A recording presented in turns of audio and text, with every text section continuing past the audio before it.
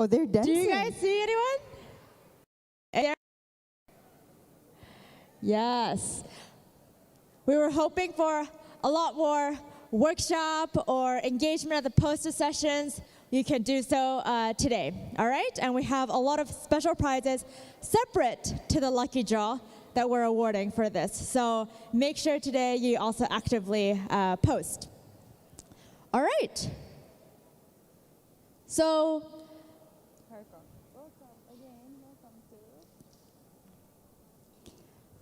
Again, I would like to welcome you guys to Science Castle Asia 2025. Big round of applause.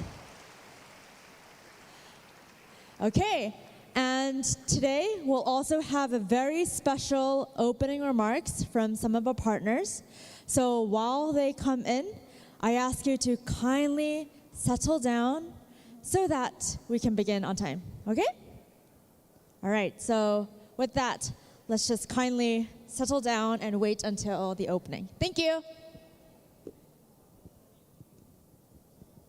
For those who are still roaming around the posters, please sit down.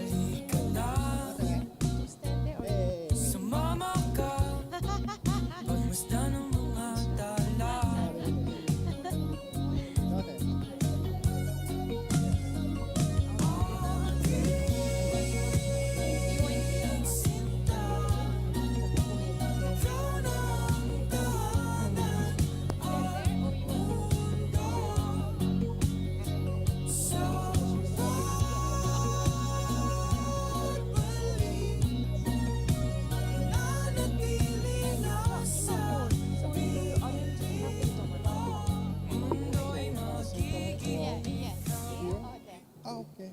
So you want there?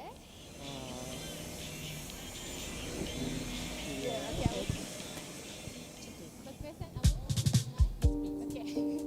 And the clicker. Okay.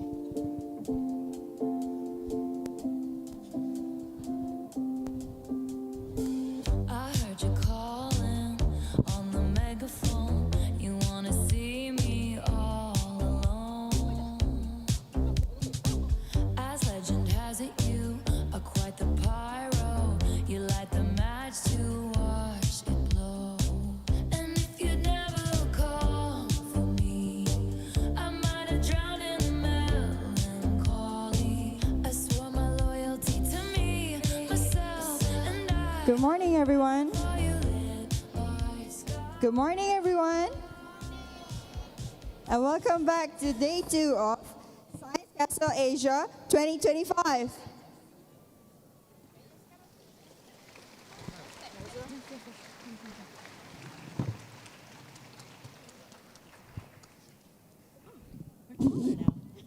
Yeah, we're taller now.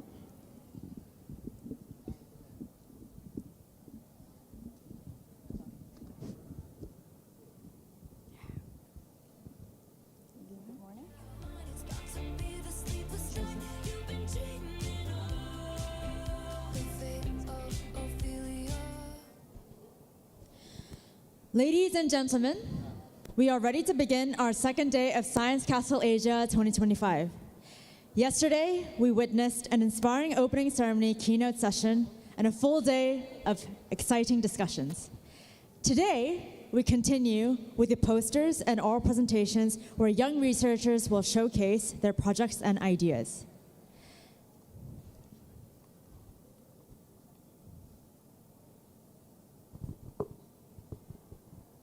Next slide, please. Please allow me to briefly go through the flow of today. We will begin with the opening remarks, followed by the poster splash presentations, followed by poster sessions. First, the odd number posters, followed by the even number posters. Then we will adjourn for lunch, coming back to the oral sessions of the 12 oral presenters in the afternoon, and finally wrapping up with the closing ceremony with the awards. Again, please may I introduce the exciting awards we have at hand that we have for today.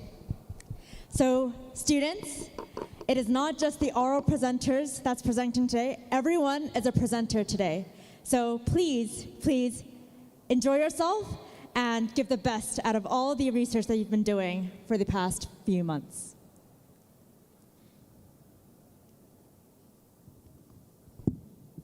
Without further ado, we would like now call upon Mr. Ang Ka Heng, the Head of Innovation and Industry Development, Cyberview Sendirian Berhad, one of our partners, to share a few words. Please welcome him with a big round of applause.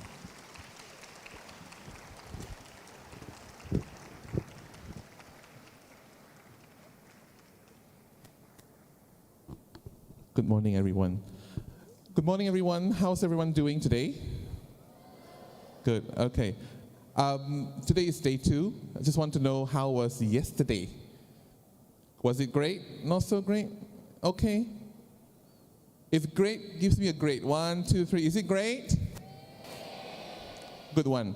Now, once again, good morning, everyone. We have brilliant young minds like you. The competitors will be competing today. We have fellow advocates of innovators, of course, distinguished guests, ladies and gentlemen, dedicated teachers. You are here on the weekend. We know and we can see the effort that's being put into it. Once again, good morning and welcome to the day 2 of Science Castle Asia 2025. And we are here today because for Cyberview, we believe that talent development is actually a key part of what we call ecosystem in any industry. So in any particular industry, talent development or talent is a very key component. So we need talent in IT industry, you name it, industrial development, you need talent in different fields. So therefore, talent development is very important for us, and that's why we are here supporting the Science Council Asia 2025. And for that, we would like to see what you have to give out today. And I'm sure you're all on your toes, very nervous, but don't be, because I think this is the platform where you can show your best, where you can tell the judges what you are and what you have prepared. A small piece of advice, don't be too nervous, because the judges are not just here to judge you, but I think they are here to discover what is your ability. So engage with the judges, tell as much as you can why you like the project, why you chose the project, why you did it this way, what makes you think you want to do it that way. And the judges will be there to discover your ability, your interest, and your capability at the end of the day. So don't be too nervous. A little bit of nervousness is good, actually, because it keeps you at your toe, and it keeps you pushing your performance to the max. But too much of it, it affects your performance a little bit here and there, okay? So that's the two pieces of advice. Now, today, if I can see the agenda, we have two main pieces of the competition coming up, right? We have the posters presentation as well as the oral presentations. So again, good luck to all of you. Just make sure that you take note of a little piece of advice that I gave earlier and push your boundary forward. Now, for all of us here, we wish you all the best. And with that, I'd like to, a very short one, officially announce that the Science Council Asia 2025 Day 2 is officially open.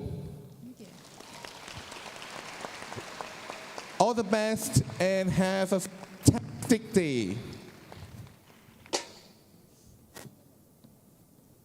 Thank you for your partnership and your continuous support. Next, we would like now call upon Mr. Ikegami Masahiro, Representative Director of Livness Capital, one of our main partners, to share a few words. Please, applause.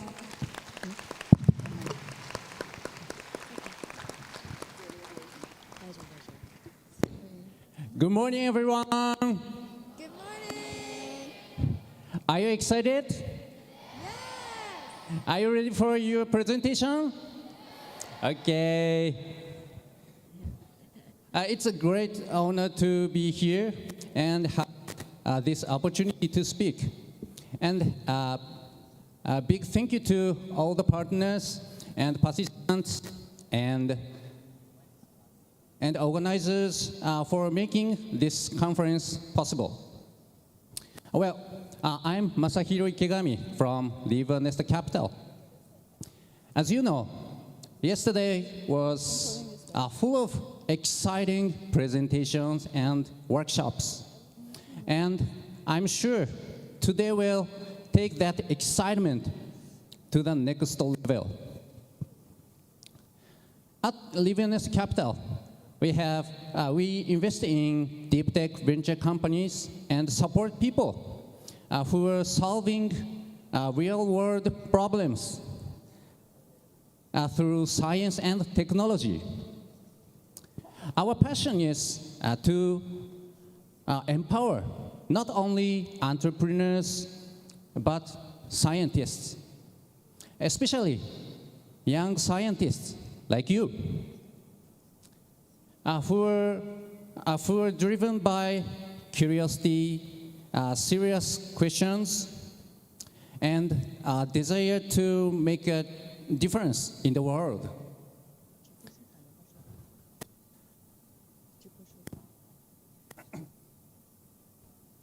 We usually work with entrepreneurs. We are here today, one of our main partners of Science Council Asia, for a simple reason. Everything starts from science. Science gives birth to new ideas, and sometimes those ideas grow into ventures that change the world. So today, I want to say, let's enjoy science with all our passion. Hope that many new ideas and perhaps future entrepreneurs will be born. I also look forward to talking with many of you today. Please enjoy your presentations and let's make today amazing. Thank you very much.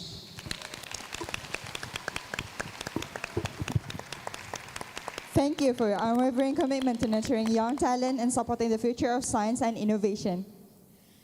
We would now like to call upon Mr. Ryo Inori, Business Creation Department of Focus System Corporation, one of our main partners, to share a few words.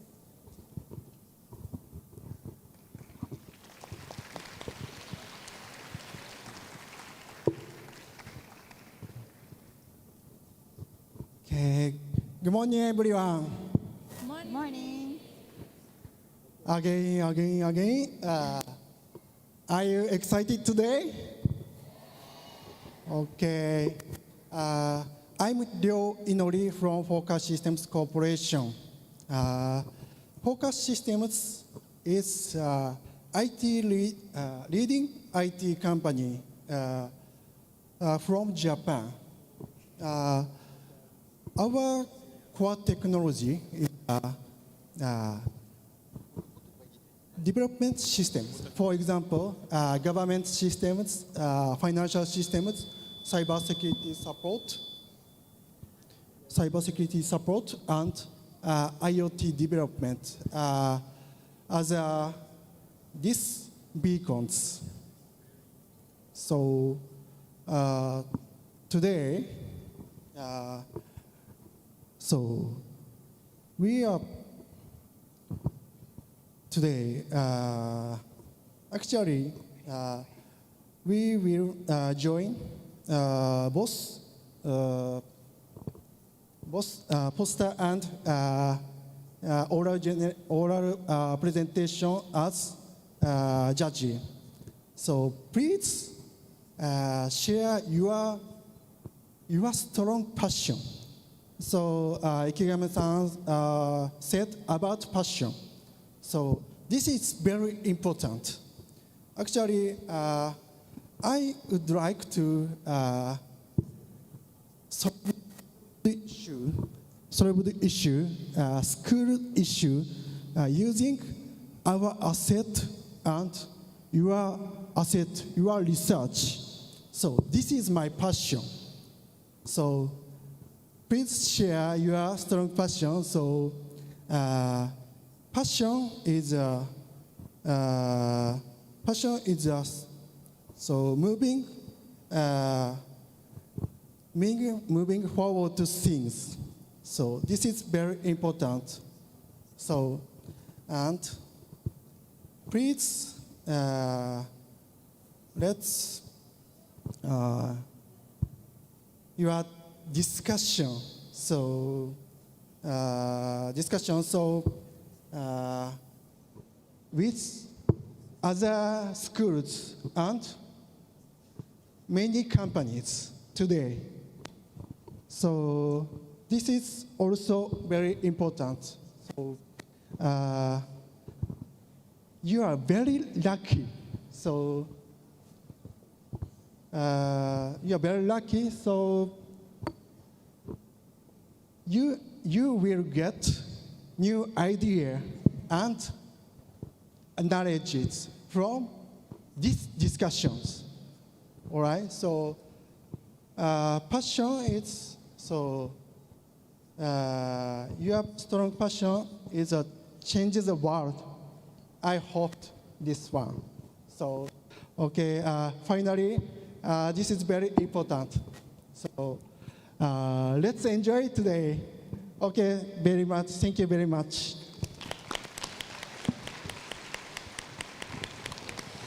Thank you very much, Mr. Inori-san, for your unwavering commitment. To officially open Day 2, I would now like to invite the head of Education Research Institute, Dr. Tokue, to deliver the opening remarks. Please give her a big round of applause.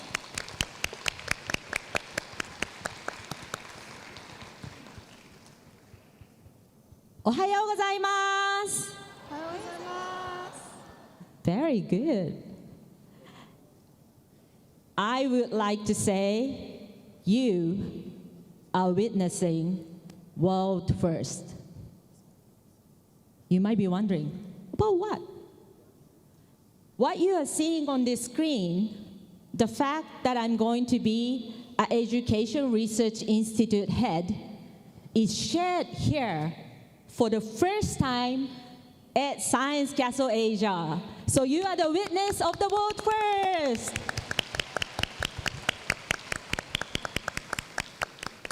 And why we decided to do this today is because through platform like Science Castle Asia, we would like to bring this into the world, and we believe this is the platform to change the world. And on the opening remarks, I'll be talking about the question, the Q, the power it has to change the world.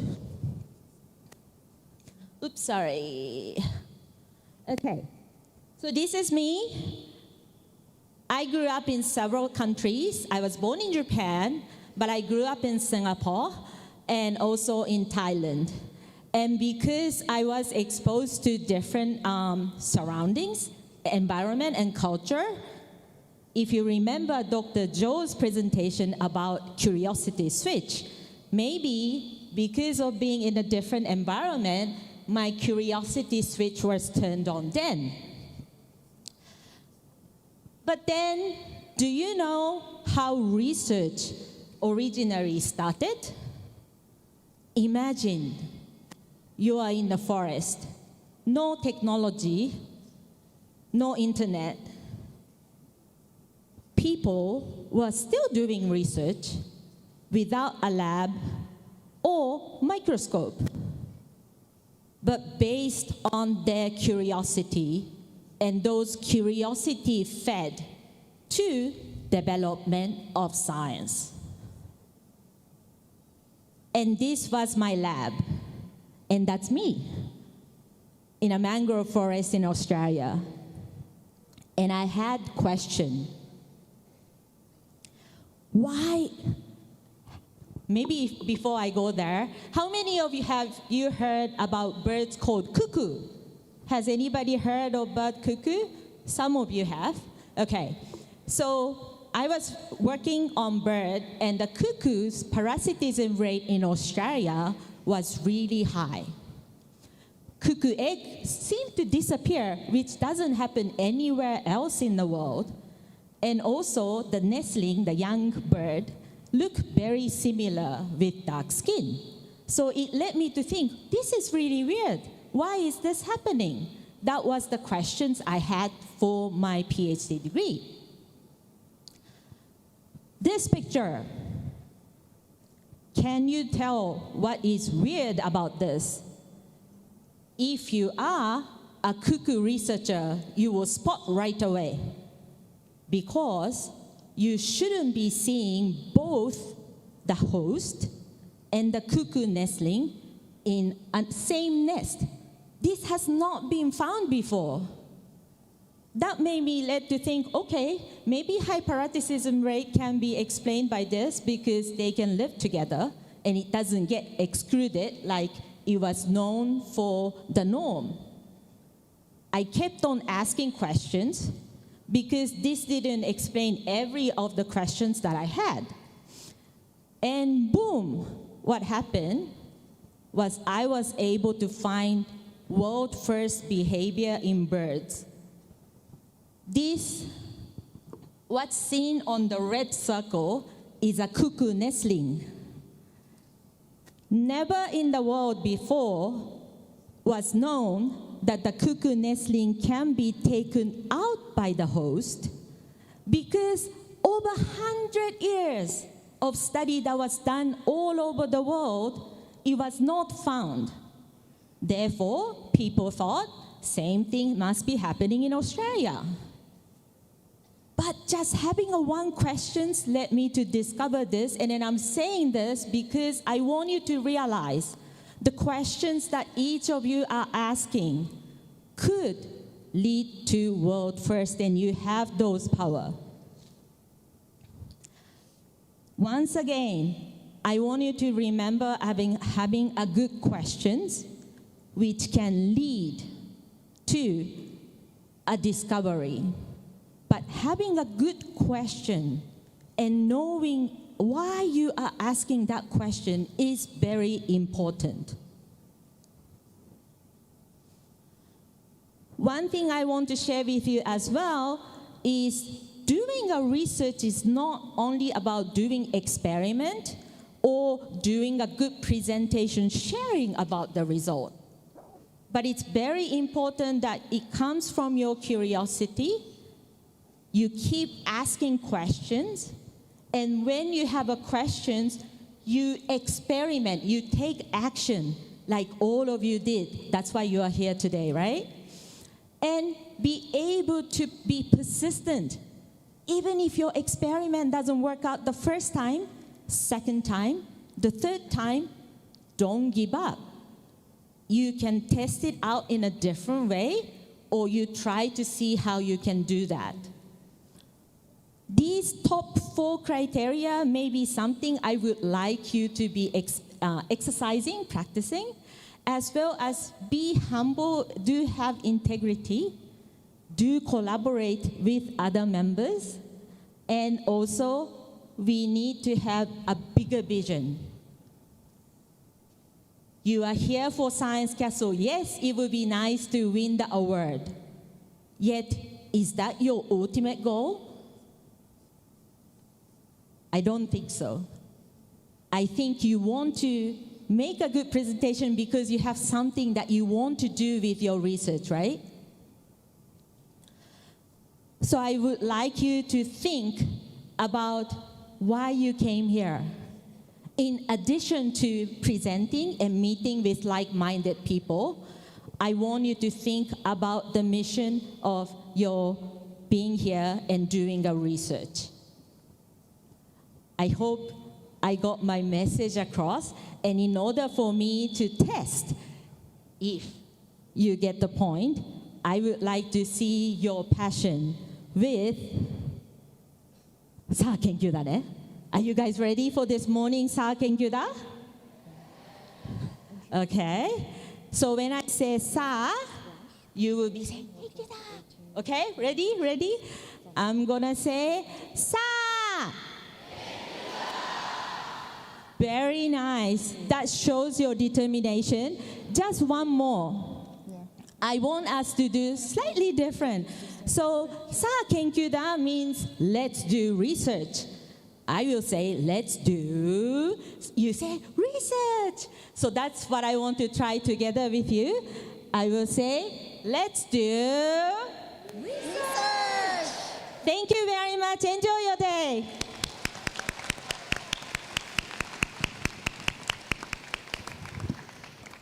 Thank you very much, Dr. Tokue, for your inspiring remarks. So our next agenda is the splash presentations. The splash presentation is 18 selected poster presentations out of the almost 300 posters that we have today. But before we move in to the next splash presentations, I would like to opportunity to honor the distinguished poster judges that have joined us here today. So may I request our poster judges for today to stand up and wave. So these are the judges who will be going around to evaluate your poster today. Please give them a big round of applause.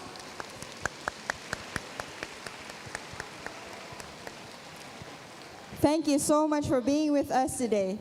You may sit down. Okay.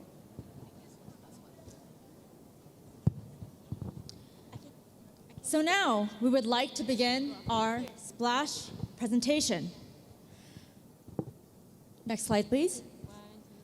Splash presentation is where each of the 18 participating teams will give a brief 90-second pitch introduction about their project. So to those who will be presenting, this is your chance to showcase your research highlights before the exciting poster sessions.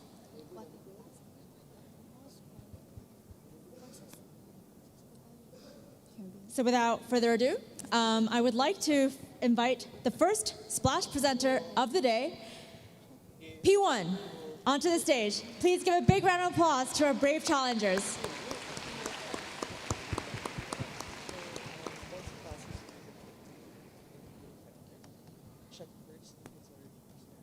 Testing. Did you know that plants have feelings? Well, not really, but they do have hormones.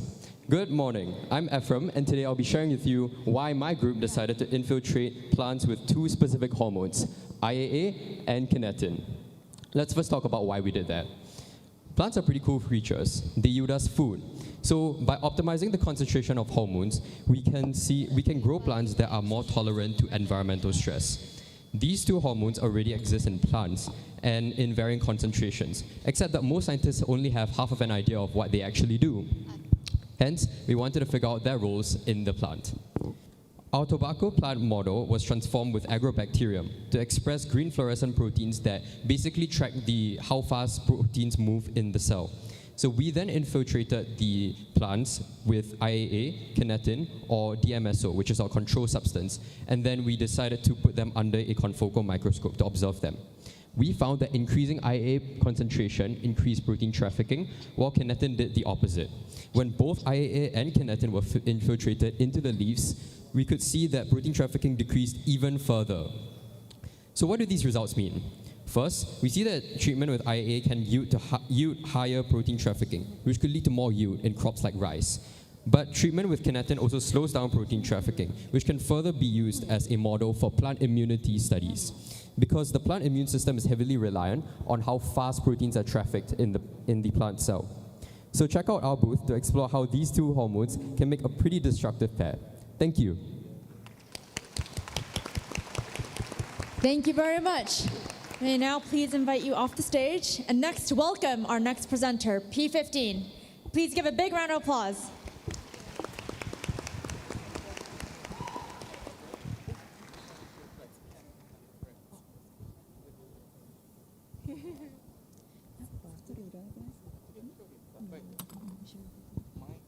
Every great discovery starts with a spark, not with fire, but with inspiration. What if plasma, one of the most powerful forces in the universe, is combined with bamboo, one of nature's simplest gifts? Salamat pagi, ohayo gozaimasu, magandang umaga, and good morning to everyone. I am Mary Wami Ayacorda from Central Mindanao University, Laboratory High School, Bukidnon, Mindanao, Philippines. In our search for sustainability, one material continues to stand out: bamboo. Commonly used by people in Bukidnon, Philippines in building houses, bamboo is strong, renewable, and eco-friendly. But despite its promises, bamboo has its two challenges: fire resistance and structural strength. This is where our study comes in. We explored the use of low vacuum plasma infusion, an innovative process that exposes bamboo to plasma under controlled conditions. This treatment enhances bamboo at a molecular level, improving not only its fire resistance, but also its mechanical performance. And the results? Remarkable. Compared to untreated samples, the plasma-infused bamboo showed greater resistance to fire and showed greater strength under stress. It didn't just perform better, it truly transformed. This shows that through science and innovation, we can make natural materials safer, stronger, and more sustainable. Our research didn't just imagine change, it achieved it. Thank you.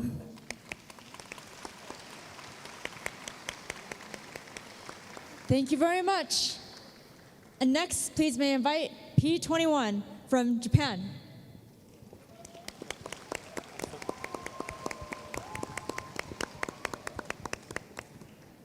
Good morning, everyone. I am Honoka Nishikawa. I am a student of Ikeda Senior High School from Japan.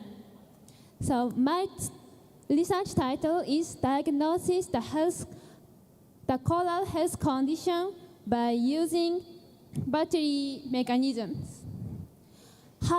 Imagine being able to check the health of coral by using mechanism. Sounds interesting, right? Thank you. So I am fascinated in battery mechanism. So I have started to conduct experiment with Daniel cells. So through this experiment, I learned that changes battery voltage, so can reflect on chemical change status. So I discovered the environmental monitoring using batteries. So this which inspired me, and I focused on coral reefs. So if this research provides the new way to check the health of coral. If you are interested in my research, please visit poster number 21. Do you remember? 21. Thank you for listening. Thank you. And next, I would like to invite P40 from Philippines.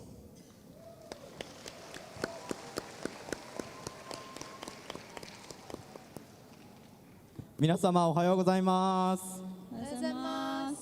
So I'm gonna move on to our presentation. We researched about the floating penny rods. This plant can be the causing of a lot of problems, such as killing native aquatic plants and the list, increasing the flood, like that. And then so we thought that we can use that effectively this plant. Sorry. So I researched it, and then we have too many that thing we want to tell you. So we use 3 panels. If you're interested in, please come to P40 booth and hear our presentation. And the character on our slide is our school character, Sikamon. Please remember him. Yeah. I don't have any to talk. ありがとうございました。Thank you. Next, may I invite P51. Have you ever joined a tree planting activity where you dig a hole, plant a seed, and then feel proud thinking that you help our environment? But what if I told you that many of those seeds never survive? Good day and mabuhay. I'm Joan Alonso from Marivelas National High School, Kamaya Campus, and I'm here proudly presenting our innovation, TALA, Terrain Analyzing and Land Appraising Automation. In many reforestation projects, a big challenge remains. The seedling survival rate are very low, simply because the trees are not matched with the right soil condition. That means all the effort, time, and hope often go to waste. And that's why we created TALA, a smart robot that will help us restore deforested mountain areas using technology. TALA will analyze key soil factors such as pH level, NPK nutrients, and moisture content. With those data, we could determine which tree will grow best in that specific area. And during our trials, we have discovered using TALA,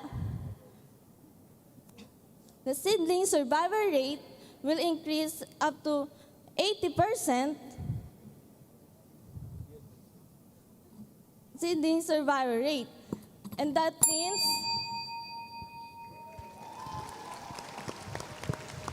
Thank you. Next, may I please welcome P73.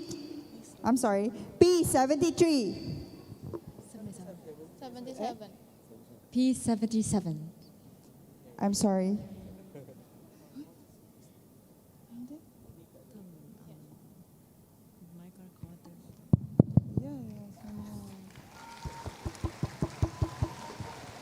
Okay. Hi, Assalamualaikum, and a very good morning. So, do you know that concrete that we use to build our cities are also warming up the planet? Okay, my name is Hasif. I'm from MRSM Kalawang, Malaysia, and today I'm going to talk about my project. So, did you know that 1 ton of cement that we use in our concrete releases almost 1 ton of carbon dioxide, and that alone contributes so much to heat emission. And also, it contributes to the urban heat island effect. So, my team asked ourselves how we could do this differently. What if we could contribute to the planet instead of harming it? So, my team came up with microbricks using mushroom mycelium and agricultural waste. Unlike concrete, we do not need to rely on flame, factories, or fuel. We only need time and biology. So, our mycelium weaves through the agricultural waste, just like how you see roots through soils. And mycelium, our microbricks, are proven potentially to be cost-efficient, safe, biodegradable, and almost as strong as concrete. And our mycelium, it could be used in any agricultural waste you want. It can be such thing as sawdust, coconut husk, or anything actually. So, okay, to find out more, you can come to our booth, P77. Thank you very much. That was microbricks. And now we have a challenger from Indonesia, P83. Give them a big round of applause.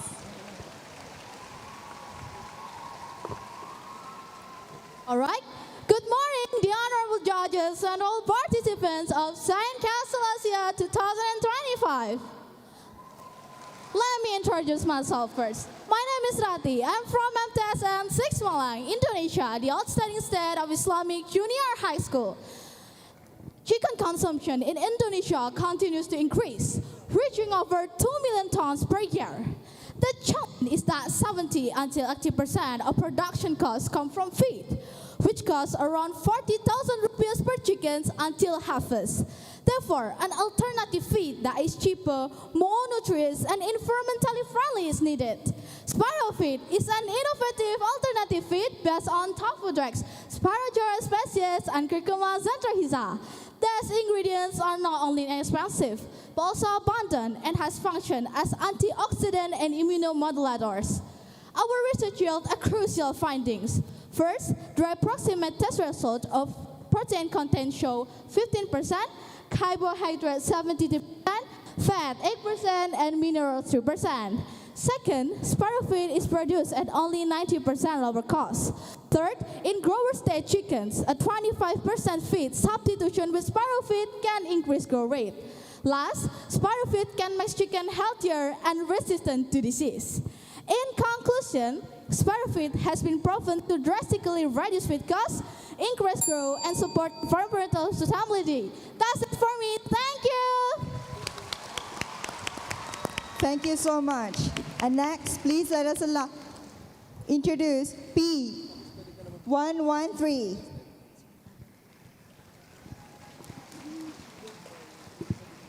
Mimosa pigra is an invasive plant species that has been spreading wildly across East Malaysia, riverbanks, and plantations. However, what if I told you that this very plant could hold the key to purifying our water? Good morning. From Sekolah Menengah Sains Kuching, I'm representing my group to present purification of grey water using Mimosa pigra. So, our goal is to create an environmentally friendly water purification system using locally sourced Mimosa pigra and coconut shell carbon. So, this system aims to provide clean, safe water without toxic chemicals at a low cost for communities that suffers from purification technologies. So, here's how it works. Mimosa pigra is extracted and treated to absorb impurities. Meanwhile, coconut shell carbon filters out dirt and organic pollutants. When water flows through this mechanism, contaminants is trapped, leaving safer and cleaner water to use. From our test, we observed that the higher results The higher amounts of extract from Mimosa pigra slightly lower the pH, making the solution less alkaline and improving the water quality. As seen in our results, the before and after, it shows improvement in clarity. In conclusion, Pogwam transformed an invasive problem into an innovative solution. That is all from me. Thank you. Please visit our booth at P113. Thank you very much. Next up, please may I invite P117. Dug dug, dug dug. That is not just a sound. That's life itself. Your heart beating to keep you alive. But what if I told you that this rhythm, the very rhythm that we depend on, is also living under threat? In Asia, ischemic heart disease stands as the leading cause of death, and the Philippines is no exception. You see, the silent killer claims the life of 115 out of every 100,000 people across the continent, according to GO and others in 2024. And it's projected to be the leading cause of death in 2050. However, there are artificial blood vessels exist, but they're too costly, too risky, and sometimes not quite as good as our real blood vessels. That's why we wanted to find a solution. That's where hydrogels come in. We developed a hydrogel scaffold using 4 safe biomaterials: sulfibroin, chitosan, agar, and polyvinyl alcohol. Together, they form a durable, flexible, and a blood-friendly vessel, designed for accessible and affordability. And our test confirms it. It's strong, biocompatible, and most importantly, it is compatible with blood. So whether you're here out of curiosity or purpose, we invite you to explore poster B117 because every heartbeat is a vessel worth saving. Thank you and mabuhay. Thank you very much. Up next, P128 from Indonesia.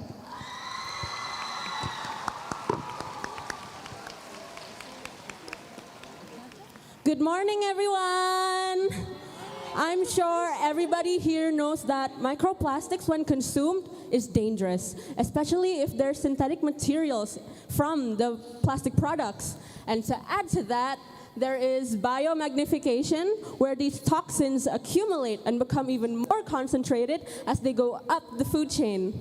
So to understand this better, our team, 5 Fish, represented by me, Shifa, studied the effects of microplastics on Daniel Ario, or zebrafish, by placing them inside water contaminated with degraded plastic from PP, PET, HDP, and LDP plastics. I will tell you the process of our research through a song. To get contaminated water, we pour boiling water in plastic. Let it cool, put the fish inside, then watch their lives begin. But plastic goes beneath their waves, turn their tanks into graves. Then 5 days later, under light, we saw the truth within their sight. Dissected the fish, identified defects, alteration, mutation inside.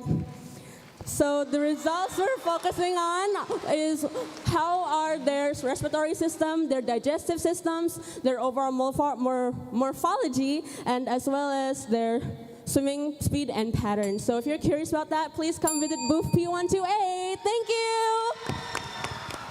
Amazing presentation. Up next, P177, also from Indonesia. Assalamualaikum warahmatullahi wabarakatuh. Ladies and gentlemen, our world is fighting an urgent problem. Every single minute, a truckload of plastic waste is dumped into our oceans. And by 2025, the world will produce over 460 million tons of plastic, and most of it ending up right where it shouldn't. At the same time, global energy demand keeps increasing, while our planet still struggles to keep up. Now let's look closer. In my boarding school, we live with more than 500 students, and every day we walk thousands of footsteps across 6.25 hectares of pathways. And we start to wonder, should all those steps just disappear? And that question spurred an idea. We wanted every single step to matter. So we created Patrick's, a paving integrated with piezoelectric system made from recycled plastic composites that transform every single step into renewable electricity. just imagine thousands of footsteps lighting up a community while reducing plastic waste and also proving that even simple movement can drive transformation. And with that, one-step action sparking transformation, because with Patrick's, every step we take could light the path to a cleaner and more sustainable world.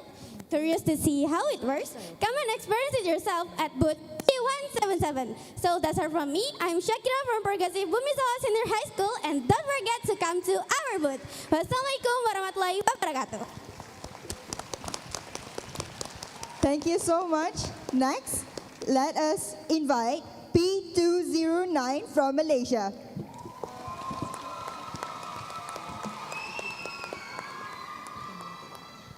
Hello everyone, I'm Atim Knight from SFK Convent Jalan Pil, Kuala Lumpur, Malaysia. Today, I want to ask a bold question. How can students express emotions in classroom where silence is the norm? The solution, we created Night Emotrack, a student-built device using recycled materials, LED signals with 3 colors, which are red means problem with family, yellow means problem with studies, green means problem with friends. And to monitor sustainable emotions, we have NFC card. It's silent, simple, and powerful. Why this project? Because 2 in 5 Malaysian teens face anxiety and many suffer quietly. We saw our friends struggle and we wanted to help. This product proven useful and good. We tested it with real students. 90% found it useful. 80% felt safer expressing emotions. Teachers respond faster through NFC alert. We are proudly won in various competitions. Now we are scaling it for special needs, government school and mobile app integration. Our dream, emotionally safe classroom across Malaysia where every student has a voice even without words. Thank you. We believe emotions matter and innovation can light the way. Let's visit our booth P209. Thank you. Thank you so much. Next, let us invite P216 from Malaysia. Have you ever heard about turtle-friendly lighting? Or how does artificial lights can be the biggest threat to sea turtles? Or even amber lights becoming turtle-friendly? Well, before that, allow me to introduce myself. My name is Sharifah Nurisa. Feel free to call me Nisa. I'm only 13 years old and proudly representing SMK King George III. People always hear plastic pollution, oil spills, and even the egg stolen, which is a common threat. But there is a bigger threat, which is light pollution. Light pollution has been occurring in Malaysia, Asia, and even worldwide. When we use artificial lights, turtles can end up inland, even predated or dehydrated.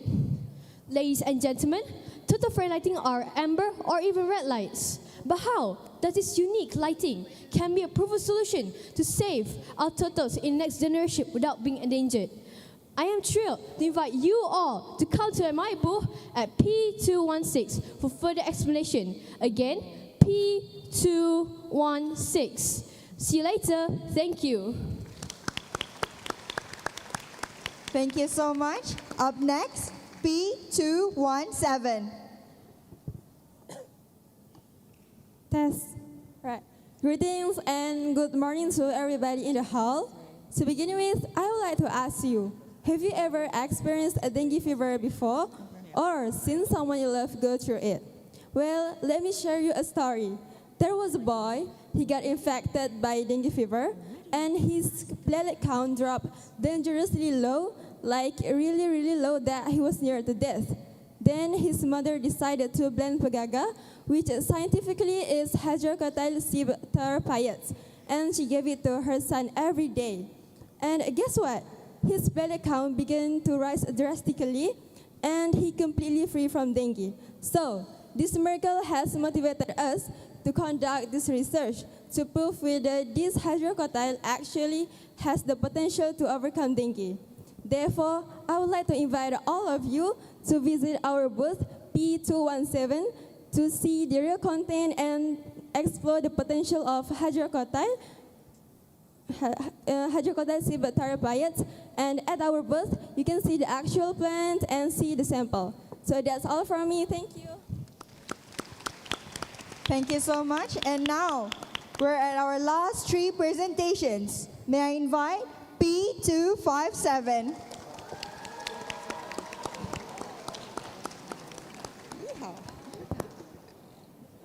Good morning, everyone.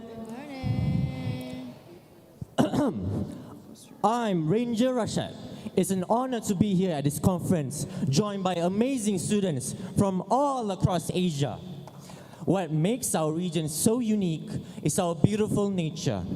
And among its hidden heroes stands the mangrove forest. But sadly, these forests are in danger. Mangroves are disappearing in an instant because of pollution, coastal development, and human activity. When they vanish, so does protection for our coastlines, fish, and wildlife.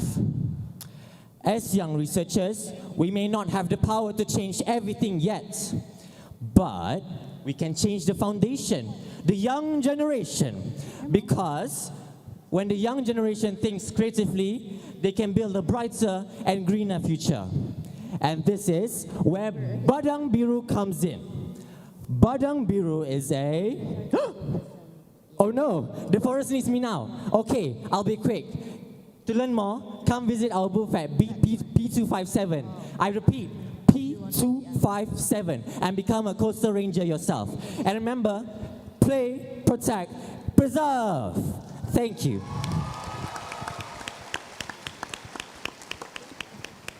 Thank you so much. Now, let us invite P258. Raise your hand if you ever driven on a bumpy or cracked road before. Those cracks are not the only thing breaking apart. Every year, over 400 million tons of plastic waste are thrown away, polluting our environment. Now, what if I told you one solution could fix both problems? That's the idea behind our research, Rabbit Reinforced Bitumen. Existing bitumen cracks easily and cannot handle sudden heat and rain. That means more road damage, more waste, and higher maintenance costs. So, we create Rabbit, a new mixture of bitumen, waste plastic, and coconut shell powder. This combination doesn't just straighten the road, it also reduces environmental pollution by supporting SDG 12 and SDG 13. Based on our data analysis, Rabbit proved to be stronger and more water resistant than normal bitumen, showing clear improvement in both durability and stability. With Rabbit, we can build stronger, longer lasting, and eco-friendly road, turning waste into wealth. I am Taki Faiz from SMK Tengku Intan Zahara, and I invite you to visit our poster at P258 to discover more on how Rabbit can reshape the future of sustainable pavement. That's all for me. Thank you. Thank you very much. And now we're down at our last presentation, P266.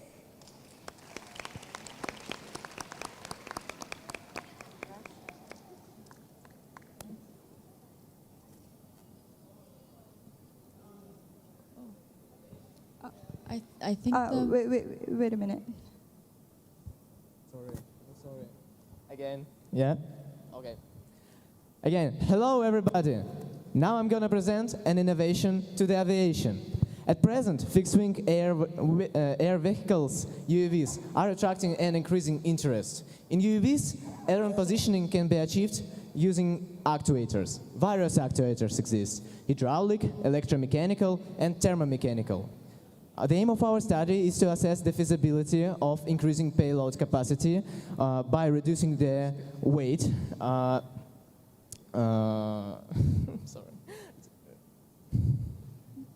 By reducing the weight. In our study, we investigated the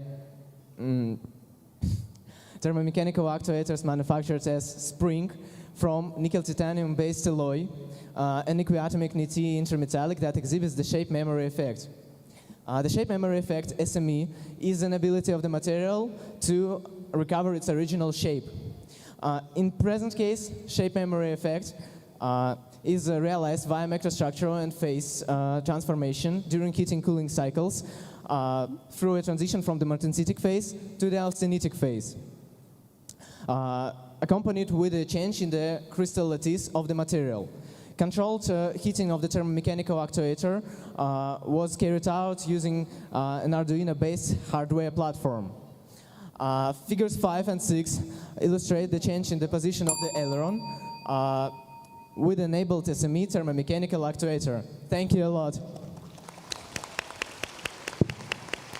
Thank you very much for your presentation. And that concludes the 18 splash presentations of the day. Please, can we have another big round of applause to all the 18 presenters that have presented. But wow, what a big range of research that we have seen already in just 18. And they're very, very creative at presenting also. Who's excited to hear more during the poster session? Yeah? Are you excited for poster session? They're excited. Can I have a bigger yes? All right. Okay, so now we will officially move on to the poster sessions. Next slide, please. Where you will get to go around all of the poster presenters that we have here today. This will be divided into two groups, as I mentioned before, the odd and the even. The odd presenters will present first, whilst the even presenters stay seated. Stay seated, yes. You will be able to go through during the lunch breaks, etc. So please stay seated whilst the odd numbers are presenting. As for the timing, next slide please. We will have when the poster judges come to your poster, they will come as a pair. At least one pair will visit your poster during the deliberation. When they come, you have 7 minutes to present, followed by a 3-minute Q&A session. And when they come, they will make sure to paste the stickers onto the slip that you have at the poster board so that we can make sure that indeed each poster has been deliberated, okay? But please don't forget that you have your own stickers to paste to others too, which is the passport. Yes. So remember we mentioned the passport yesterday, right? You guys still have it? Yeah? Are you collecting stickers? Good. I already heard some of you have half of the page filled, which is already like 40 posters. So hopefully we can exchange more and fill up the whole poster page. But once you do fill up your stickers, you have until the end of the oral 8. So during the lunch break to go to the registration to exchange your coupons, also the short breaks between the oral sessions, okay? But good timing to do it is during the lunch break to exchange for a lucky draw. All right, so without further ado, I'd like to call upon the odd numbers to stand up and start making your way to your poster boards. And judges, please may I ask you to start the deliberation until 11 a.m. So everyone, let's have a great poster session.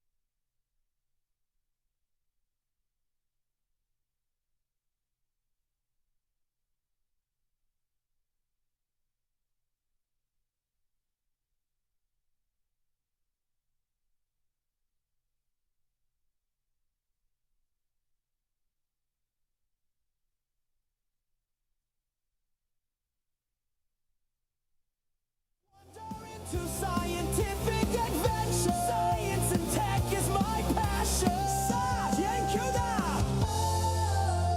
Science Castle. Oh. Science Castle. Let's do research. Let's go. Science Castle.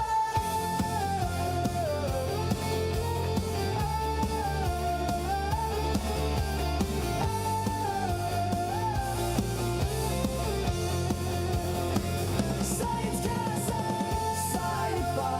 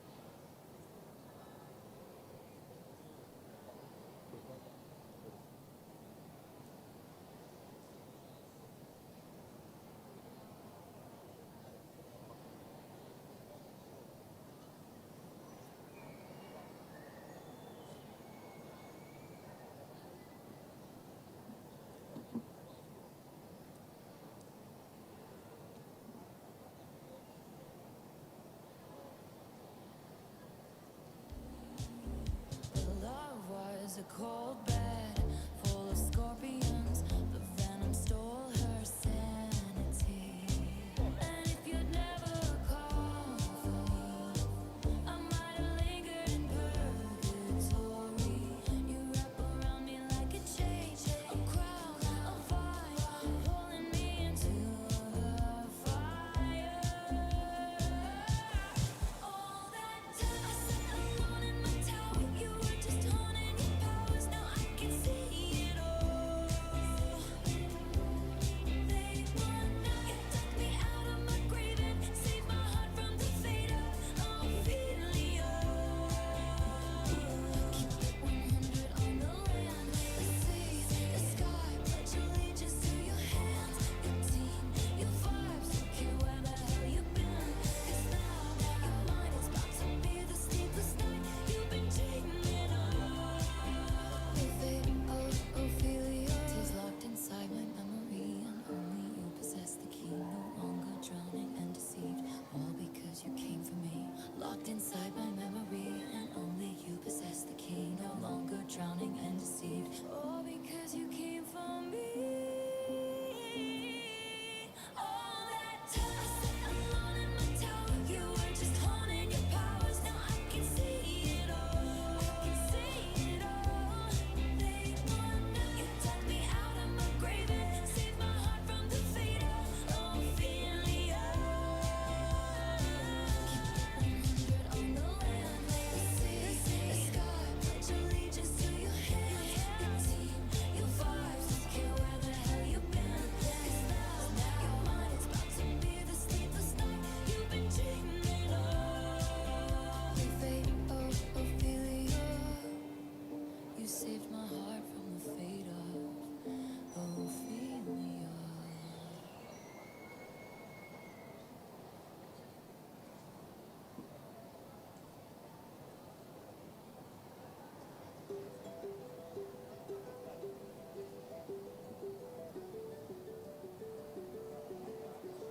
They say the holy water's watered down, and this town's lost its faith. Our colors will fade eventually, so if our time is running out, day after day, we'll make the mundane a masterpiece. Oh my love, I take one look at you, you're taking me out of the ordinary. I want you laying me down to the dead and buried, on the edge of your knife, staying drunk on your vibe. The angels up in the clouds are jealous knowing we found something so wild of the ordinary. You got me kissing the ground of your sanctuary. Shatter me with your touch, oh Lord, return me to dust. The angels up in the clouds are jealous knowing we found hopeless.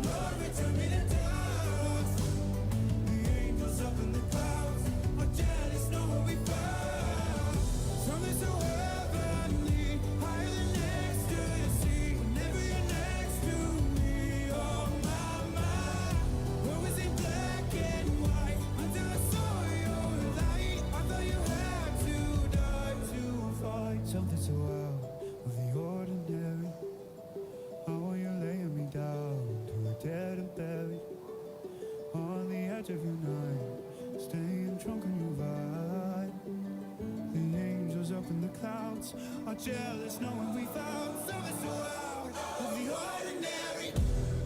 You got me kissing the ground, the sanctuary. Trying to be with your touch, oh Lord, return me to dust.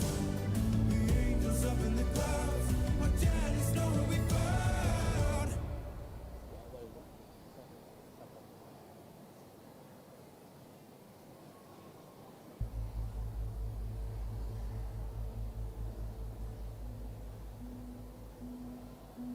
Time is standing still and I don't wanna leave you this. Tracing my body with your fingertips. I know what you're feeling and I know you wanna say it. I do too, but we gotta be patient. 'Cause someone like me and someone like you really shouldn't work. Yeah, the history is proof. Damned if I don't, damned if I do. You know by now we've seen it all. say, oh, we should fall in love with our eyes closed. Better if we keep it when we don't know. The best we've been in, the names and the faces of who we were with. And oh, ain't nobody perfect, but it's all good. The past can't hurt us if we don't look. Let's let it go. Better if we fall in love with our eyes closed.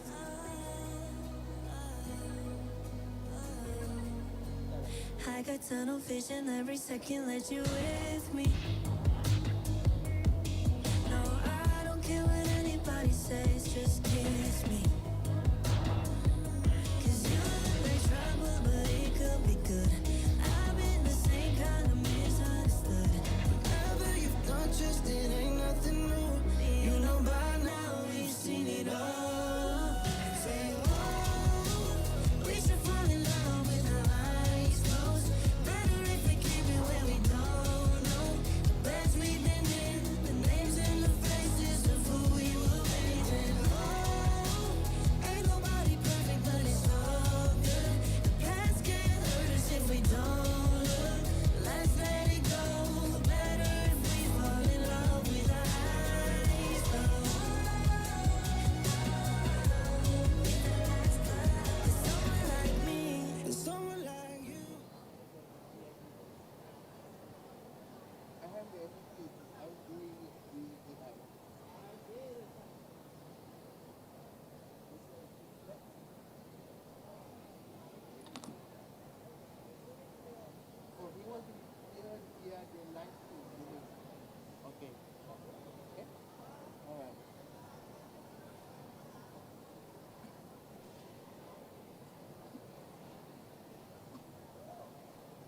Science Castle! Science Castle! Side by side, young minds shine bright. Dreams ignite and knowledge flow. Science Castle! Science Castle! Yeah! Science Castle! Science Castle! Science Castle! Science Castle! Science Castle! Side by side, young minds shine bright.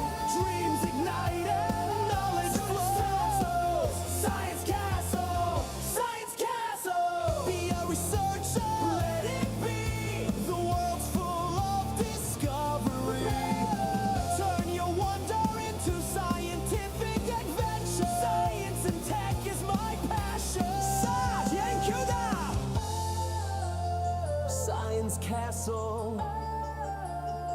Oh, Science Castle. Let's do research. Let's go. Science Castle.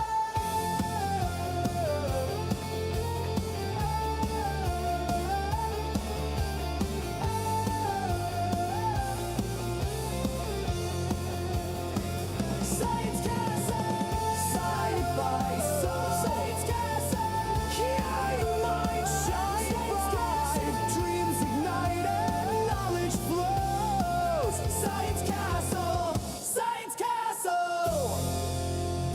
researcher, let it be.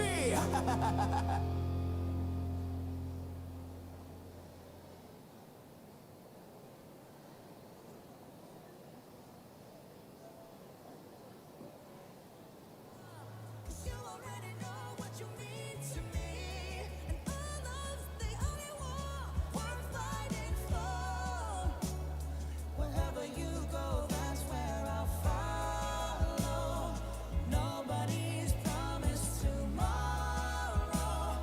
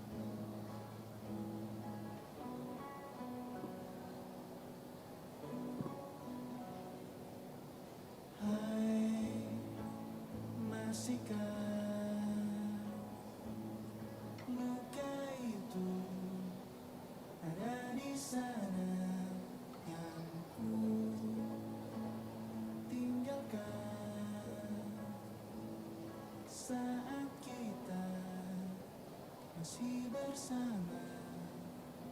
Kini waktu terasa berbeda tanpa hadirmu.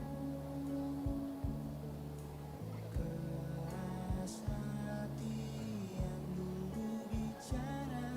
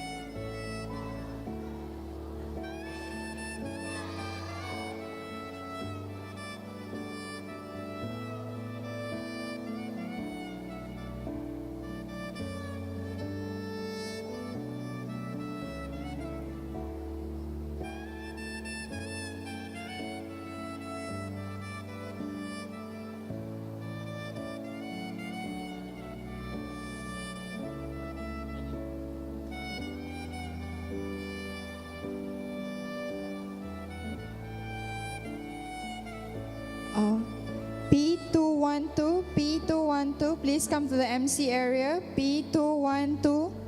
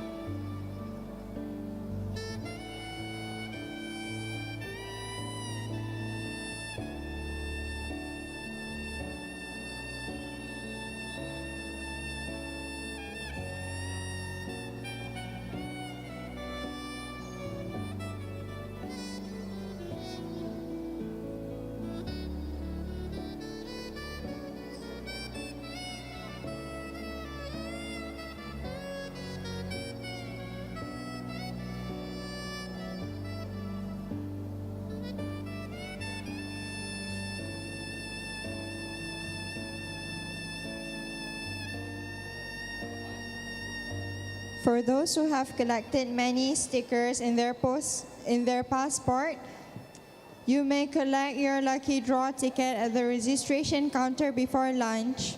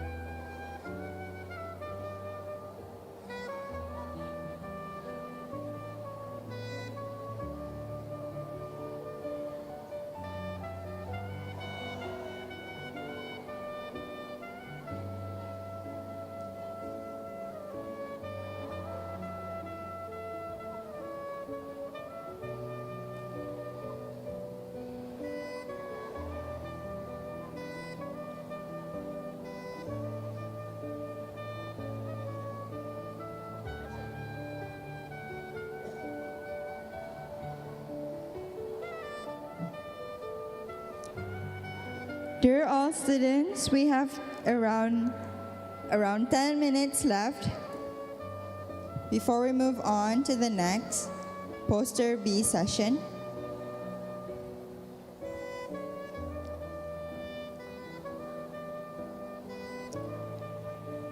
May I please ask the students for poster B session for the even numbers to stand by.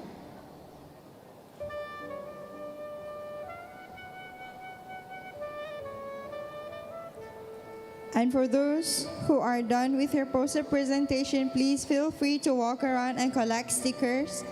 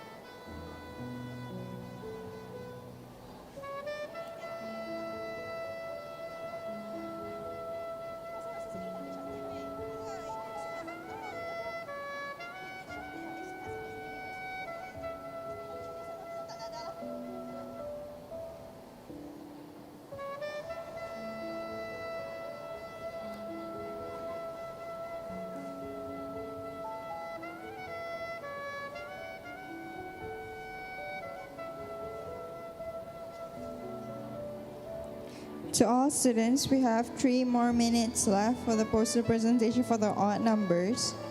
May I again ask the students for the even numbered posters to stand by at your own poster. Remember, the posters that are unattended shall not be judged and will be eliminated.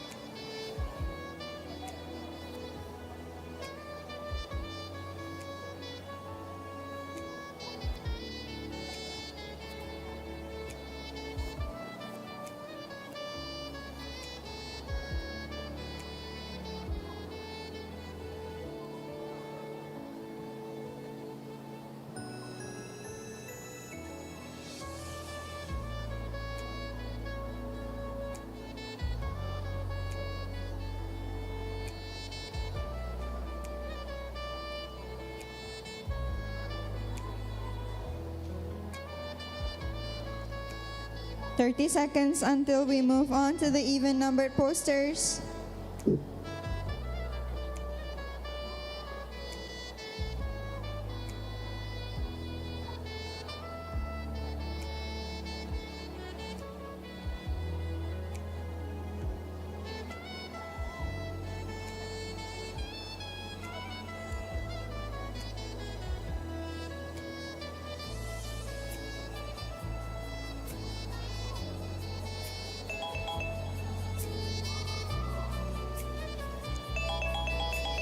And with that, the odd number session has ended.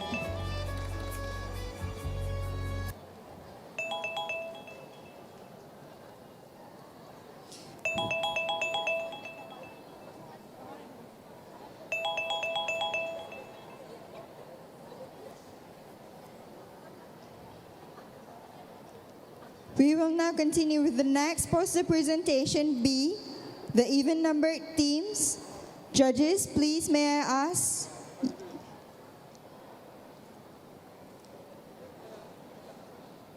Judges, you can make way to the representative posters for session B.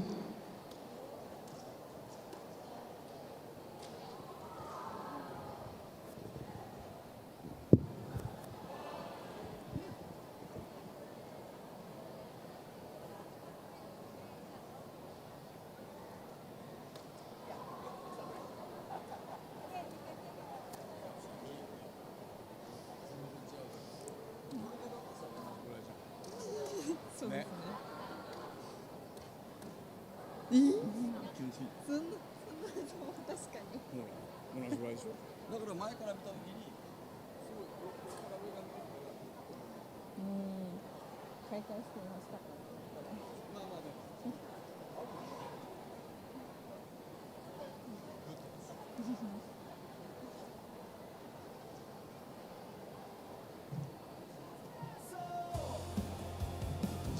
Science Castle! Science Castle! Science Castle! Side by side, young minds shine bright. Dreams ignite and knowledge flow. Science Castle! Science Castle!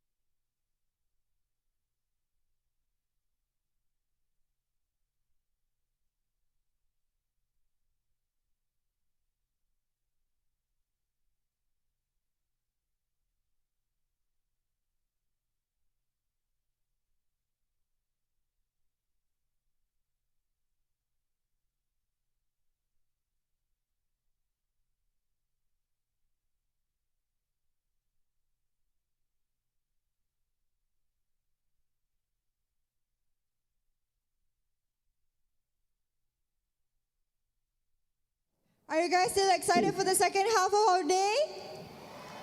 Yes, that's some energy.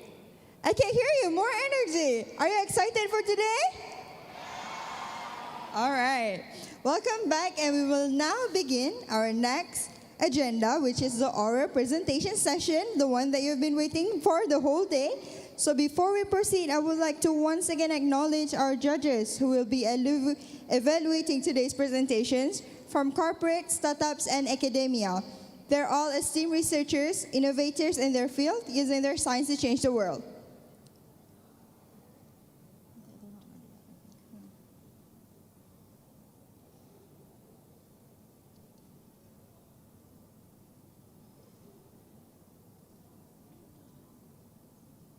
shouldn't have said that, should I? It's okay. I shouldn't have said that, should I?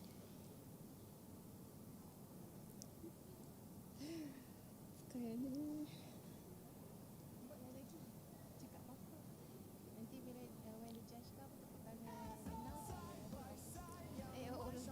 So I think they're still getting a bit ready to come in, but maybe similar to what we did in day one. Remember in the opening ceremony, we did the announcing the arrival of, yeah? We can do that again to give them a warm welcome for the oral judges. Can we do that? Are you ready? Can we do that? So, does everyone remember how we do this whole process? Zaf, maybe we can do a short recap. All right. So, when I say announcing the arrival of the judges, may I ask you guys to please stand up and give them a clap. Or maybe the standing up bit is maybe a bit too extra. So we'll just do a clap. Okay? A big, big, big round of applause when Zaf says, announcing the arrival of oral presentation judges. And then start clapping. Yeah? And then they will walk down, down, down, down, down, and then onto the tables. So, can we do that now? Okay, Zaf, whenever you're ready. All right. Announcing the arrival of oral presentation judges.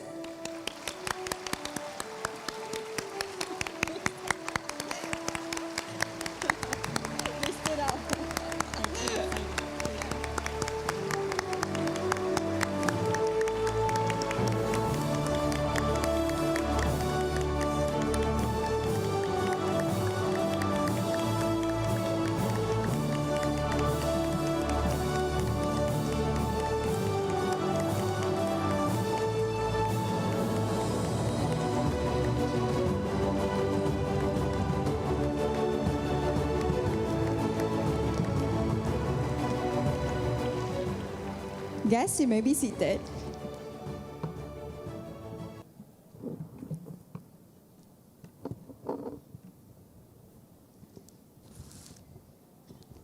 Please, may I first introduce Tan Sri Natalia Datuk Shamswa from Multimedia University, MMU, Ms. Yuka Osima, Focus System Corporation Limited, Professor Dr. Maki Tsujimura from University of Tsukuba, Malaysia, Professor Dr. Ratna Ediati, 10 November Institute of Technology, ITS, Indonesia, Dr. Nisha Govender from Nanofortech, Sendirian Berhad, and lastly, Dr. Takue from Education Research Institute. Please, another big round of applause.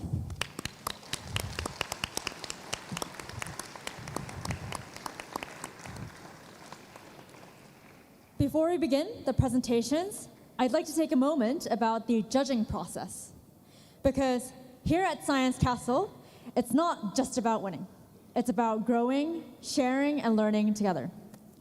Our judges today here are not simply to judge you, score you. They're here to understand your thinking, challenge your ideas, and most importantly, to have a conversation with you. For these reasons, the judges are really looking for these 4 categories: idea, passion, research methodology, and potential for growth. So to all the oral presentators, you must be nervous. You've been practicing for a really long time. No, are you nervous? Are they? I hear a bit of shaky nervous, but exciting nervous, yes, too. But yes, think of them more as partners rather than judges who can help your research to go further more. So same as yesterday, before we begin, please allow us to remind you again about the rules. Each team will have 7 minutes for presentation, followed by a 3 minutes question and answer session. We will ring the bell once at the 5-minute mark, twice at the 6-minute mark, and 3 times from when the 7 minutes are up. So each team will have the allotted time for the presenting, followed by the question and answer session. So now, please welcome these 12 presenters of the day. Thank you. A big round of applause. Today, we have these 12 presenters divided into 3 rounds, each round having 4 presentations. Between each round, there will be a short break. And now, we will proceed with the first round of oral presentations. Please may I invite SMK Bukit Gambir onto the stage. A big round of applause.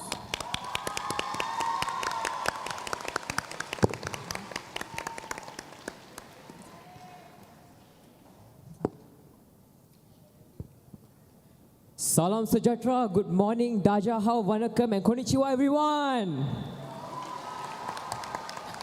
Genki desu ka? Hi, sugoi ne. Before I proceed my presentation, I would like to credit and I would like to give a shout out to my other teammates from Pulau Pinang. First of all, let's give a shout out to SMK Sungai Nibong, SMK Methodist Boys School, and SMK Tunusin On. Right, so before I begin my presentation, I would like to introduce myself. Hi, my name is Jeremiah, and these are my teammates, Amani, Rose, and Christina, and we are from SMK Bukit Gambir, representing Malaysia.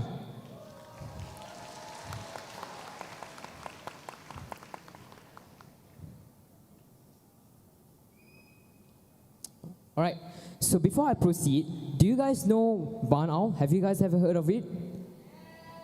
Okay, good. But we'll be sharing extra more, all right? So, barn owls are actually known to be natural pest control predators. They can consume 3,000 rats in a year. And plus, they do not have this ability to create their own nest. And we, SMK Bukit Gambir, took the step to create this new invention of ours, which is solar-powered sound module. So what does this function? We basically installed the sound of a calling attraction and a mating sound of a barn owl by attracting the barn owl to the nest. And this also, we included 3 factors in our invention, which is eco-friendly, it's renewable energy, and it's also sustainable for farming. And it's sustainable for farming, and it also reduces the reliance on chemical substances and also rodenticides. And also, this invention of ours, we basically shortened the period from 1 year to 11 days. And throughout the observation we've made past the 6 months of our process, we got to know that rodents are actually growing a problem in wildlife and farms. And moreover, chemical rodenticides are actually harming human health, also wildlife. And so we did this research and we got to know that barn owls are natural pest control predators. As I mentioned before, they can consume 3,000 rats in a year. And so our project offers a dual solution, which is we use a reusable energy, which is solar energy, and also we use a solar power call playback, and also we attract a barn owl. So the importance of our invention is that, but before I proceed, I would like to tell, this invention was set in IPPT Bertam University Science Malaysia, and we've installed this on a site to help to increase the barn owl settlement in targeted areas. So the importance and in our invitation is species-specific technology. So basically mimics territorial and mating calls of barn owls. And moreover, we also include customizable use, because if speaking about customizable use, we did a timer where it has a range of 8 to 12 in the midnight. So it has the 30 minutes interval between every hour to call the barn owl during night, because barn owls are active at night. And also it's passive, non-invasive too. Why I say this? Because our invention does not include any chemical substances uses, where we fully rely on technology, calculation, mathematics, and also biological knowledge. And also it's accelerated next box occupancy. As I've mentioned before, our invention have made the impossible to possible, where we managed to shorten the occupancy from 1 year to 11 days.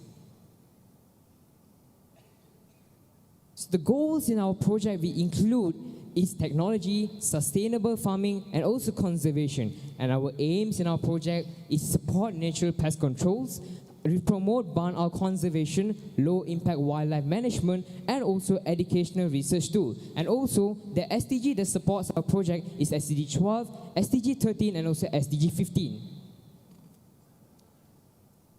So as you can see here, this is the materials that we use in our invention, which is ESP332 board, DS3231 RTC module, a DFP layer, and micro SD card. So what we did is we've included the code in an Arduino SP to promote and to generate a product, which is the sound of the releasing sound of the attracting for the barn owl. And as you're going to witness, this is the producing sound of our invention.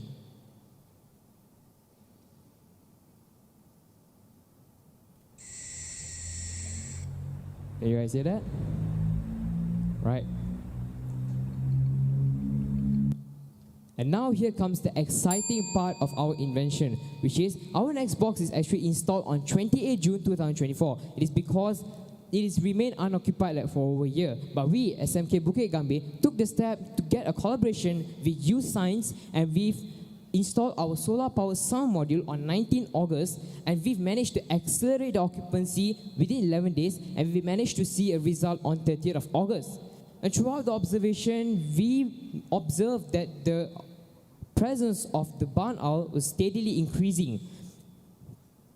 And you can see here, these are the results, and these are the pictures of our process.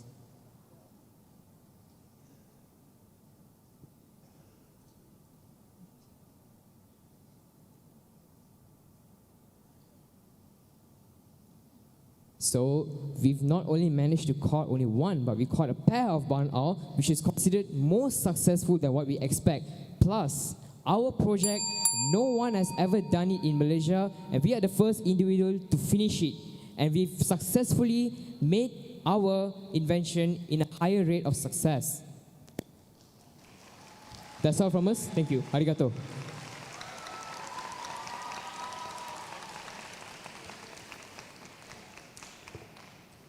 Thank you very much for your presentation. And now please may I invite the judges for their questions.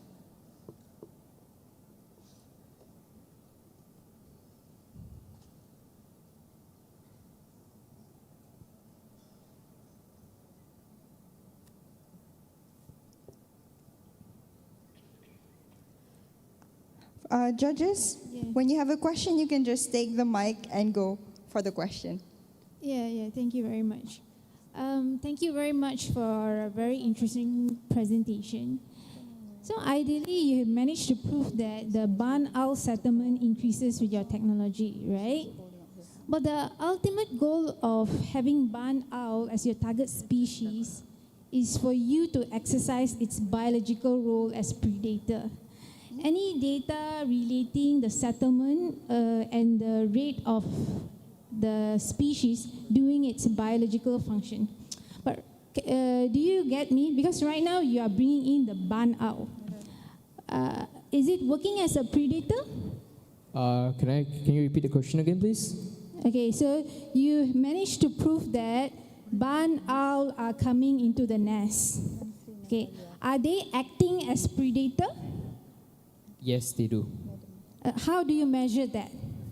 because throughout our observation, we've managed to catch it, and because of that, yes, we're able to prove that barn owl acts as a, what did you mention again that just now? I'm sorry. Natural predators, yes. Natural predators. Any more questions? Yes, Ms. Oshma?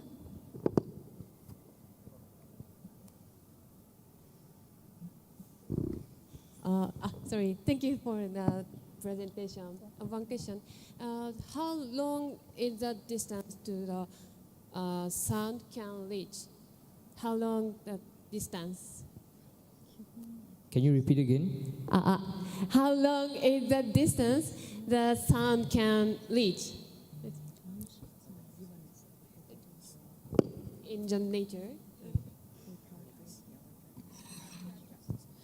The sound that can be produced is, it could reach 10 meters. 10 meters. Okay, thank you. And interested to battery. So, how long does the battery last? Can last? Sorry? I can't hear you. Perhaps you can hold your mic a bit closer. Sorry. Yes. How long does this battery last?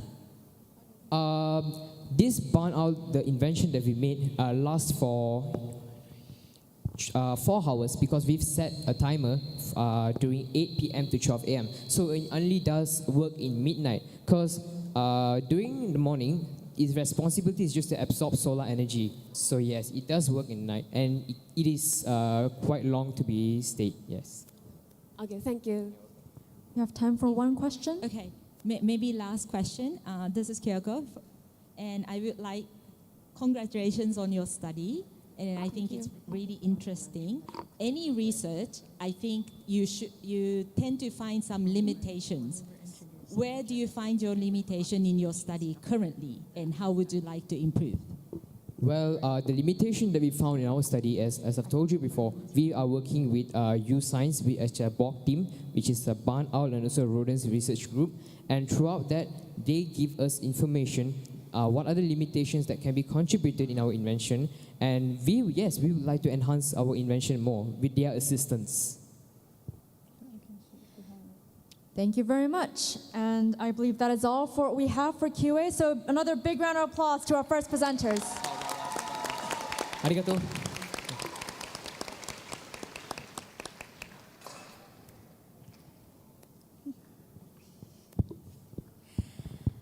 And next, may I please invite the second presenter of the day, Shibuya Gakuen Makari High School. Please give her a big round of applause.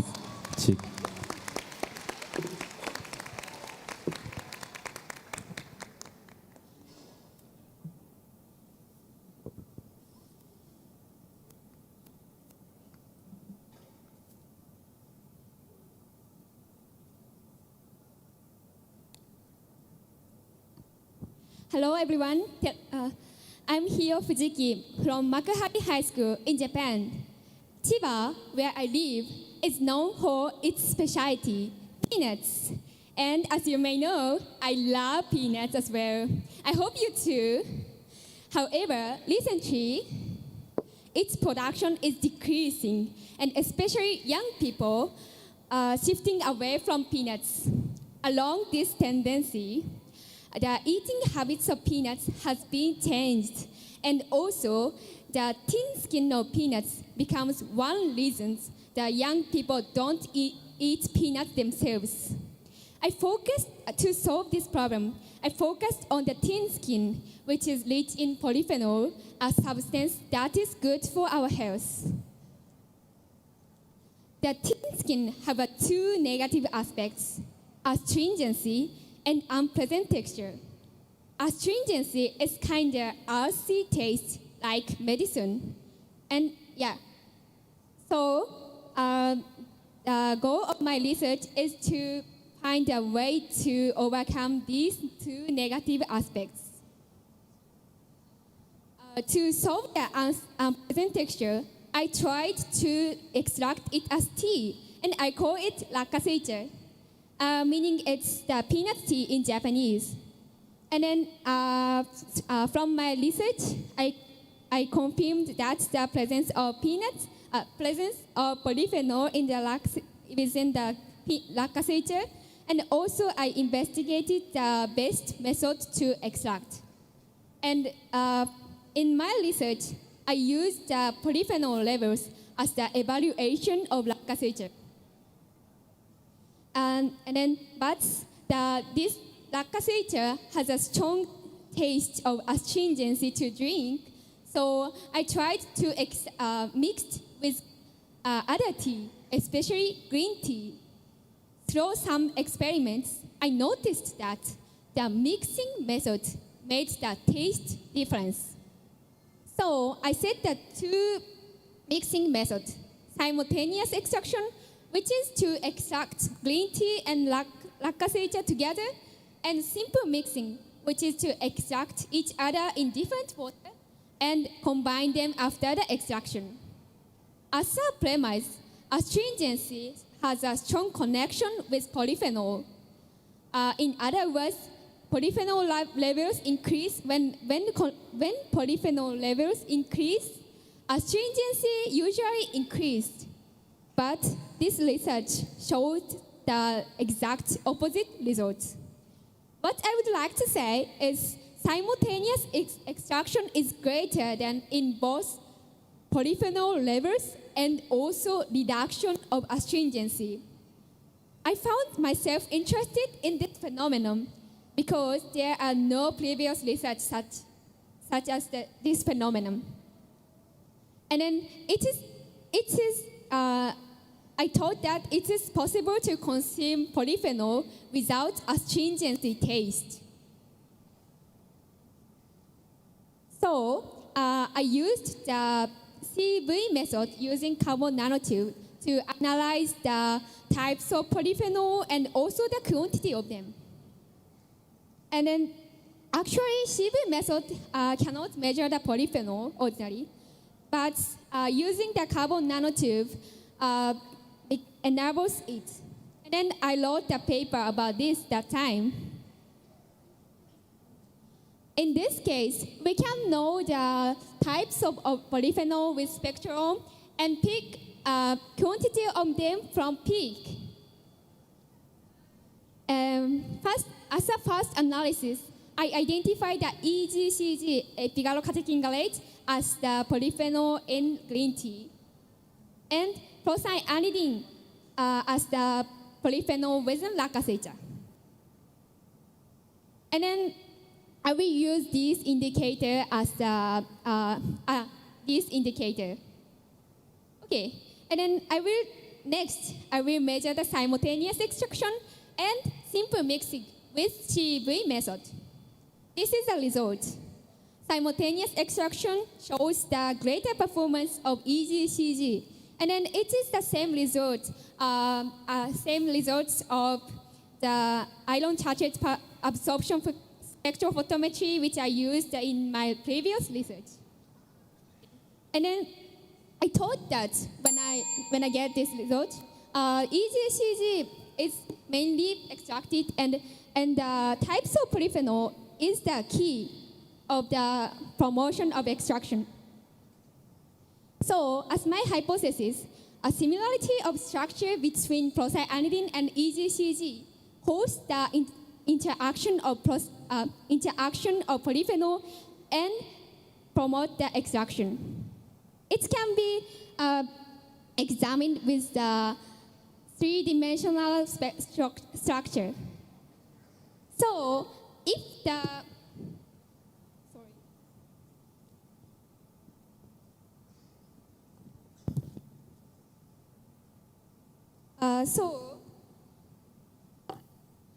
So I thought that if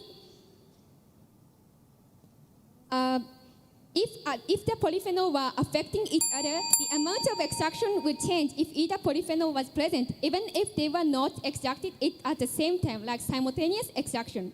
To make sure of it, I set to two extra patterns of extraction. And if my hypothesis is true, method one,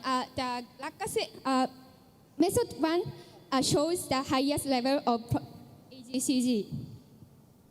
This is the result. From this data, the Extracting lactase within the green tea shows the best level of polyphenol, especially EGCG. To make sure of it, I use the high performance liquid chromatography, and then I get the same result.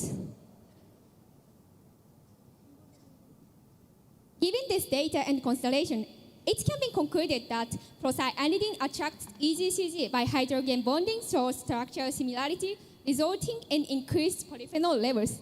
And as my constellation, polymerization also may cause the astringency taste of polyphenol to be eased by EGCG due to factors such as becoming harder to connect the sensors. This is my future, and then this is my future direction. Thank you for listening, and I strongly hope to eat the peanuts with thin skin. Thank you very much, Hyo-san. And now, please may I invite the judges for your questions. It's very good presentation. Yes. Madam Natalia, if you could, yes. Oh, I think, sorry, the mic is not working. I have one question Yes. here. You know, when we make a cup of tea, we always use hot water. You didn't mention the temperature of the extraction. Yeah. Okay, that's it. In what temperature you did this extraction? All of my research, I used water with 80s temperature.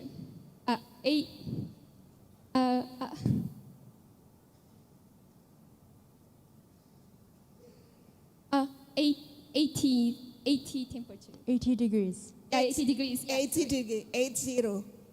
Yeah. Okay. Yes, Dr. Tsujimura. Thank you. My comments. Yeah. Your presentation is very logical, so I like that very much. Your presentations. Thank you so much. And my question is that based on your findings in this experiment, Yeah.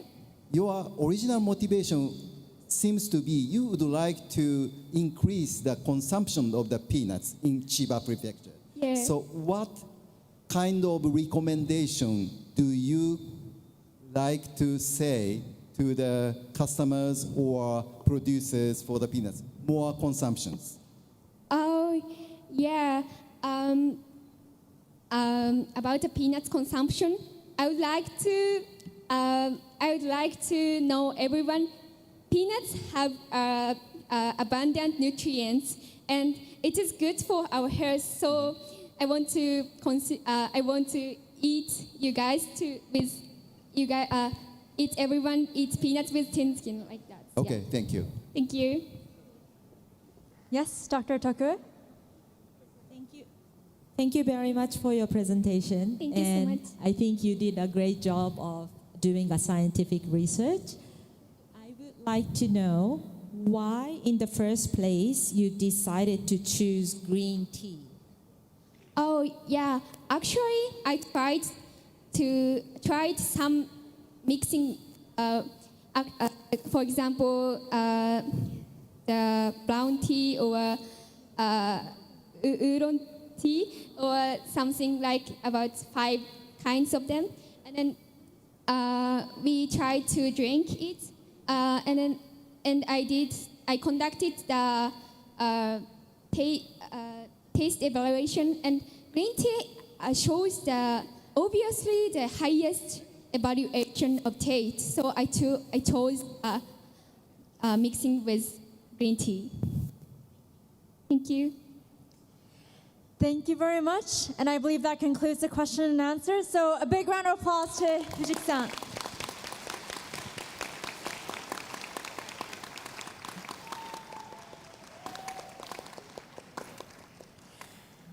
Next, may I please invite SMA Progressive Bumisalawa onto the stage. A big round of applause.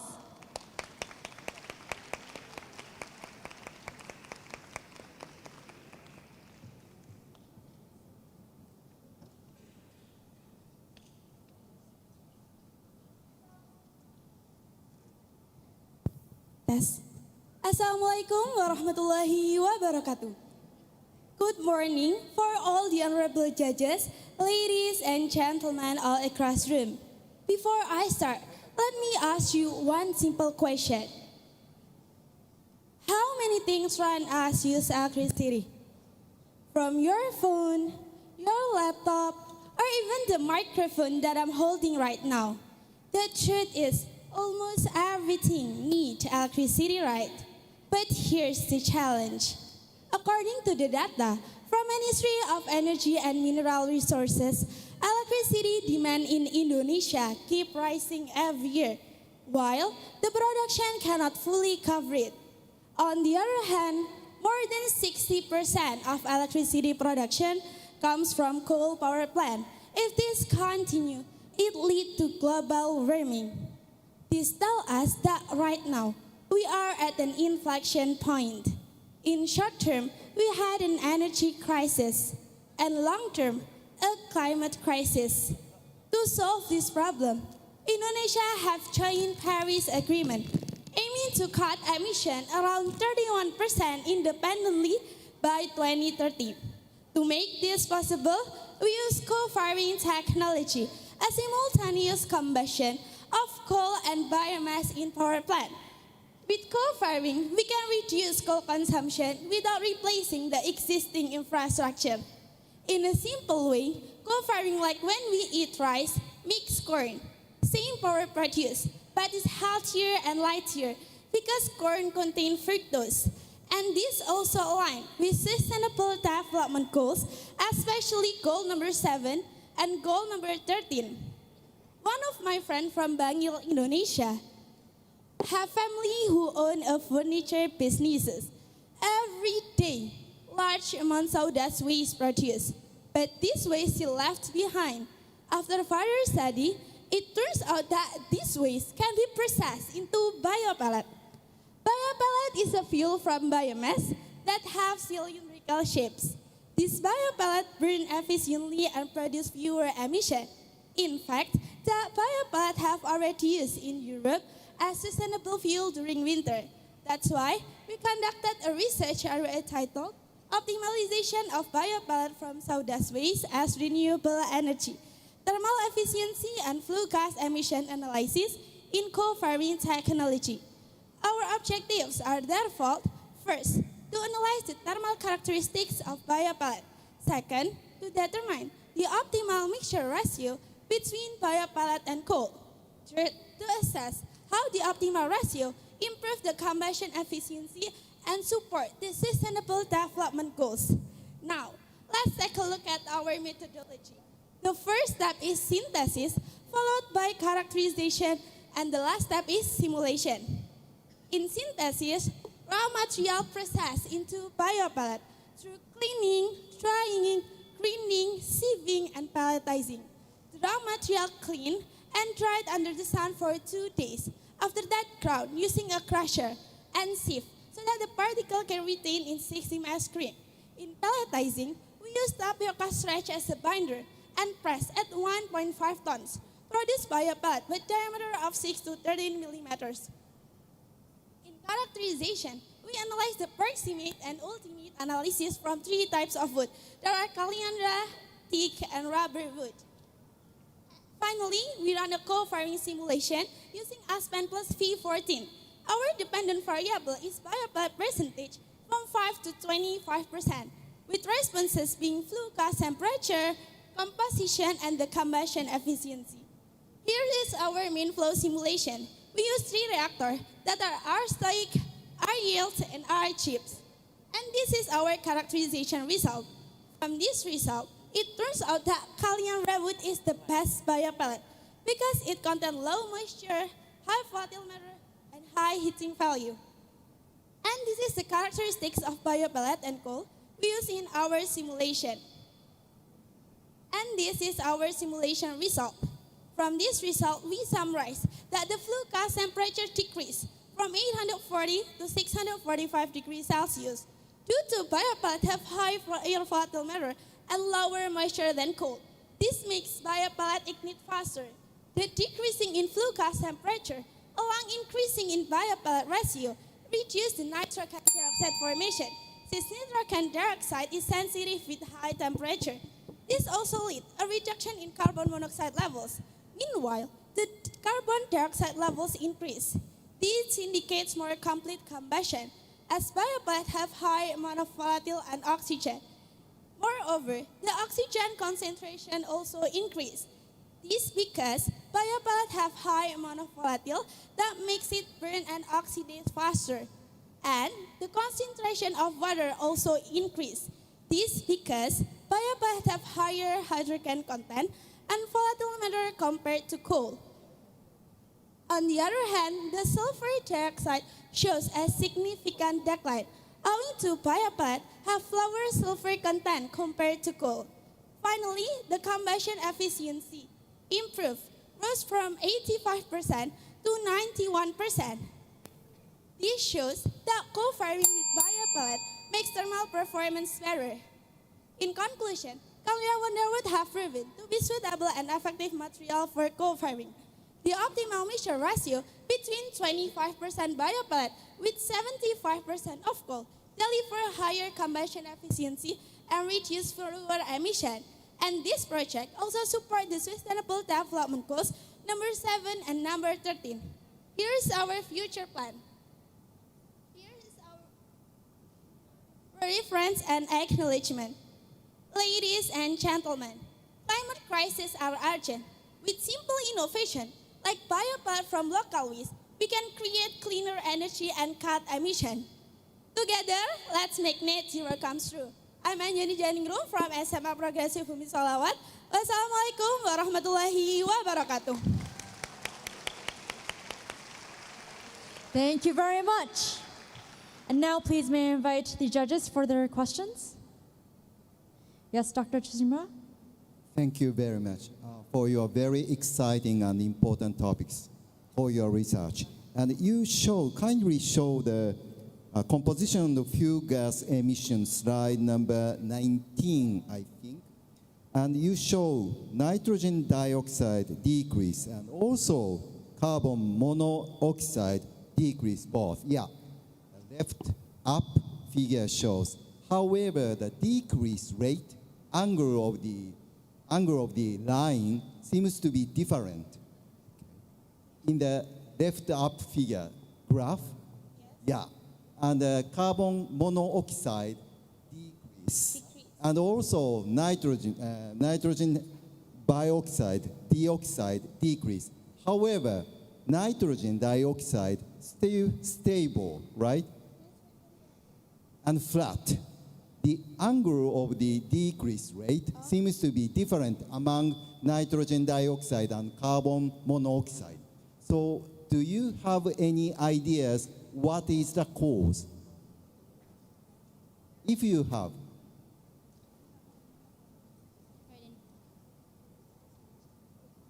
Can you repeat the question? Sorry. Well, I'm curious or I'm interested in the two lines you show, carbon monoxide and nitrogen dioxide. So, but different angle of the line.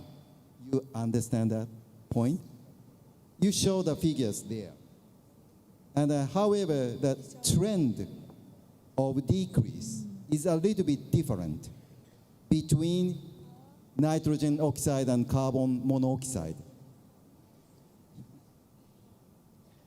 Sorry, let me help a bit.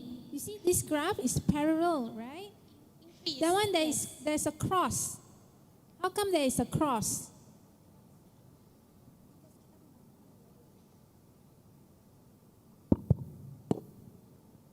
So, as we can see, the nitrogen dioxide decrease and the carbon monoxide decrease. But we combine the two data, and so that it make a cross. But actually, it doesn't matter. Okay. Okay, thank you. Thank you. I thought your pitch deck was very pretty. The visualization was great. What was your motivation to select wood powder and coconut coir as your bio pellet? So why we choose sawdust waste as biopellet? Because one of my friend have family who own a furniture business, right? They sat over there. So when we came to her house, it's many of the sawdust waste, but still left behind. So this is like unuseful material, right? And we think how we use this become valuable. And we found a journal that found sawdust waste can be processed into biopellet. So that's why we choose biopellet. That's why we choose sawdust waste first, because we have fully access since one of my friends owned a furniture business. So that's why we choose it, because sawdust waste is a waste that is not valuable. So we think that how if we turn the sawdust waste into biopellet? Okay. Thank you very much. Unfortunately, that concludes the 5-minute QA session. So again, please give a big round of applause to all of our contestants.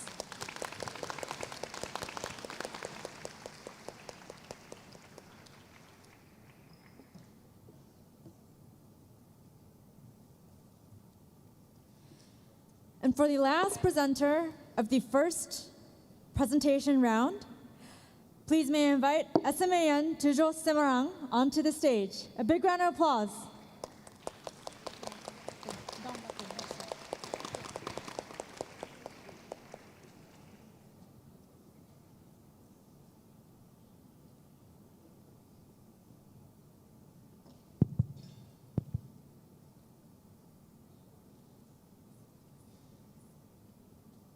Ladies and gentlemen, please raise your hand if you have ever used styrofoam.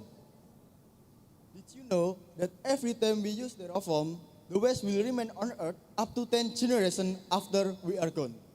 The seemingly light and insignificant styrofoam takes to up 1,000 years to decompose naturally, and most of it ends up as microplastic that enter our sea, air, and even the food we consume. Faced with this reality, we were motivated to find a solution that not only eliminate waste but also transform it into something useful. And that's how our research was born. Dual enzyme system for high efficiency styrofoam degradation, converting polystyrene waste to high octane biofuel component with zero chemical waste generation. Sorry to interrupt. Perhaps you could hold your mic. Yes, a bit closer. Yes. Before we dive in the presentation, please allow me to introducing my team. With me, Muhammad Taknan as the leader, and my two amazing partner, Habib Zaidan Akbar and Radian Putra Dalwan. As we all know, styrofoam or polystyrene is one persistent type of plastic waste on Earth. Every year, around 14.9 million tons of styrofoam are produced worldwide. Yet less than 1% is effectively recycled. The accumulates in oceans and soil, taking 500 to 1,000 years to decompose naturally. This leads to severe environmental problems such as microplastic formation that contaminate food chains, high carbon emission from incineration and transportation, and long-term ecosystem damage across the planet. Based on these issues, our research aims to answer one key question: how can we treat styrofoam efficiently, sustainably, and economically? And then we have three main objectives. In the first, to achieve over 90% styrofoam degradation, and then in the second, to complete elimination of chemical waste, and then in the last, to generate high octane biofuel component. And then this is our methodology. In the first is enzyme system development. For enzyme engineering, we use Saccharomyces cerevisiae with alpha-agglutinin surface display system. And then we constructed a dual enzyme that is phosphate S and mid S cloning with optimal 2:1 ratio. And then, sorry, this is the misinformation. The correct one is genetic optimization. Genetic optimization is to enhance enzyme stability and catalytic performance, CRISPR-Cas9, and directed evolution were employed. We then characterize enzymatic parameters such as specific activity Km, Vmac for both enzyme. And then in the second is reactor design process control. For process development, we utilize a continuous flow system with 100 milliliter internal volume. For temperature control, this is the for temperature control is a correct misinformation too. The correct is precision plus or minus 0.1 degrees Celsius. System using thermoelectric cooling. And then real-time pH monitoring at 8.2 plus or minus 0.1. And then we using iron 2 oxide magnetic nanoparticle for easy recovery and reuse. And then the methodology, analysis and characterization product. We use GCMS, size exclusion chromatography, and reset octane number. The result demonstrates outstanding enzyme performance. The fast speed S, specific activity 127 unit per milligram protein, which is about 4.2 times higher than wild type. And then when combined with MET-S, the system achieves an additional 1.16 I fold activity enhancement. And then even more impressment, the degradation product had a run of 107, 30.5% higher than premium gasoline.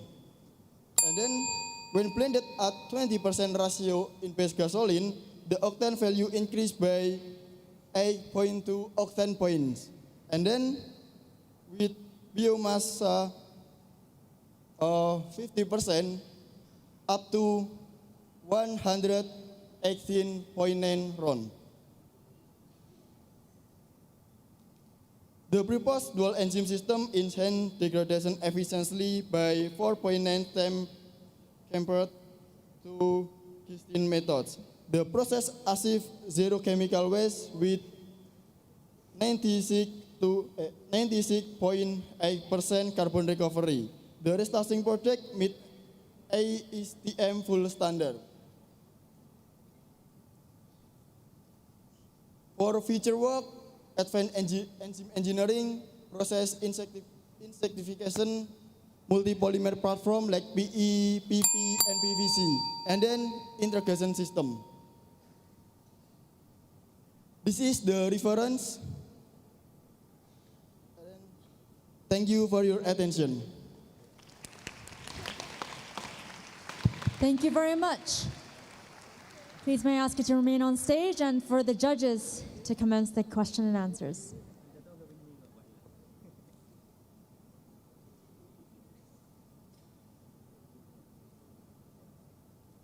Judges, once you want to ask a question, please raise your hand. Dr. Tokue. Thank you very much for your presentation. And I would like to know a bit more about your plan for the future. So you said you would like to have more advanced enzyme engineering. What do you think may be missing or need there so that you can go to that next stage?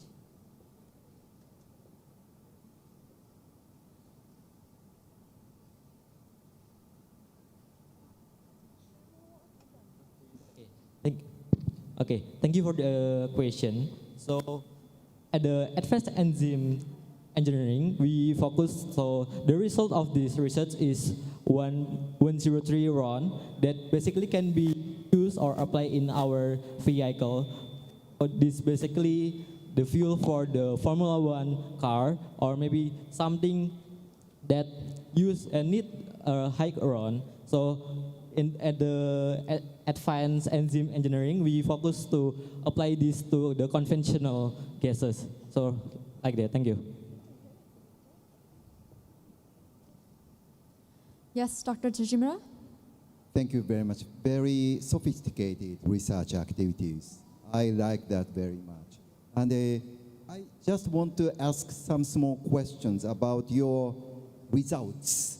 And on the slide, you show some product analytical results with some error. Maybe analytical before that, it would be better, I think, yes. So you show some errors with final analyzed results. If you understand that, could you please explain how you calculate or how you show some errors? Could you please explain that if you understand that?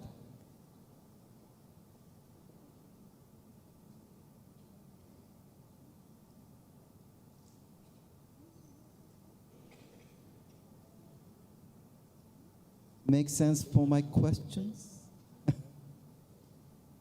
If you don't understand, that's okay. But if you understand, please let me know. Okay, we try to answer it. But okay, so the error might be we use the same procedure, but there's a result. There's a difference between one sample and another sample. So we use the.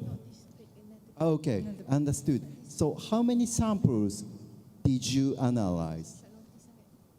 3 samples. Okay, I understood. Thank you very much. Thank you. And Dr. Nisha? It's okay. Does the judges have any more questions? Yes, Ms. Oshima? Sorry. Thank you for the presentation. I want to hear what point your most difficult or most interesting point? Please tell me. Sorry, can you repeat? Most difficult or most interesting point? Please tell The us. interesting point. Yes. Okay. So the interesting point for our research is this gas is totally zero waste, because from the production we not produce any waste. So the enzyme itself, it can be reused for the next procedure. Thank you. Thank you. Great. Thank you very much for your question. Okay, and I believe that concludes the questions from the judges. Again, a big round of applause.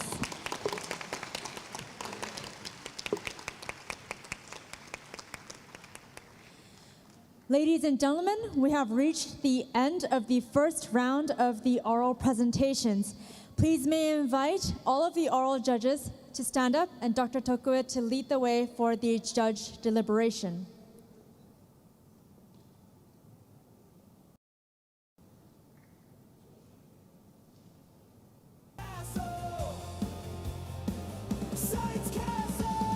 For the students, we have a very, very short break of 10 minutes. 10 minutes, which means if someone needs to urgently go to the bathroom, please do so.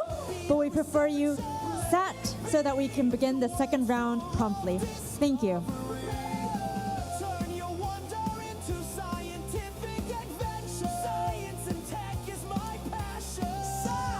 Again, the announcement. Anyone lost key? Anyone lost a key? Please come to the MC area. I'm guessing it is a locker key.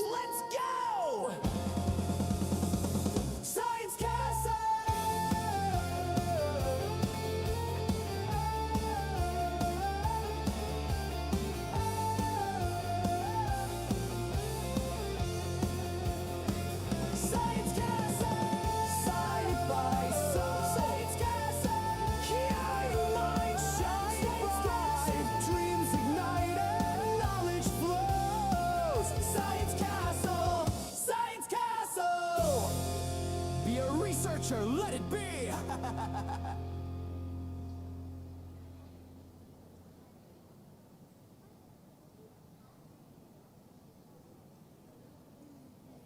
Science Castle!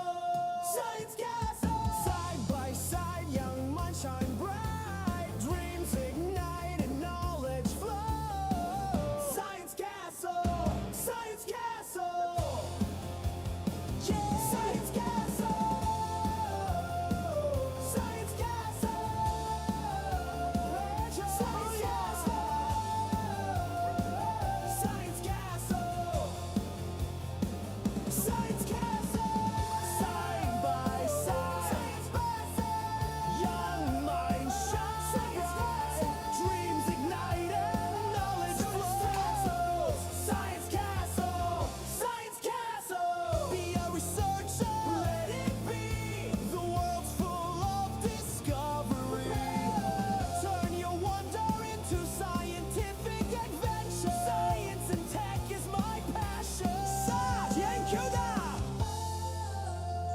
Science Castle.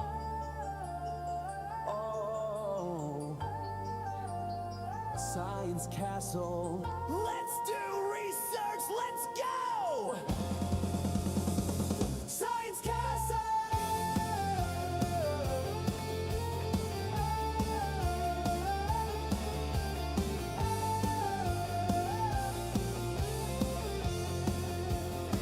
Science Castle.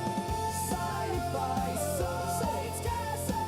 Here your mind shines bright. Dreams ignited, knowledge flows. Science Castle. Science Castle. Be a researcher, let it be.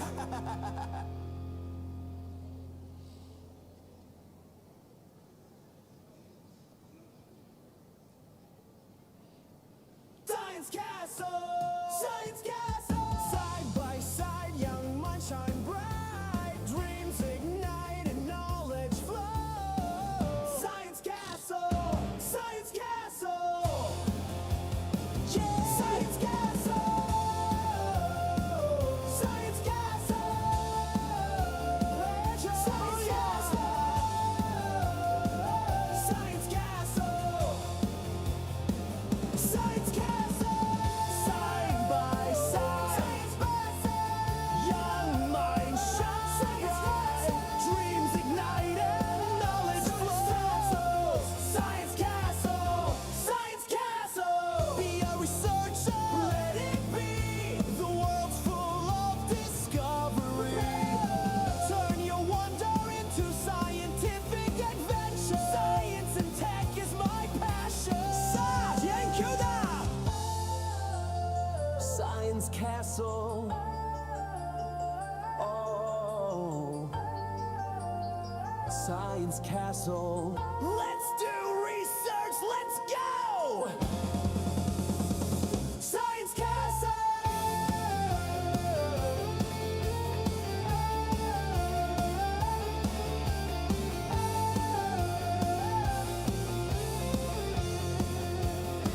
Science Castle, side by side. Science Castle, here your mind shines bright. Dreams ignited, knowledge Bismillah. A reminder to the participant who wants to join the Lucky Draw event, please show yourself at the registration table and present your passport. And once again, to the participant who interested to join the Lucky Draw event, please show yourself.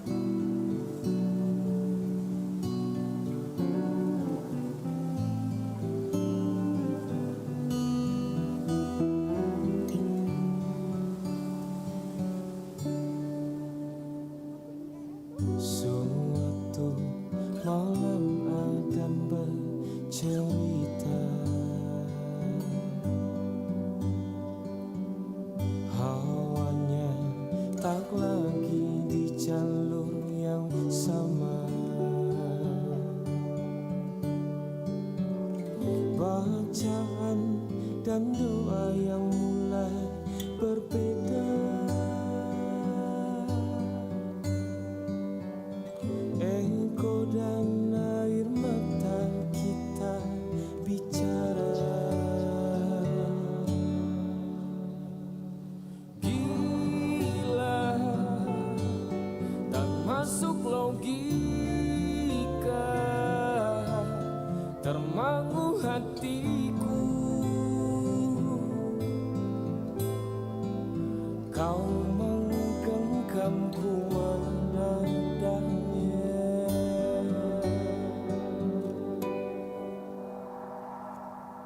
Berdamai dengan apa yang terjadi.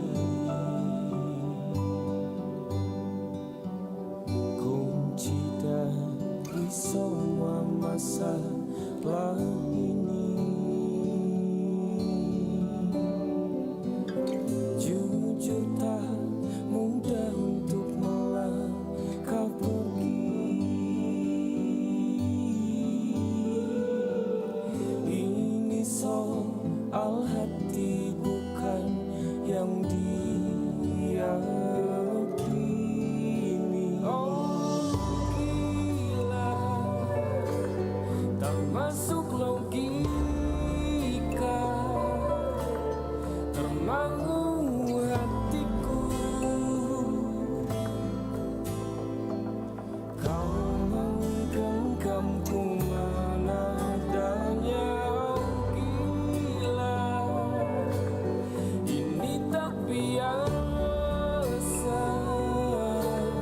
tertegun hatiku. Kau menggenggamku menadanya.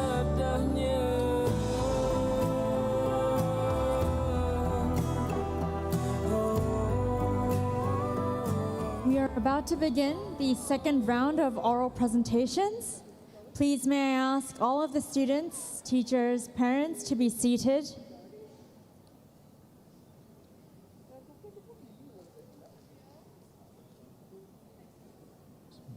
Bismillah.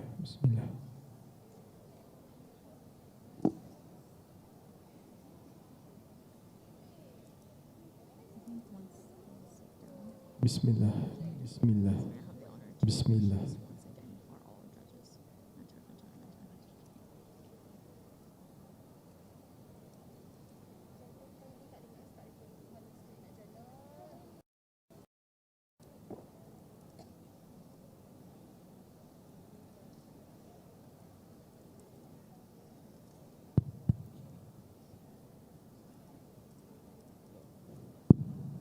Hello.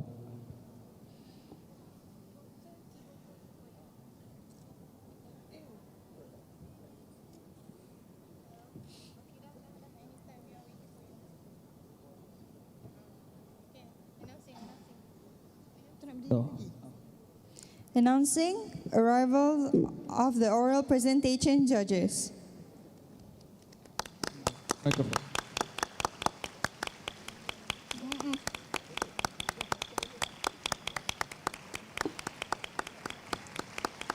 Let me tell you all a short story.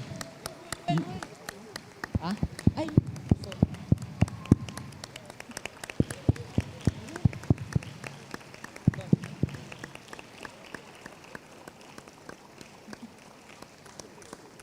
I am so sorry. I'm so sorry. Guests may be seated.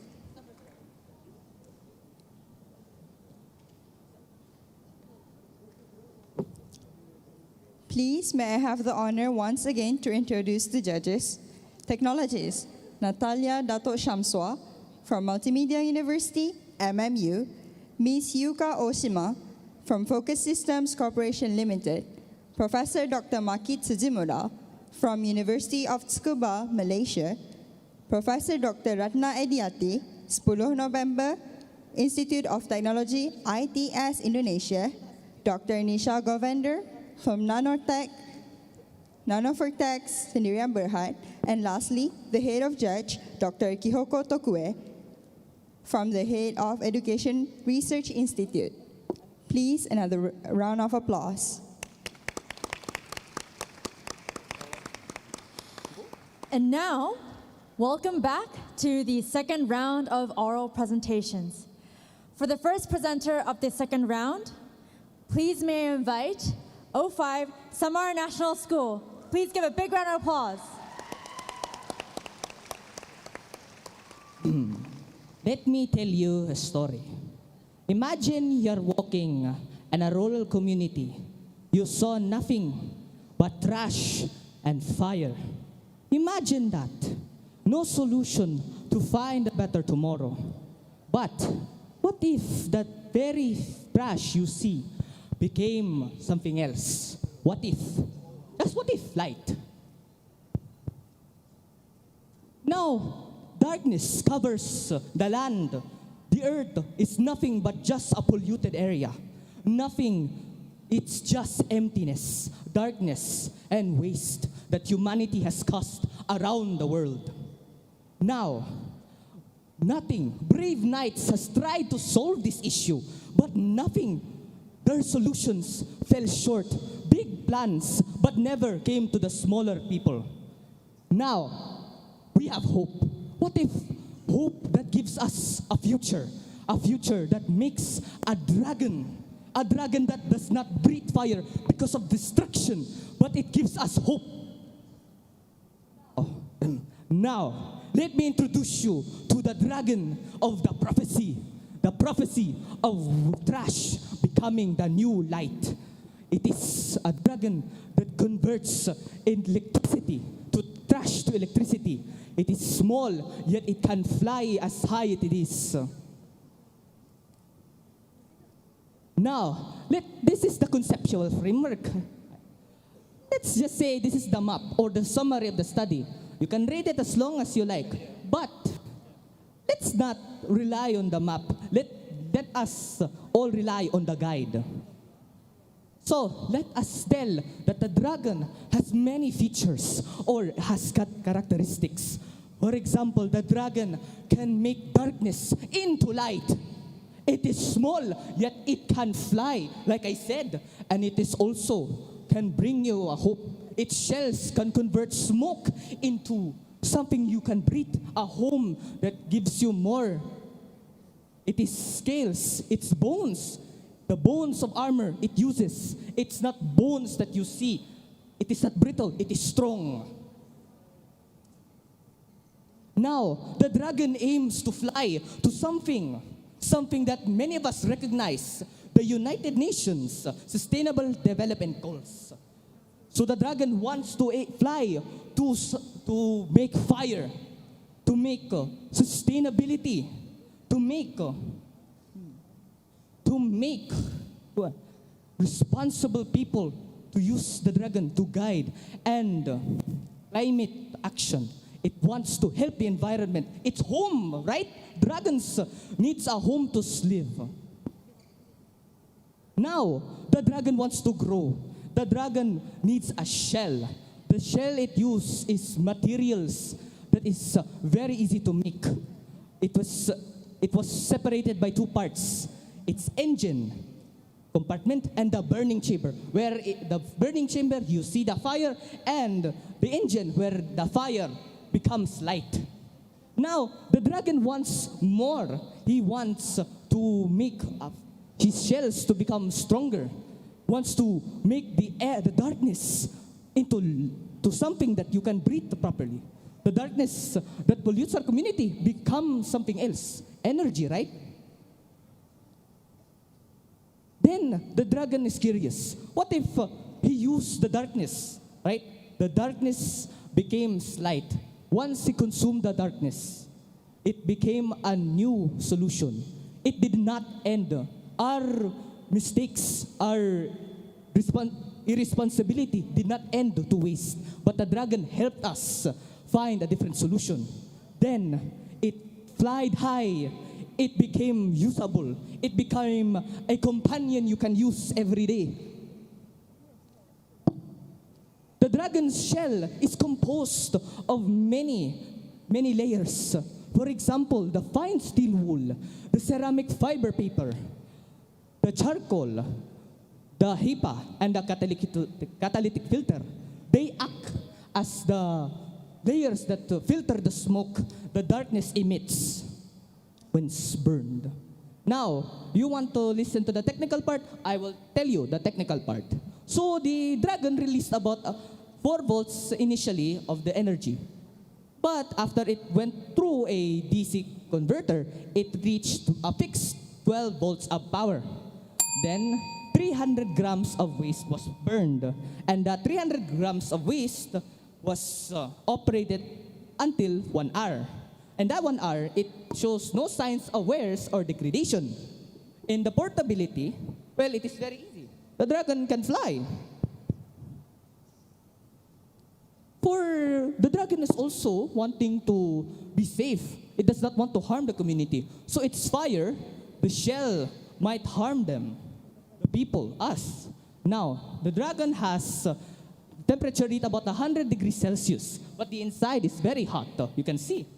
And once the shell managed to make the smoke clear, it minimalized its smoke and odor. Now, the dragon managed to fly high. It managed, even it is still small, still young, but with your help, you can change that. You can become the guide. You are the future that the dragon needs, a companion that can guide the dragon. Now, the true keys to success, to ride the dragon, is you having 7 traits: perseverance, integrity, justice, patience, and determination. These are important so that the dragon is not blinded by another companion. It can guide you. Thank you for listening. Thank you very much for your presentation. Please, may I ask you to remain on stage for the question and answers. First and Natalia? foremost, I would have to say this is the very first time I hear a presentation on innovation and science that sounds like Netflix. It's pretty cool that you call your innovation a dragon. I got that right? Yes, it's a dragon. Okay. I was just thinking that I might get it wrong, but yeah, you call your innovation a dragon. So the question is, again, interesting storytelling. Would it be different if the dragon eats or being put with different types of waste? Yes. Would different waste then produce different output? Was that experimented? No, the dragon is simple. If it feeds in darkness, it will give light. It is fixed. So no matter how much you feed it, it is only that time it needs to give that light. Or in technical terms, if you feed the generator enough fuel, it will run, but the energy output does not change. Thank you very much, Madam Natalia, for your question. Yes, Dr. Tsujimura? Thank you very much. And I was very impressed by your report and presentations. I like that system very well. And your system, I understand that your system is completely new one, but you show the results, good performance, as compared with something. For example, maximum load, you show 300 grams or something. Yes. And you show higher efficiency and longer combustion period. So if you have any comparison between your unique system and existed something like, looks like yours, then could you please show us that your system efficiency or advantage is more? Thank you. Can you repeat your question? If you compare with the existed similar system with your new system, could you please explain your advantage? For existing systems, most of them are massive plants, you notice.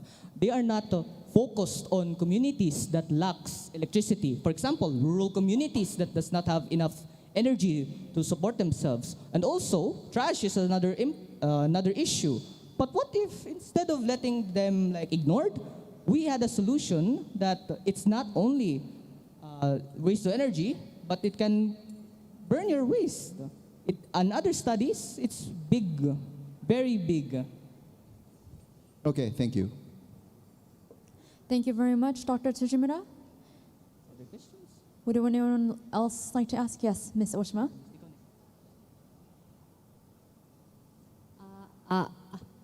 Thank you for a great presentation. I ask, can this product use any kind of trash? Can. We can use plastic, but we can't use plastic because it can cause bad carbon emissions. Okay. Thank you. Any more questions? Thank you so very much. Okay, with that, we'd like to conclude. Another big round of applause for the team.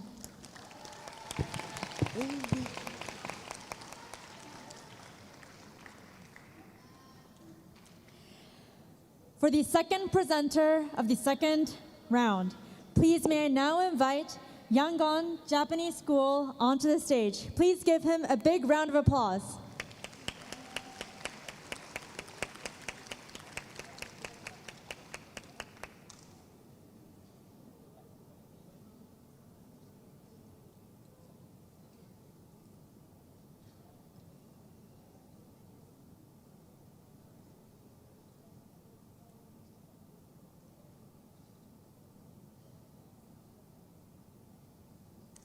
ミンガラバー、こんにちは。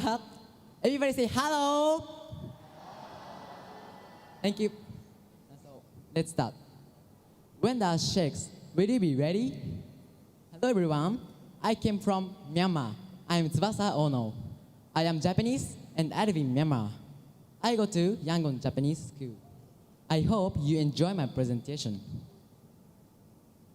First, look at the screen. Here's what I will talk about today. This presentation is for everyone, but those who have suffered from earthquake and those who may face them in the future. I want people to be safe and not live in fear. On March 28 of 2025, a big earthquake happened in Manila for the first time in about 80 years. Many people died and many buildings destroyed. I think some of the damage could have been stopped. Since I came to Myanmar, I wanted to give something back to the kind people here.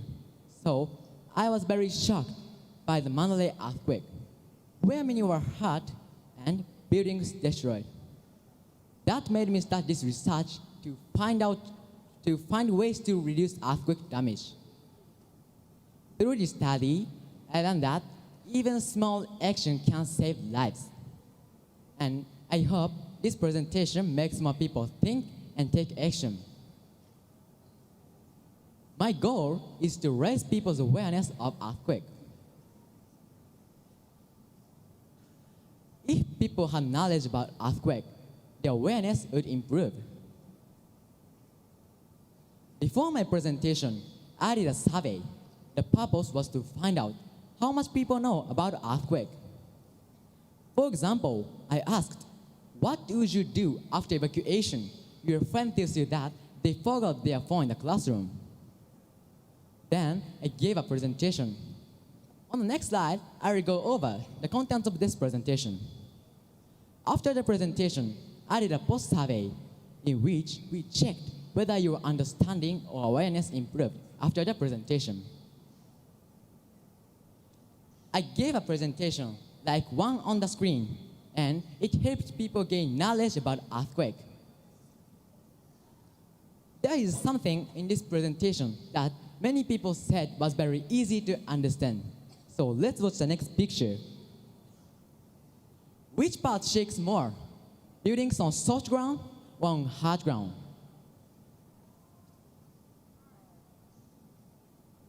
This picture shows that it is important to build buildings on hard ground and to avoid buildings on soft ground. Even though it is important to build buildings on hard ground, not everyone can do that. So in this study, I thought about raising people's awareness was a meaningful way to reduce earthquake damage. Based on this idea, I gave a presentation at some international schools in Myanmar. Here are the results. In the pre-survey, only 45% of the participants knew how to evacuate during an earthquake, and its safety awareness was 81%. In the presentation, I explained Japanese evacuation drills and safety knowledge. In the post-survey, 97% of them improved their knowledge about earthquake, and its safety awareness was 98%. One student wrote, "I will talk with my family about evacuation today." And many people became interested in Ohashimo. Some even wanted to make a Myanmar version of it. I'll explain Ohashimo on the next slide. What do you think Ohashimo means? In Japan, there is a slogan that means there are the minimum rules to follow for safe evacuation. Ohashimo was made from the first letter of each word. It also sounds like ohashi, which means chopsticks in Japanese. So it's catchy and easy to remember. Why did the percentage of people who knew how to evacuate increase from 45 to 97? Previous studies about that. Earthquake happened in 1946 in Manly. At the time, people were not familiar with this disaster, but now they are very curious to know how to evacuate from the earthquake. Why did their awareness increase from after the presentation from 81 to 98%? When an earthquake happened in Myanmar, people didn't know what to prepare for, so it was sometimes difficult for them to stay aware. After learning, they could act properly and protect themselves. This was also confirmed in the post-survey results. From these results, we can see that there's a connection between knowledge and awareness. Even though the challenge is that the sample size was very small and the participants are only students, so I want to keep sharing this message in Myanmar. I hope it will help people stay safe and not feel afraid. Recent reports are limited because of the situation in Myanmar, but past studies by JICA and UNESCO say that disaster education was not common in Myanmar. We don't know if it has improved now. That's why I wanted to take action and find out. Our study showed a connection between knowledge and awareness. Higher awareness can help reduce earthquake damage. So let's get the right knowledge about earthquake and raise our awareness. By doing so, we can live without fear of earthquake. Thank you very much for listening. Thank you very much for your presentation. And now please may I invite the judges for the questions. Yes, Dr. Nisha?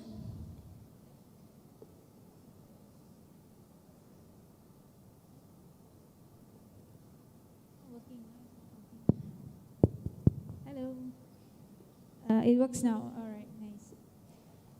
So your innovation is you are raising awareness, right? So what kind of challenges you faced among the people while you are raising awareness? Could you say that again, please? You are raising awareness on how to evacuate during earthquake. Am I right? Right? You are raising awareness. Yes? Okay. So who is your target community and what kind of challenges you face? Target? Yeah. The target is a student in Myanmar, and in the future, I want sharing and more big scale. So now the target is the student and teacher in Myanmar. Thank you. Thank you, Dr. Nisha, for your question. Would any other? Yes, Dr. Chizumura. Thank you. I like that activities to reduce the earthquakes, disasters, bad points. And I understand that you performed a presentation to the students 4 times, and the total participants, more than 100 students, I think. And could you tell me how long the times for each 4 times presentations, and what point did you more focus on? What was the most important point you would like to transfer the knowledge to the students? Thank you. So I gave a presentation at some international schools for July to October, and sorry, could you say that? How long does, for each presentation, how long the time? 1 hour or? Thank you. Around 30 minutes. 30 minutes, okay. So what's the point, most important point you wanted to tell them? This slide, and it's Ohashimo slide, and I want to tell them how to evacuate. So this slide is very good for them. So I focused on this slide. Thank you. Thank you, Dr. Chijimura, for your question. And last but not least, Livness, Dr. Tokue. Thank you very much for your sharing. And I do understand awareness is very important because I grew up in Singapore and I didn't know about earthquake. So when I went back to Japan, I was really shocked when I first experienced it. So I do understand. When you say you want to keep sharing this message to Myanmar in the future, how are you thinking of improving reaching out to wider audiences? Could you say that in a simple English? When, in the future, how do you want to expand, make it bigger? How are you thinking? If I can, I want to share not only Myanmar. I want to share in the world.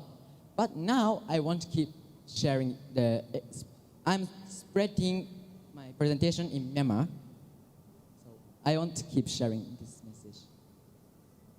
I hope you can continue and maybe you can find somebody who can do that together with you here at Science Castle Asia as well. Thank you very much. Thank you very much, and that concludes our Thank you very much. second presenter of the second round.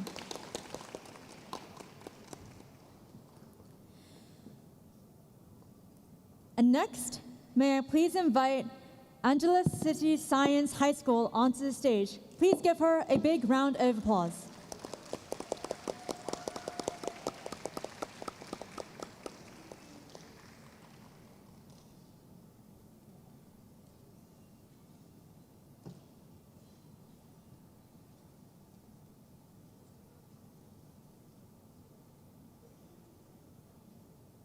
Let me tell you a story of a little girl and her grandmother. These two were inseparable, but then everything changed. One day, the grandmother fell ill, and apparently, she had a brain tumor.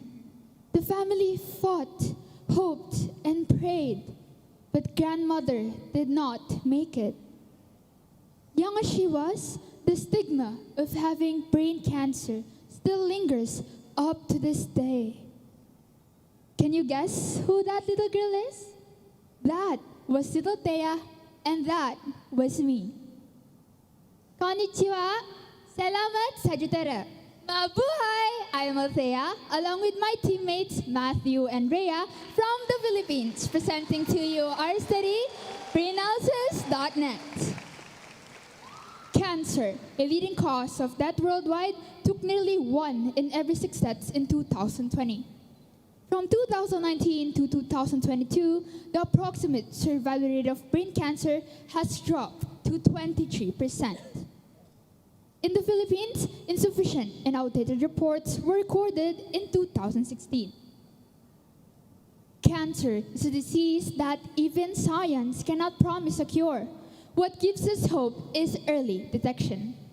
Fortunately, AI is transforming cancer treatment for earlier and more accurate detection through advanced imaging and analysis, offering a more effective diagnosis and treatment.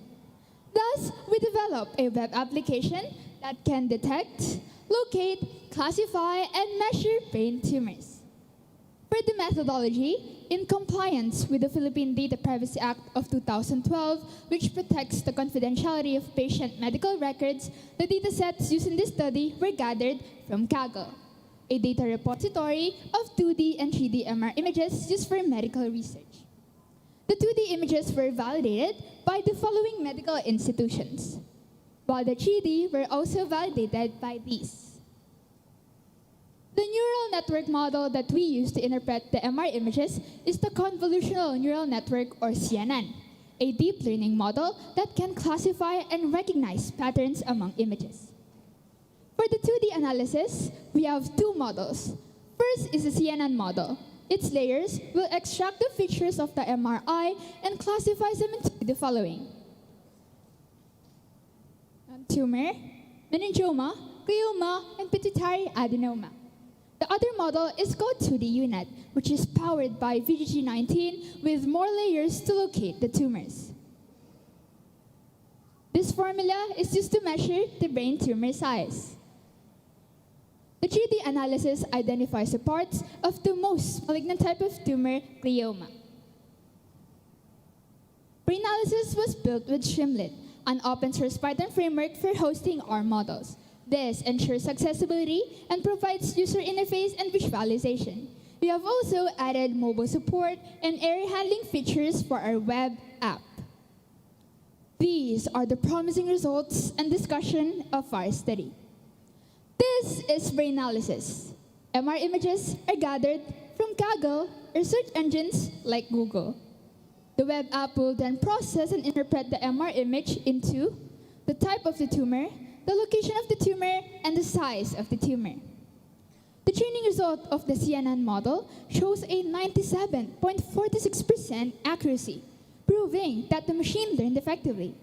We have also achieved the following precision for the tumor classes: 97% for glioma, 98% for meningioma, 100% for no tumor, and 99% for pituitary adenoma. This shows that the model is reliable in classifying the tumor types. The confusion matrix with aligned X and Y axis also showed correct tumor classification. We have also achieved 98% accuracy in both the training and validation of the 2D UNet model. And for the 3D analysis, the model predicts three parts of the tumor, which are the edema or the swelling, the necrotic area or the dead tissue, and enhancing part or the active tumor. This model achieved a 99.29% accuracy and a 99.35% precision.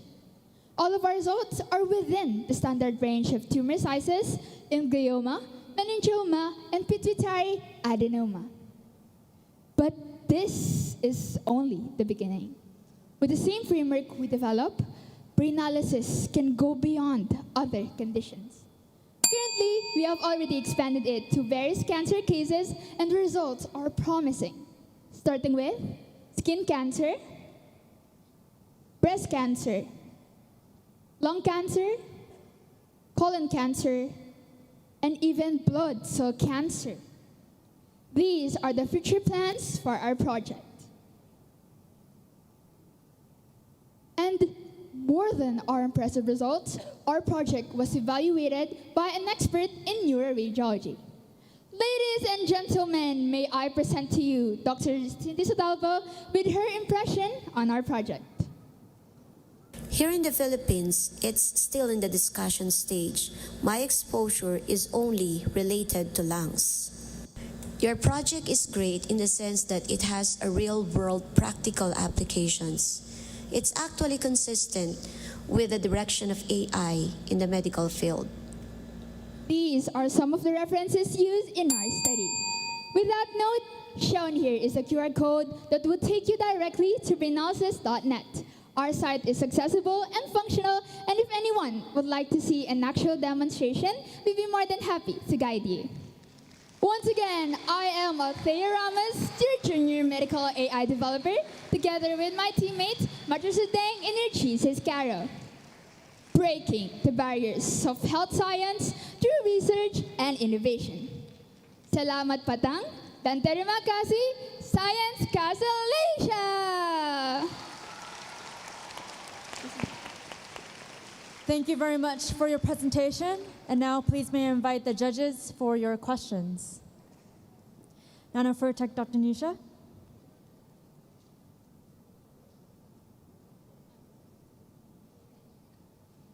Hello. Okay, hi.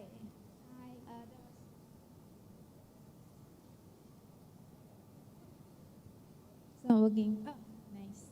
Okay, so it's working right now. Okay, I think it is a very timely innovation. Really appreciate the amount of work that you have done together with your supervisor. May I ask your training data set? All the hyperspectral images were retrieved from Google only. You don't have data set from hospitals?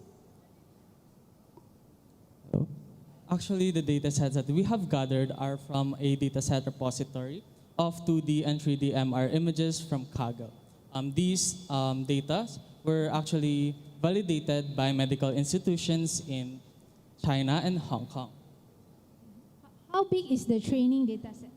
The data set that we have gathered were 14,000 images of brain tumors. Okay, thank you. Thank you for your question, Dr. Nisha.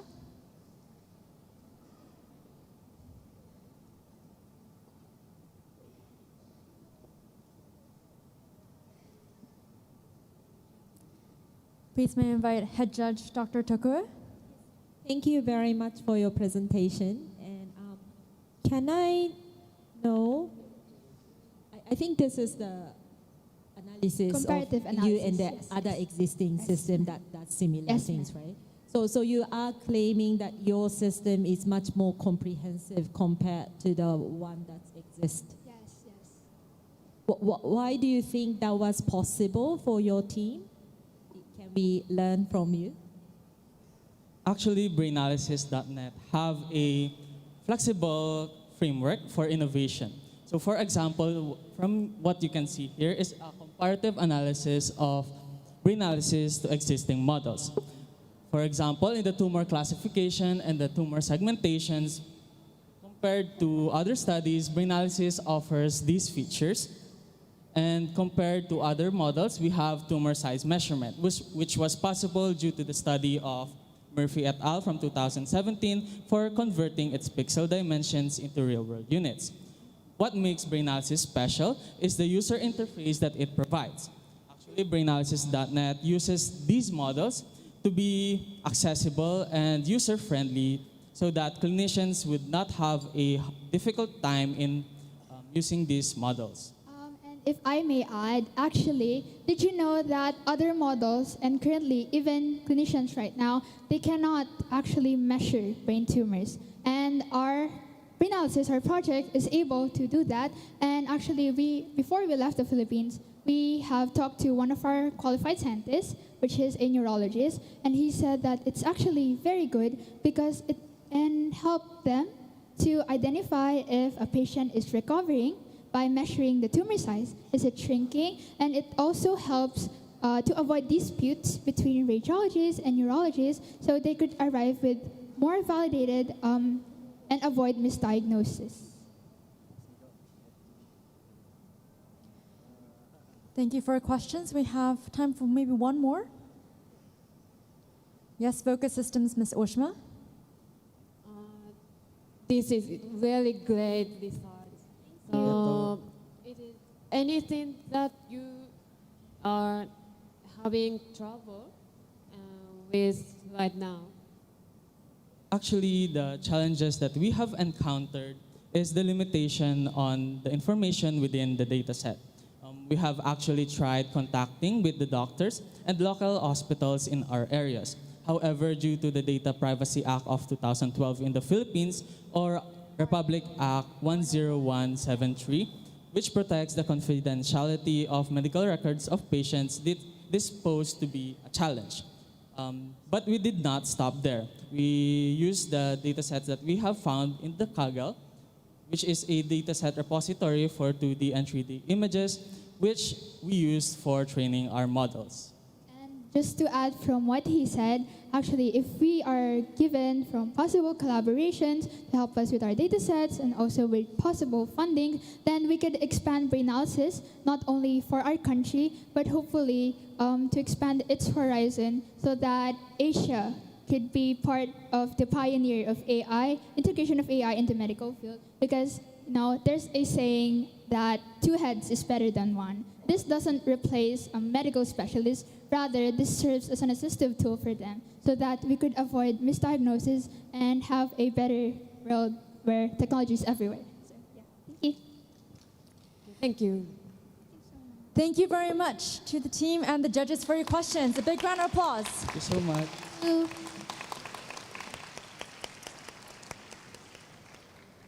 And now, we were on to the last presentation for the second round. Please may I now invite Cavite National High School onto the stage. A big round of applause.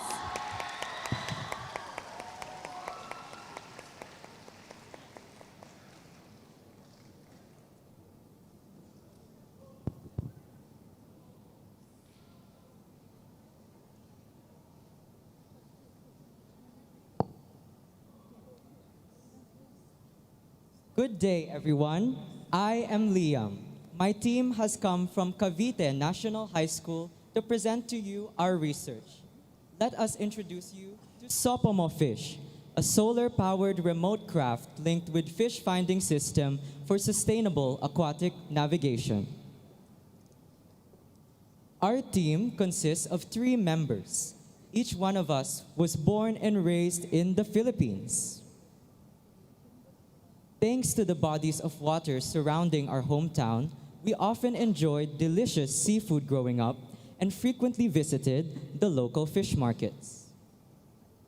These early experiences not only shaped our appreciation for marine life, but also inspired us to delve deeper into the fishery sector as a whole and work on a project that would help fishermen.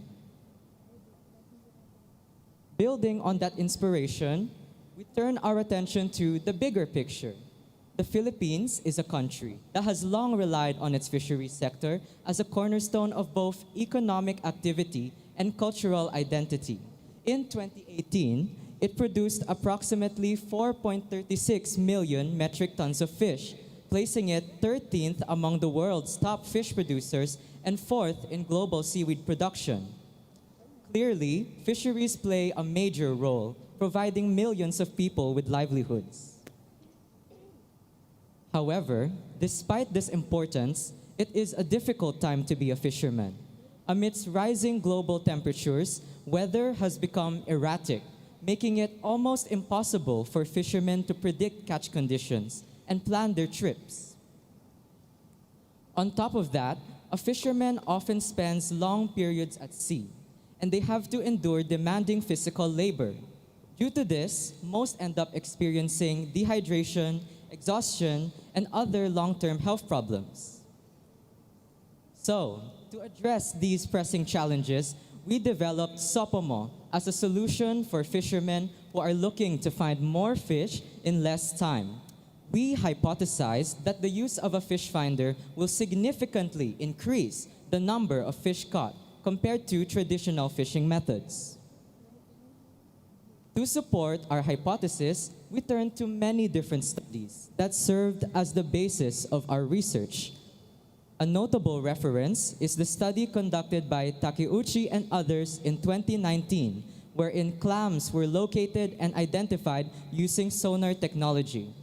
Similarly, our study also applies the same type of technology, this time to help fishermen improve their catch in various sea depths.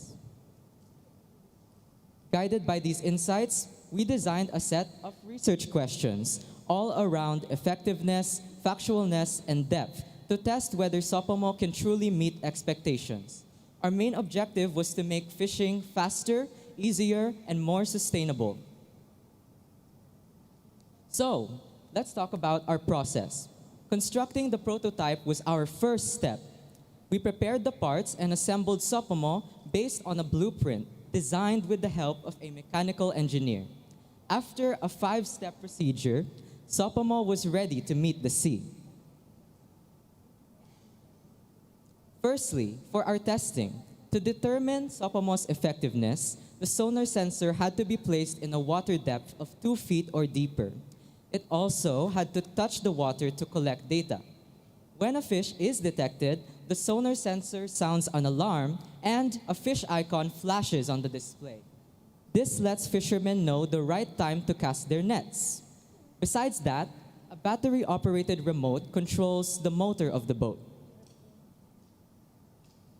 After assembling our prototype, we performed a series of sea trials, deploying Sopomo in 3 variations of water depth: the shallow, mid-sea, and deep-sea regions, each becoming farther and farther from the seashore. We had an experimental group that utilized Sopomo to help catch fish, as well as a control group that relied solely on traditional fishing methods. Through this comparison, we can clearly see the difference in catch numbers. As a result of these trials, the number of fish caught with the use of Sopomo greatly outnumbered the results of traditional fishing consistently. This shows that fishermen find more success with Sopomo than without it, which confirms our earlier hypothesis. Sopomo indeed causes a significant increase in the number of fish caught compared to traditional fishing methods. We obtained the peak catch result in the mid-sea region and the lowest catch result in the shallow regions. To be precise, our control group only managed to catch 376 fish in total, while with Sopomo, we were able to catch 675 fish in total. This means that there's an approximate 80% increase in catch thanks to Sopomo. Now, these findings taken together suggest that Sopomo can be a great help to fishermen in terms of supporting their families. By improving catch rates across various sea depths, fishermen can catch fish faster, relieving them from needing to spend prolonged periods at sea. But of course, as with any research, our study has several limitations, one of which is the underpowered mobility of the boat. Another is the issue of the material costliness. And finally, the issue of power supply. These are all avenues for improving Sopomo's current design. Nevertheless, despite these limitations, we are glad to announce that our study showcased Sopomo's potential to boost fishermen's catch at any given time and at various depths of the sea. With everything said and done, Sopomo has fulfilled its purpose as a tool designed to make fishermen's lives easier. So for the next steps, we plan to address the aforementioned limitations in hopes of providing even more benefits to the fishermen who would use Sopomo. From here, we can help drive meaningful change and acknowledge the vital contributions that fishermen have in our lives. We sincerely appreciate your attention to this endeavor. Thank you. Thank you very much for your presentation. And now please may I invite the judges for the questions. Yes, MMU, Madame Natalia. Very good presentation. You are very, very calm in delivering, and I know it's not easy to stand on the stage in front of the very many audience. So congratulations on the very good presentation.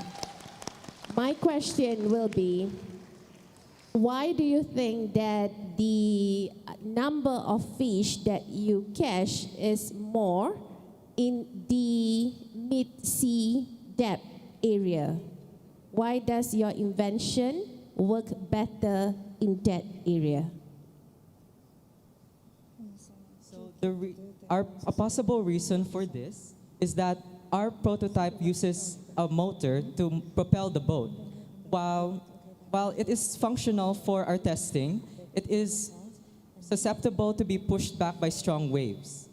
In the mid-sea, the waves tended to be less strong than in the deep sea area, but also more fish concentrations were found. Therefore, the fishermen found the most fish in the mid-sea region compared to the shallow and deep sea.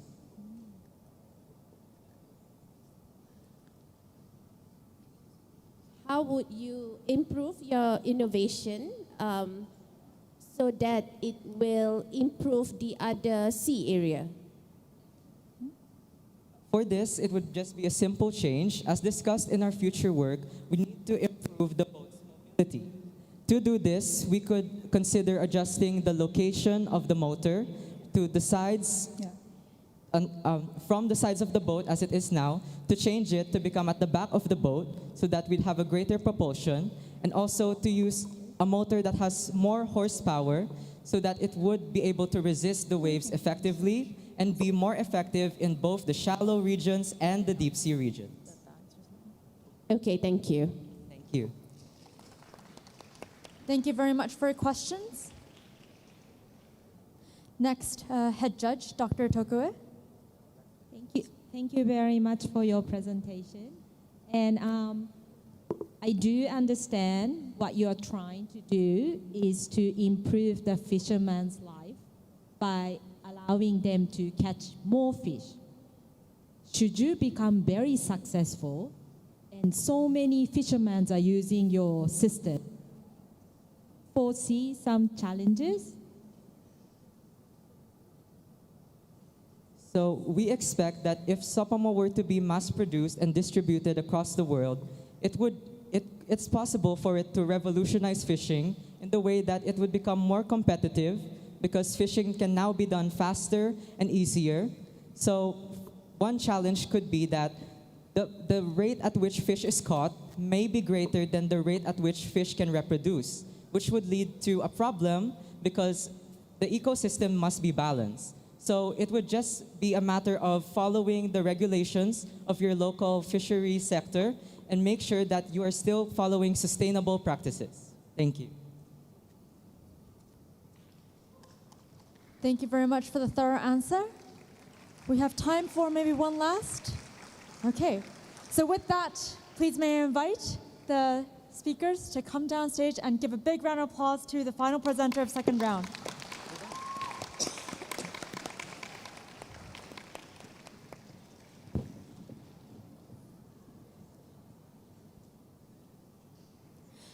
So with that, we have concluded the first 8 presenters of the oral presenters. Please can we make a big round of applause to the presenters. And now we would like to adjourn for break. Oh, Zaf, what are you holding right there? I am holding the lucky draw tickets. The lucky draw tickets. Completely forgot about that. What's that about it? All right. So do you guys want to know who's going to win for the lucky draw? I see some sleepy faces. Who's excited to look at the lucky draw tickets? Maybe we have a lucky winner here inside right now. Harka, may I ask you to pull one? Me? Yes, please. All right. May I do the honor, guys? Okay. I'll pick one. All right. Ooh. Ace Nasari Jarabio from Sama National School.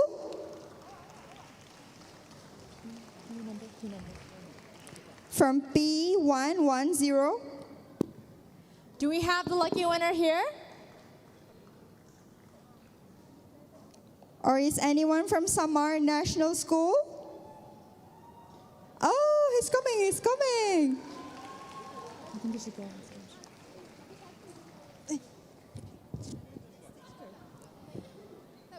So, maybe Zaf, you could kindly invite him and pass the lucky draw present. All right.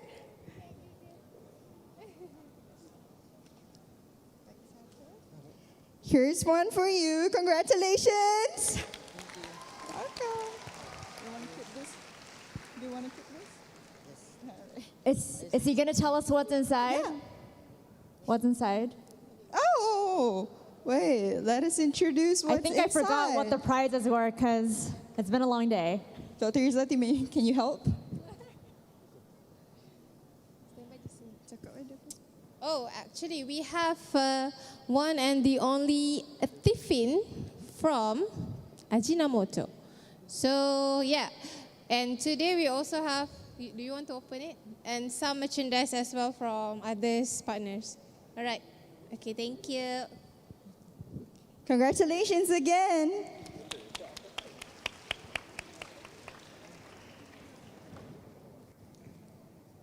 Now can I pick Hargo? Okay. All right.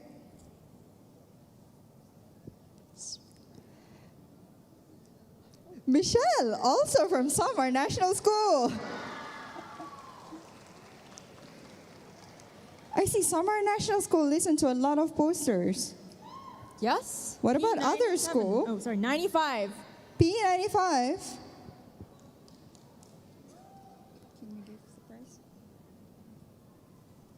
Okay.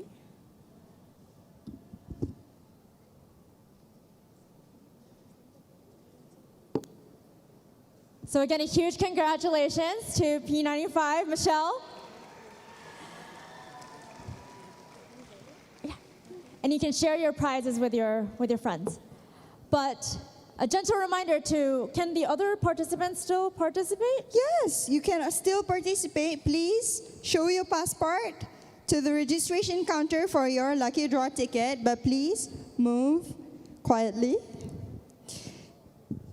Oh, Hargo. I think more. Yeah.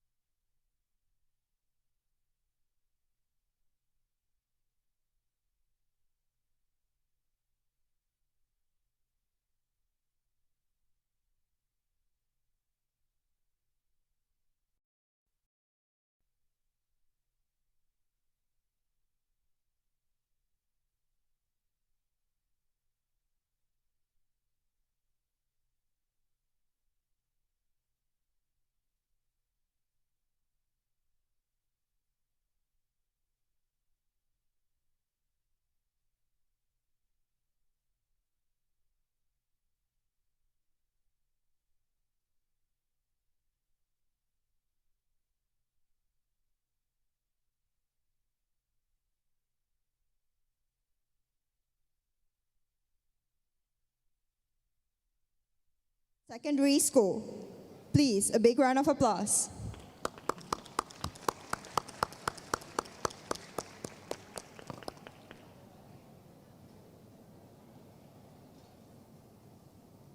Hello everyone, good afternoon, konnichiwa, xin chào. We are Nguyễn Ninh Secondary School from Vietnam, and it is such an honor to be here today on this stage and present to you all our project.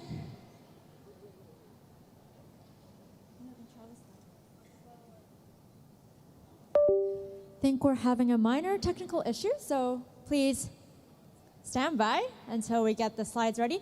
For the students who's still coming back into the hall, please seat yourself quietly. And also students who's at the poster sessions, you can save that for the last networking after the 12 presentations. So please, may I invite all students to sit back down. And now, please may I invite the first presenter of the third round. Please welcome her with a big round of applause again.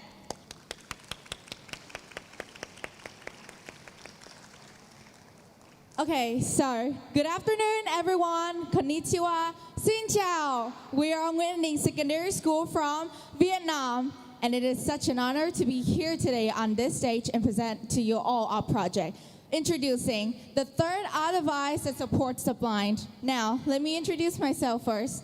I'm Vũ Phương Thảo, and these are my teammates, Ngọc Thanh, Tấn Minh, Tấn Phát, and Minh Hoàng. Our presentation will be covering 8 parts. The introduction, problem statements, objective methodology, result in discussions, conclusion, future work, and references. Now let's come to our first part. You know, there is a saying, they call it adversity, I call it my opportunity. They see my disability, I see my ability. Not everyone was born in full possessions of faculties. Imagine. You lost your sight just when you were born, never seeing the beauty of this world or escaping from the anxiety of traveling around. According to Orbis, Vietnam today has approximately 2 million blind people, and also in our locality, there are about 300 blind people. They all encounter daily challenges navigating safely, especially in crowded places. Owing to financial limitations and inaccessibilities to comprehensive eye care services, especially those in remote area, many still have to suffer from blindness. Also, according to our recent research, existing assistive devices are often too costly, inconvenient, and fail to both detect obstacles in front or at foot levels like manholes, nor do they integrate both vibrations and sound alerts.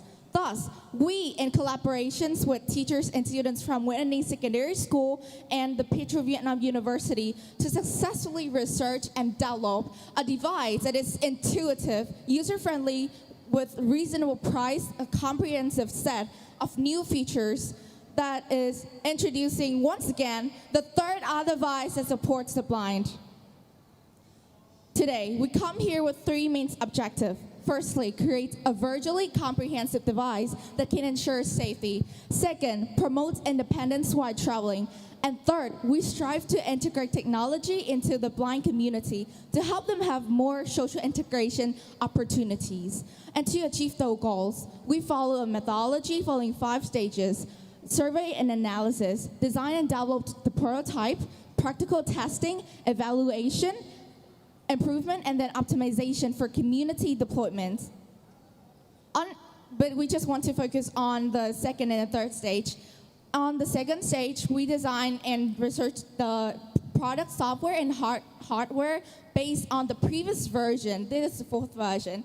And then at the first version, it detects obstacles in the proximity of 500 millimeters, added a time notifications, then advanced to 1,500 millimeters in the detection capability, then added with a deep hole warning, then the vibration alerts. Now, in this 4th version, we proudly introduce to you guys 2 new features, introducing the GPS tracking and the solar power wireless charger. While the GPS tracking allows family members to easily locate and monitor the users in emergencies or daily life, the solar charger will eliminate the need for manual charging and reduce the risk for electric shock, ensure a smooth and safe device operation.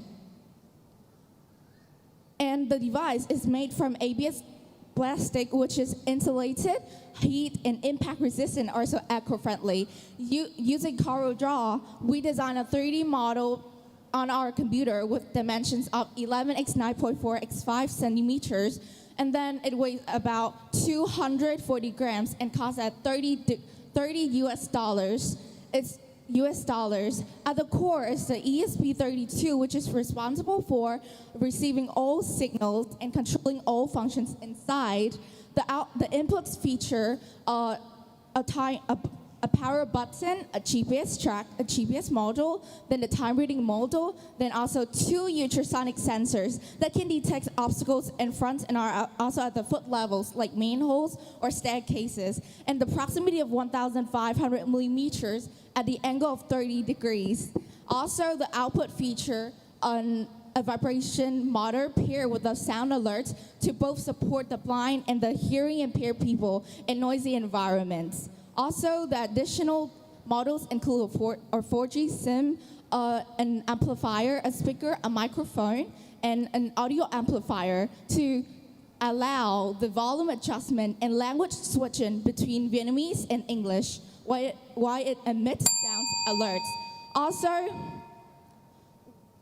another game-changing function is the wearing belt. You can wear it in various circumstances without causing any discomfort or obstruction. There is an obstacle ahead. There is an obstacle ahead. That is the initial testing was done at our school to ensure the safety and reliability before advancing to the practical trials. We went to the Bà Vũng Tàu Province Blind Association. The users there found the third-eye device very reliable, convenient, and easy to be used. They value the improvement in the sensitivity of the ultrasonic sensors, the improvement in the detection capability, and especially the cheapest new feature, also the solar charger. Then, many express hope that the association will be soon equipped with such accessible device. And in conclusion, our device is very convenient, easy to be used in various circumstances, widely easily to be widespread, and potentially assisting the blind community. In the future, we want to integrate the AI and also the AI voice navigation function, the AI-based camera that can both detect obstacles and navigate the directions. These are our references. And once again, that is the third-eye device that supports the blind. Sense the world, safety insights. Thank you. Thank you so much for your presentation. May I allow me to introduce the judges for the question and answer session? Yes, Head of Judge, Dr. Tokwe. Thank you very much for sharing, and it's great that you are trying to solve some of the issues that exist in the society through use of technology. When you did the test, how many tests were you able to do this time? We were testing like on 5 or 6 times in the blind associations on different pupils and also in different environmental place, and to like make sure the devices work well and also like having a good experience for the blind association. Thank you very much.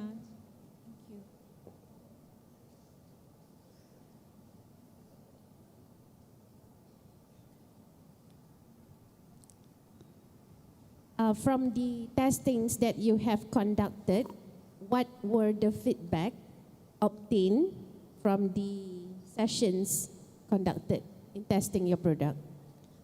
Actually, there are both negative and positive suggestions and feedbacks from the blind people, because like they are real blind people and they very value our improvement in the ultrasonic sensitivity. But it's also a drawback because when it's too sensitive, it like simultaneously warning and kind of confuse the blind users. But we will try to improve that in the future. Also, they really value like the battery. Like it can it can be charged, it can be used in about 12 hours to 36 hours if you use it like not constantly, but if constantly it's about 15 to 16 hours for a single charge.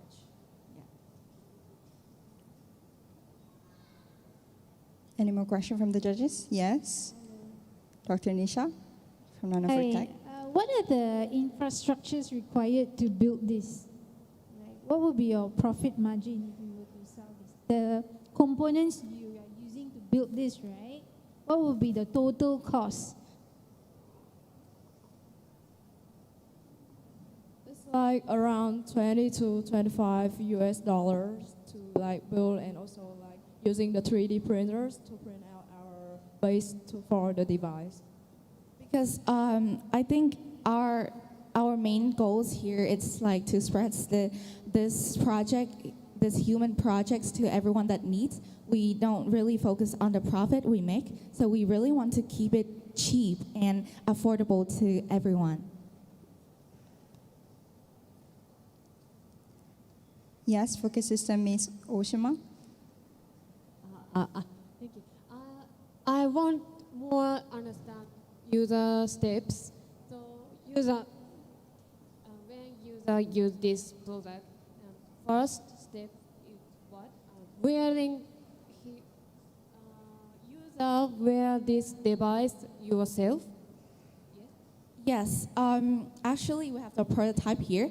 I mean, we can first we can have volunteers to instruct the blind people to wear themselves, because it's really easy. Just put your arms in and then close. I don't know how to in English, but close it in the belts, and you can wear it. Then you can instruct them how to switch on the power button, or how to adjust the volume by the knob on the sides, and also how to cover your hand in front of the ultrasonic sensors closely to help them check the time. In English or Vietnamese, they can change in the side buttons. Okay, I understand. Maybe one more question from the judges? No? Okay, thank you for your presentation again. Thank you. Big round of applause. Next, please allow me to invite Sekolah Sultan Alam Shah Putrajaya.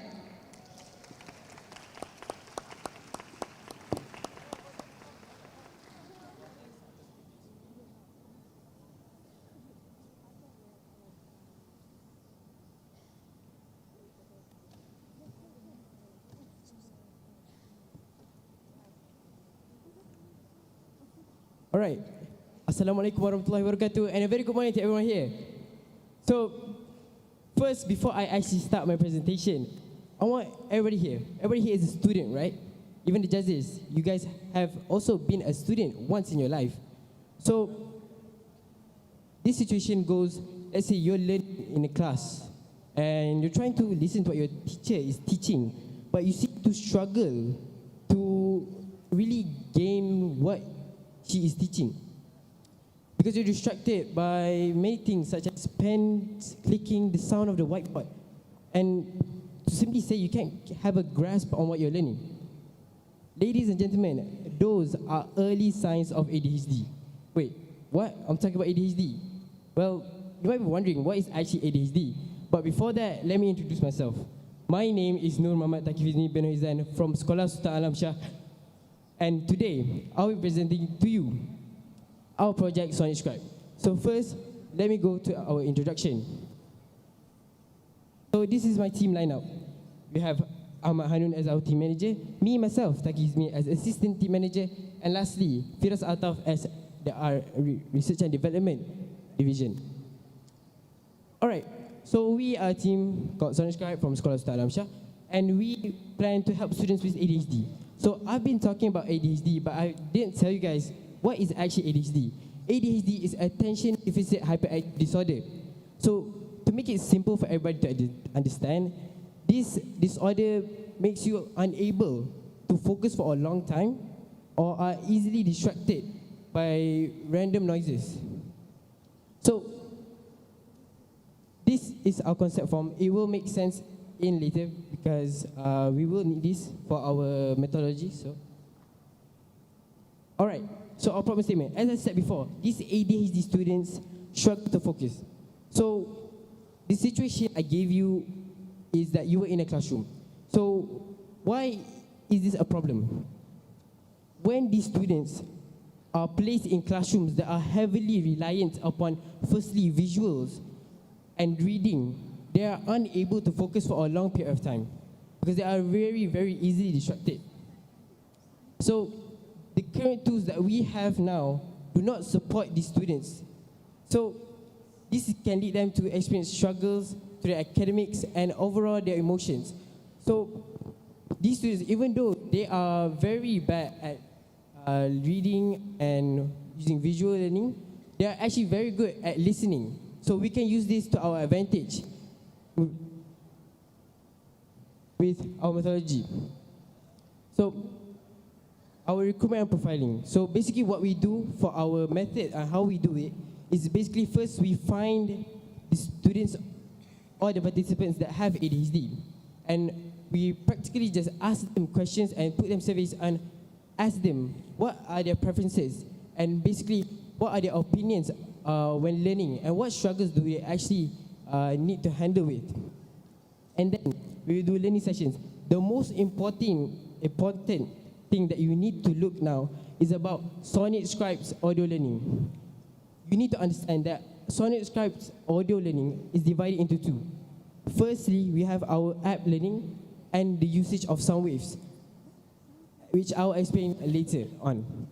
And after the sessions, we of course collect the data and task to measure everything that we have.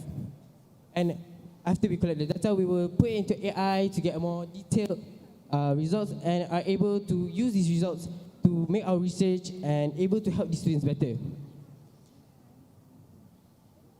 All right, as I said before about sound waves. So to make it simple for everybody to really understand these sound waves, so you can see here, without sound waves, they will be distracted by surrounding noises. But with sound waves, they are able to concentrate and ignore the noises surrounding them. So for a brief explanation on what actually is these sound waves, these sound waves are, it's like music, but they don't produce sounds like music. Actually produces frequencies and hertz. So these frequencies are able to influence somebody's focus level because the different hertz can affect them in different ways. So by using these hertz, they are able to focus more. All right, so as I said before, we also have our app. So this is the video of our app. It is practically, you could say, any learning app that you have already known because there's many learning apps. But as you can see here, our app has many features because these ADHD students experience a lot of distractions. So they need their own preferences, what they like. So they are easy, they feel easy to learn and they like what they're learning. So you can see we have so many features and we even have an AI. You can ask them to teach you and it will teach you anything you want.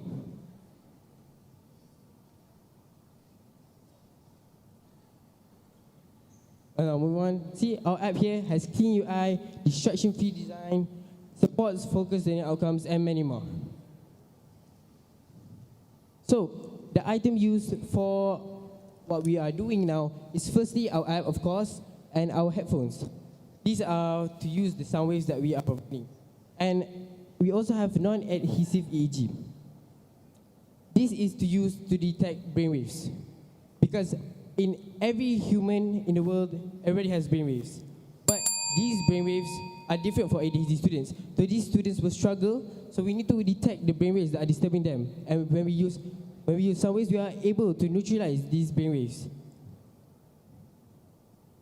And we also have here auto noise cancelling, and you can see here transparency mode for in-ear visible earbuds. So basically, when you are learning by yourself, you can use cancelling mode, so you don't need to hear anything else except from the sound waves. And if you want to listen to your teacher teaching while listening to the sound waves, you can use transparency mode. But we're still in progress because that is our future work. And these are people who we have tattoos on. All right, So we are actually with this center, so we gain our test results from this center, and they help us to gain our results because there are many AD students in here, and this is our results. So as you can see here, we have tested upon 30 students. You see on the left, before the usage and during the usage. So you can see a bunch of improvement in the focus level. And this is just emotional response, so meaning just response from them to see how they feel with our app. And this is not really important. And this is our visual accuracy, personalization, accessibility, syllabus, just to improve everything else so we can get a better performance upon these students. And this is our references, and that's basically all for me. But to conclude to you all, Sonic Scribe is not just simply an app and the usage of waves. It's another step toward the future where no learner is left behind. So everybody here, this is the future of education. Thank you very much. Thank you for your presentation. Please may I invite the judges for the questions? Yes, Dr. Tsujimura from University of Tsukuba.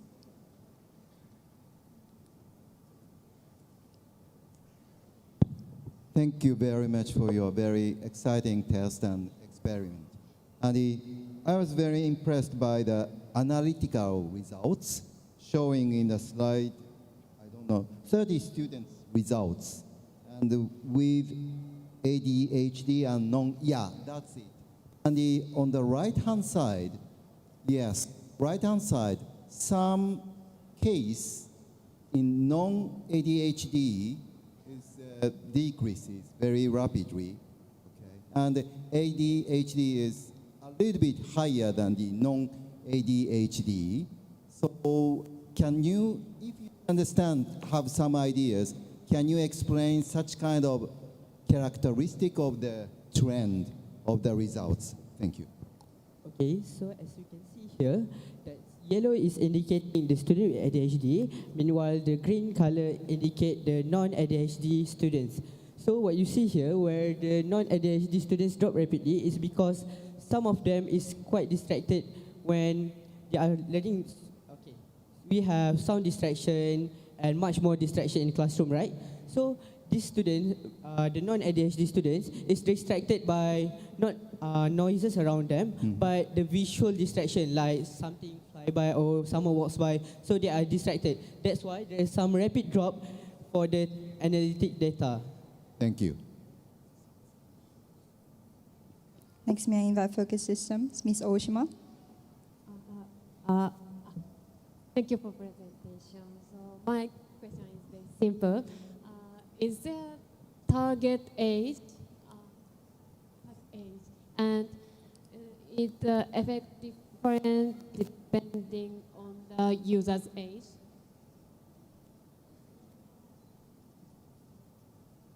Sorry, are you asking, is the app depending on the user age also? How old can use this system? Oh, okay, I see. So our app is targeted for all of student use from age 7 to 13 and 13 to at least 17. So for now, our current innovation is only limited to Malaysian syllabus, but as Takib said, in the future work, we're going to explore more syllabus such as IGCSE and Cambridge to equip them for more syllabus. And we are planning to do with maybe another country, maybe some collaboration for enter their syllabus for our app. So it's going to be many types of syllabus, like Japanese education system syllabus, Indonesian education system syllabus, because our target is to help students with ADHD in a classroom. Thank you very much. Next, may I invite Professor Ratna from ITS. Okay, I'm Natalia from MMU. Okay, my question is, how do you measure the attention span? Because this results, it says percentage. However, your note there writes, students using audio-based lessons showed longer attention spans and stronger recall compared to traditional method. Stronger recall, I assume the post-test, how well they can answer of the subject matter. However, can you please elaborate how was the attention span measured? Thank you. On how the student using audio-based lesson showed longer attention span and stronger recall compared to traditional methods. Right. How did you measure attention span? How do we measure? So, we use the non-invasive EEG to measure the focus level of the person. So we equip them while they are using a traditional study methods and also using the sonic scribe studying methods. So the non-invasive EEG will scan the brainwave focus during the traditional studying methods, such as studying with a silent classroom and studying with a distraction noise classroom. And then the next study method is using the sonic scribe. I understand the experiment between the two comparison. My question is, how do you measure attention span? So basically how we measure the attention span is, for now we will actually use basically feedback from the students. So let's say like they are using these sound waves, and let's say they feel like they are experiencing and they are not really focused, so they can just give feedback. And from that feedback, we are able to improve and change the sound waves that we are using. And basically, the students are able to. So that's how we actually measure it. So by the students, for now, it's by the students' preferences and feedback. Okay, moving forward, perhaps you can measure it with more quantitative value rather than just qualitative feedback. Quantitative value, for example, how long can they sit, how long the eyes does not blink. So that would be more quantitative measure. So in your improvement, perhaps that's one thing you can enhance your sonic scribe. Thank you, the judges, for your questions. Please give a big hand to the school. Thank you.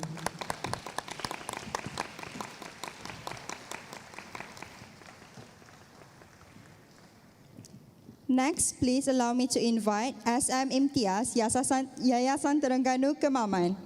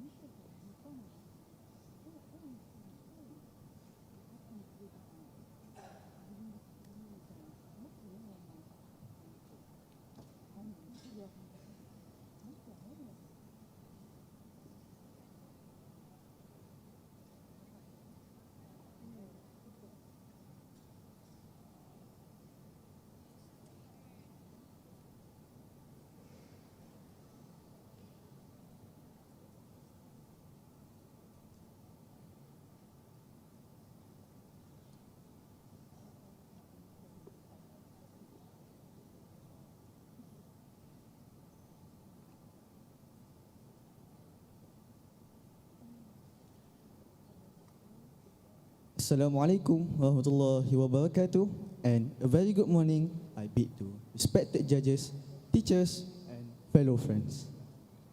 Today I would like to talk to you about our product that have been worked for 7 months now, which is FIFIN, that stands for Physio Finger Device for Hand Exercise.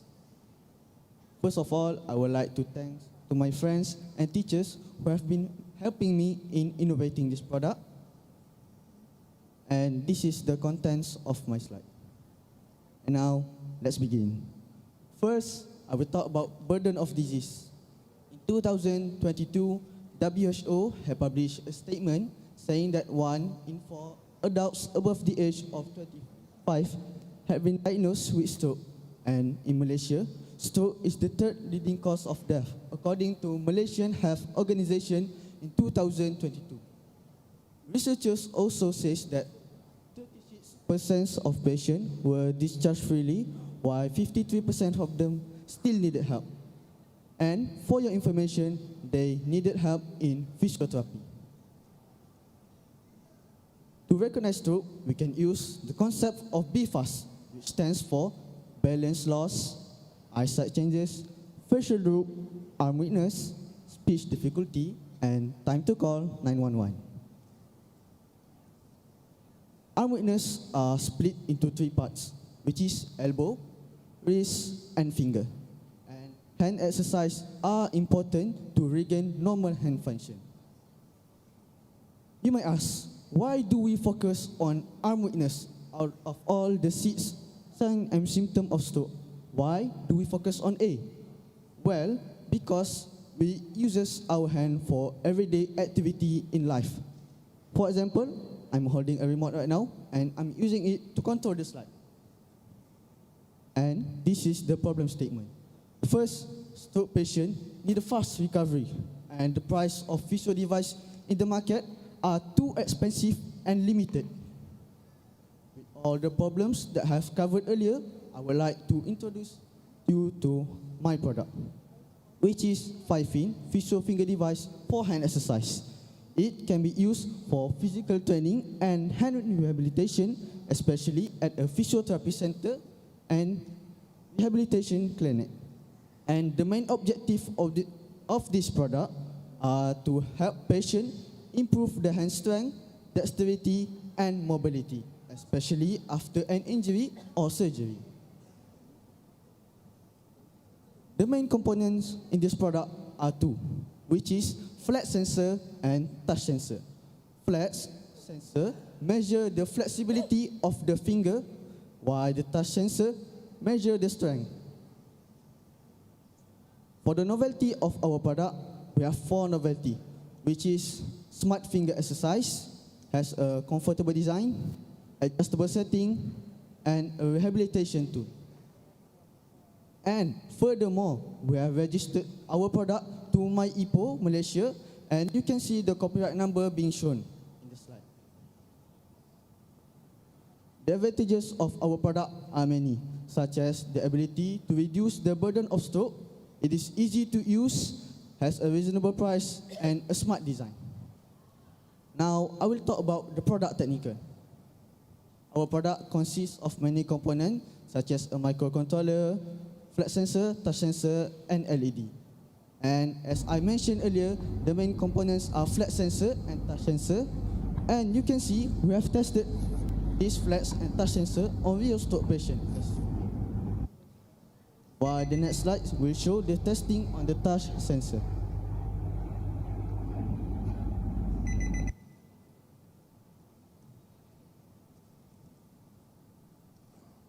Our product has gone through many stages of evolution. And in the first version, we made the prototype of our product to test its functionality. And with that being a success, we proceeded with the second version, where 5-in is now a fully functioning product and can be used on real stroke patients.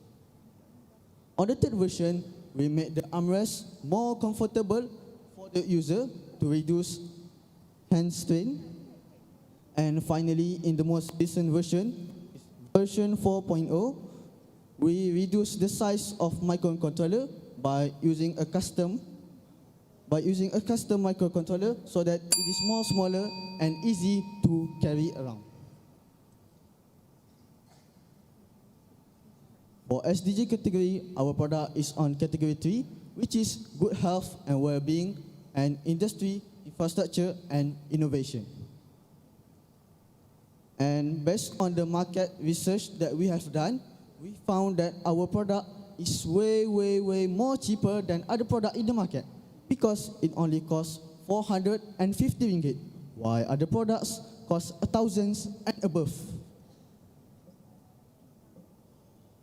And from the market research that we have done earlier, we also found the specialty of our product, which is active movement. What does it mean by active movement? Well, active movement means that your hand isn't being moved by other parties, such as robots or person. Instead, it encourages your own movement to train your hand. And finally, achievement and potential collaboration. Our product has gotten many achievements, such as gold medal in CAVE, Sci-Fusion, and iDrive UTHM. And in the most recent one, we got another gold medal and special award from Singapore. Finally, we would like to collaborate our product with government and private hospital so that it can be used by all recovering stroke patients. And this is the reference that we use to make our study and gather data. Finally, we hope that Fifin can be used by all levels of society so that its benefits can be obtained by all, and Livness may help us to improve our product further. That's all from me. Thank you. Thank you so much for your presentation. Allow me to invite the judges for the questions. And judges, please may I ask you to raise your hand and kindly wait until you're appointed to ask your question. Yes, may I allow? Thank Professor you. Tsujimura. Thank you so much for your very exciting presentations and performance. I'm very impressed by your comparison of doing market research and costing. It is very interesting for me. And, very clear from the reasonable or from the cost performance, you are the best. And a more unique point is you are focusing on the finger. Okay? So focusing on the finger, what is your advantage in your system as compared with the previous or different other system performance? Could you like to say something on that? What is your strong point for the fingers support with comparison with another different type of the system? Make sense for you?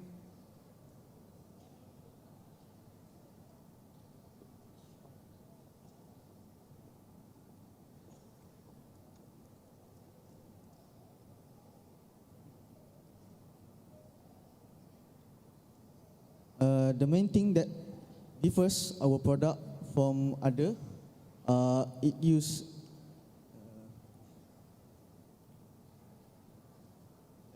active movement from the patient on finger to train their hand, which will help them do everyday activity in their life. Is that clear to you? Okay. Okay, thank you. Yes, Madam Natalia from MMU. Thank you. Firstly, I would like to congratulate you that your project has won so many other competitions, and you have even registered your intellectual property. It's something not easy to do, so congratulations. Thank you. The question I have is that, is there any testing done on the effectiveness of your product to the stroke patients directly? Yes, we have done some testing to the stroke patients, and it has proven useful. From the feedback by the stroke patients, the effectiveness of the flexibility had increased in numbers, and that's all. Okay. In improving your project, it's best that you would have this tested on a bigger number of sample, meaning you systematically test on, let's say, people who really have stroke on the left hand and the fingers are affected. Because there's no point testing someone who had stroke but the fingers are working well, right? So further improvement would be to see statistically what is improved and how many people were tested on. Then is an improvement of your project. Thank you.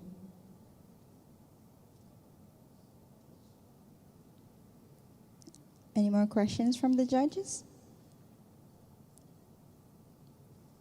All right.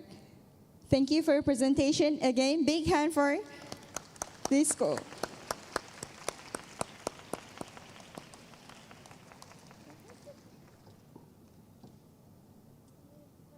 Next, allow me to invite SMK Sultan Abu Bakar Pahang.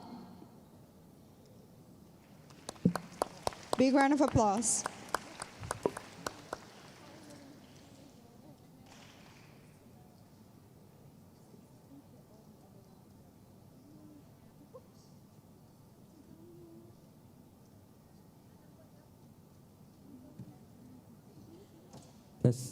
Test.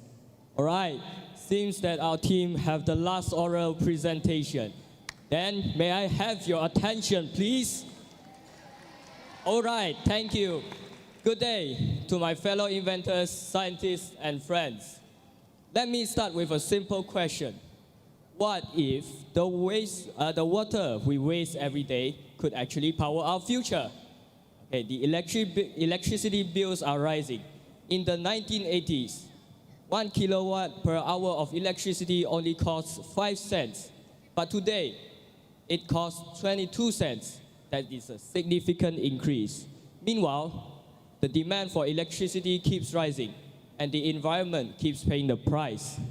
Forests are cleared for massive power plants. Biodiversity suffers, and yet families like ours still struggles with monthly bills. Something has to change. I'm Kelvin from SMK Sultan Abu Bakar, Malaysia, Kuantan, Pahang. This is why we created BioVolt, a sustainable innovation that turns wastewater into electricity using magnesium plates and microbial reaction. But BioVolt is more than just electricity. The power it generates drives an automated watering system, checks soil moisture, and even detects nutrient levels. In short, we're creating a smarter and greener farm that is powered by the very wastewater we throw away. So this is our team. You can have a look. Okay, let's break it down. First, rural areas like villages have shortage on clean water and electricity. Next, wastewater leads to pollution. And then, wastewater is being dumped daily, unused. Energy bills are rising, and traditional smart farms still depends on expensive electricity. And don't you think that young people are too busy for manual farming? BioVolt connects these problems into one simple solution: clean energy that feeds back into farming. So these are the problems that are faced by traditional smart farms. There are climate change, water scarcity, and global food demand. Our objectives are to generate electricity from wastewater, check soil moisture, analyze nutrients, automate watering system, and reduce cost for farming. Our objectives are also to save time for busy lifestyles. Okay, to test BioVolt, we followed a step-by-step approach. First, we collected wastewater samples from household sources. Then, we inserted magnesium plates to act as electrodes. Then, we designed a microbial fuel cell to capture energy from bacteria breaking down waste. Next, we connected this system to a soil moisture sensor and water pump to automate watering.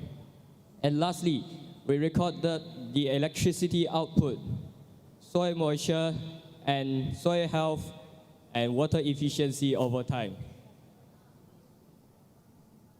So this is a 2D diagram to help you understand it better. Our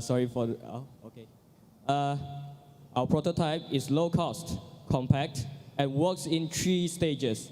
First, when the wastewater goes in, energy comes out. The sensors, it guides soil moisture and nutrient levels. And the energy stored, it automates watering system. Okay. This is our smart box. The electricity is stored here. This is the key to our BioVolt smart farm. Okay, first, it displays voltage. Secondly, it automates watering by sensing the soil moisture. Then it stores electricity. The electricity can be used for auto watering or for later use. Next, this can be connected to a phone so that you can have real-time monitoring and control. This is our research methodologies, simplified. First, setup, storage, application, testing, and analysis.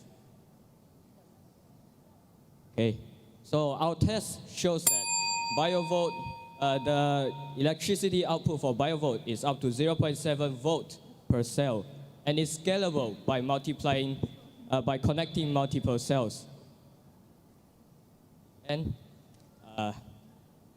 so household farms can save up to 15% of electricity by using BioVolt. And the auto watering system reduces water waste by 20%. And it is efficient because it's fully automated. This test shows that BioVolt is not just an idea, it's a working model. So this is some of the application areas. Our prototype is low cost and is scalable. Our prototype is low cost and is scalable from homes, schools to rural farms.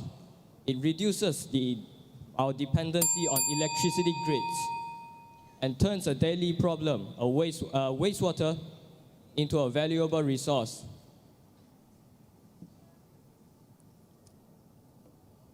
Then it also empowers busy individuals to farm smartly without constant monitoring.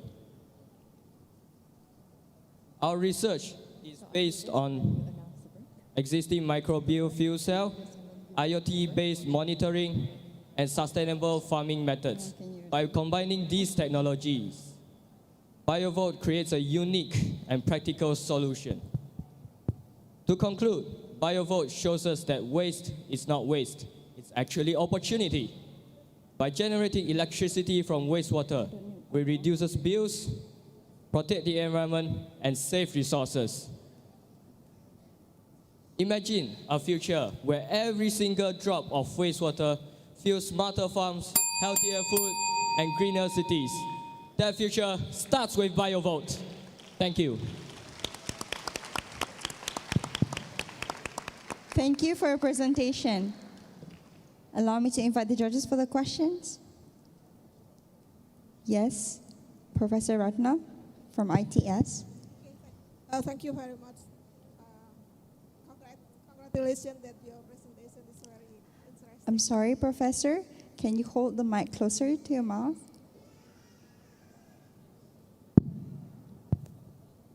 Okay. The question says, you use microbial fuel cell. Did you? Yes. Yes. What type of bacteria you use? What type of bacteria you use for the microbial fuel cell? Any type. Bacteria that exist in wastewater. Bacteria in the waste? Yes. Can you specify which bacteria?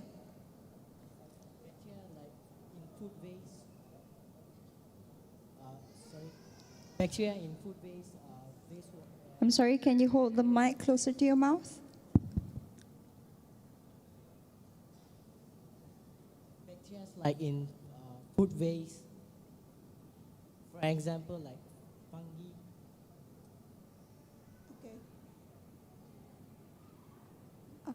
Okay. I'm sorry, your mic was not on just now.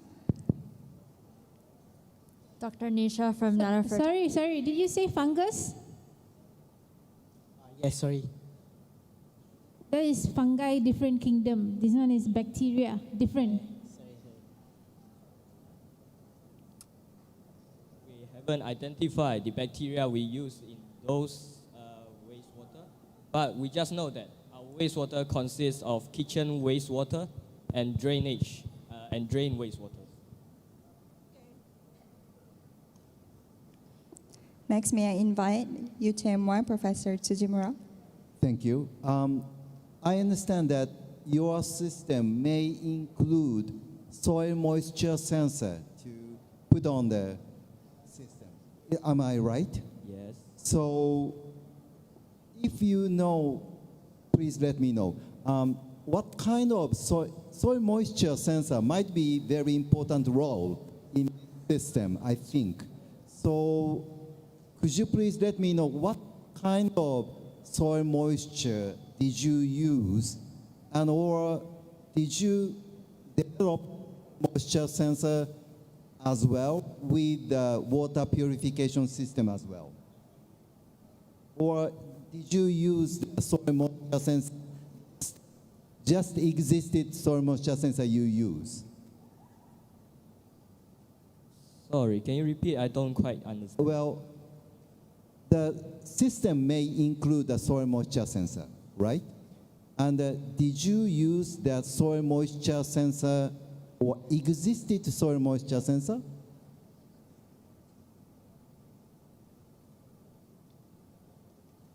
Okay, I understand that you are not so familiar with the soil moisture sensor. Thank you. Okay, why did you use you're using soil moisture sensor, right? To measure the soil moisture, am I right? Yes. Okay, so this data, how it is being implemented into your system?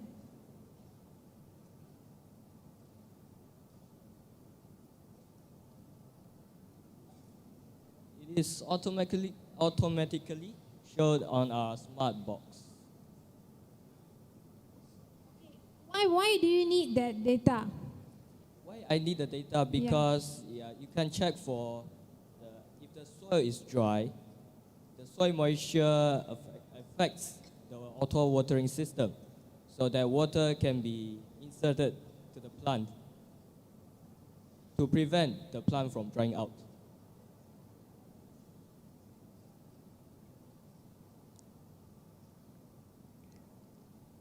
Thank you. Any more questions from the judges? I'm just trying to understand more. So this is like real-time assessment? Yes. Okay, so how if it is, do you have like a cutoff moisture value? Like different plants will have different moisture content, right? Yeah. So how do you adjust that?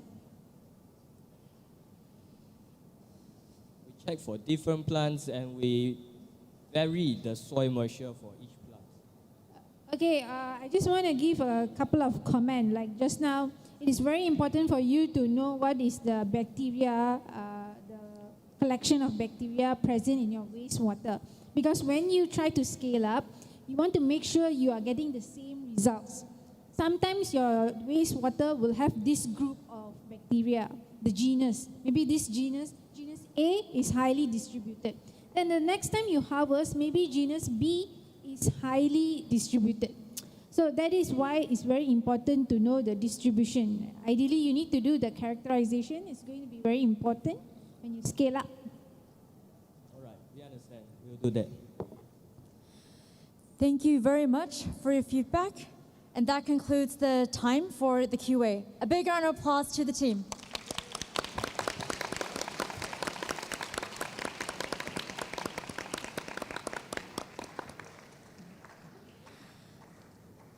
Ladies and gentlemen, that concludes the 12 oral presentations of the day.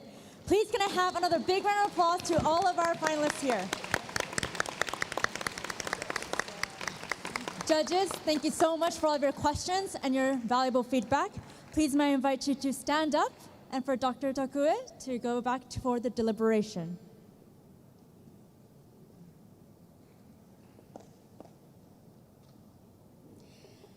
And as for the students, I can see many of you are getting a bit restless, maybe sleepy. Some of them with their eyes closed. But after this, we'll have a very exciting awarding ceremony for the closing. All right, who's excited? Who's gonna be the winner? Yes, so we'll have a very exciting ceremony after this. But before we move on, I believe we should take a short break, 20 minutes. It would be great if you could be back here by 4:55. 4:55, please be back here. Okay? So short break. Thank you, everyone. Thank you.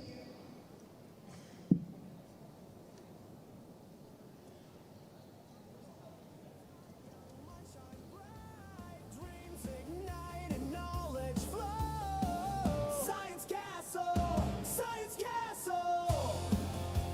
Science Castle! Science Castle! Science Castle! Science Castle!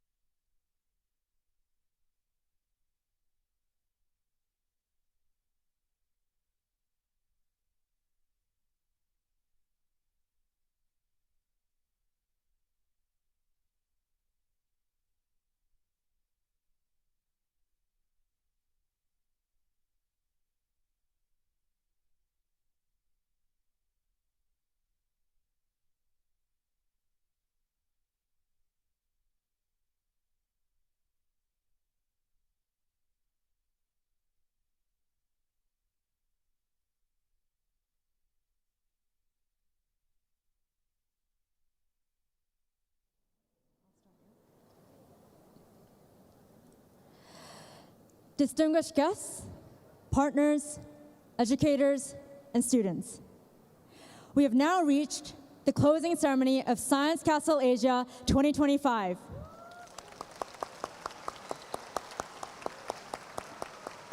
Today, we have many awards in store for all of the exciting poster and oral presentations. Next slide, please. First of all, for the poster category, we have a monetary poster award of 250 Malaysia ringgit, as well as the special poster award from Sumitomo Group. The poster category will have the award cash prize of 250 Malaysia ringgit from all the partners. Once again, a huge thanks to all the partners that joined here today. Secondly, for the oral category, we have, again, a monetary cash award of 500 Malaysia ringgit, as well as a special oral award from Ajinomoto. And last but not least, the grand award from Livness of 1,000 Malaysia ringgit. Now, who's excited? Who's excited? Who's gonna win today? They're all gonna win. And now, please may I begin the awarding ceremony. For the first award, we have the IR Academy Poster Award. For the awarding of the award, please may I invite Miss Infita Natasha onto the stage. Please welcome her with a big round of applause.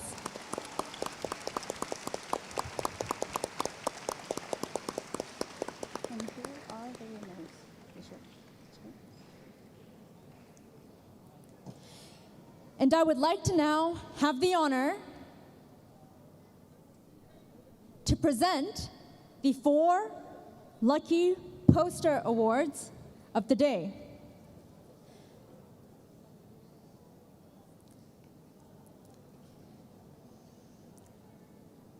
Please, can I have the next slide?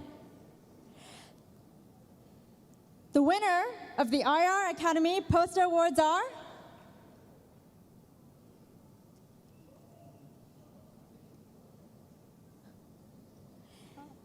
verbally, P133, P159, P177, P209.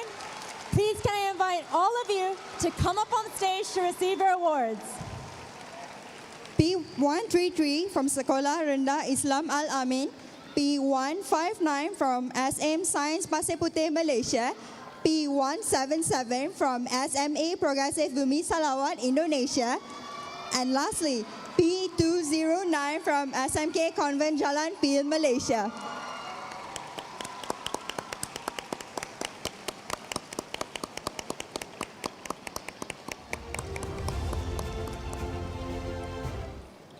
Come up on stage, guys. Run, run, run, run, run. Run, run, run, run, run. A huge applause to the winners.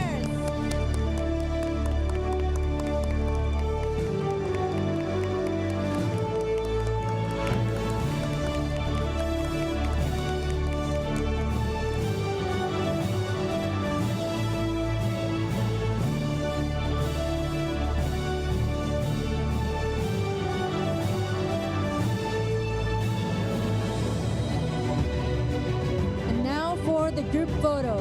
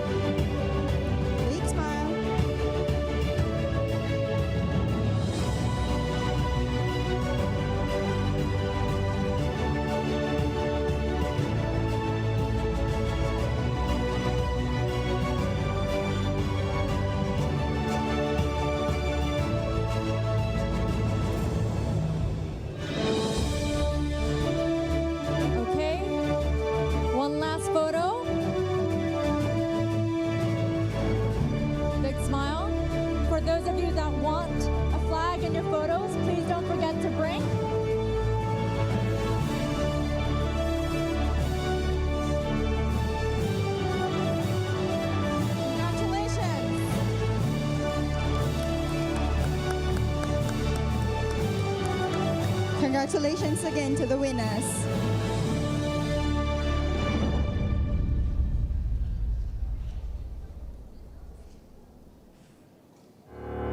May I invite the winners down from the stage.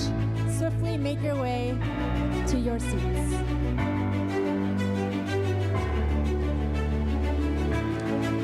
Please may I ask for the winners to walk fastly up and down the stage as we have a lot of awards for today.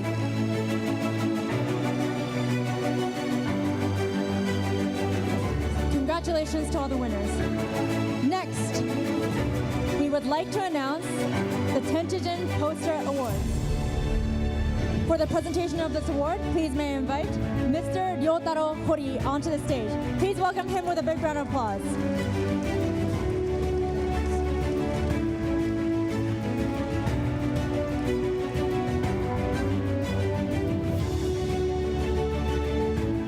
And the winners for Tentijin Poster Awards are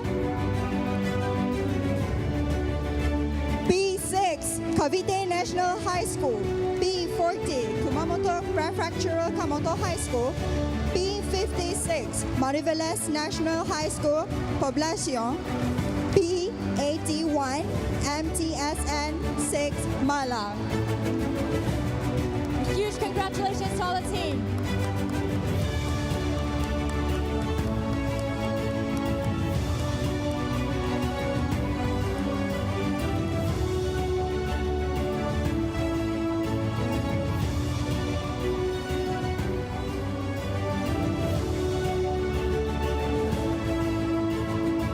Can the winners swiftly line up for the photo sessions?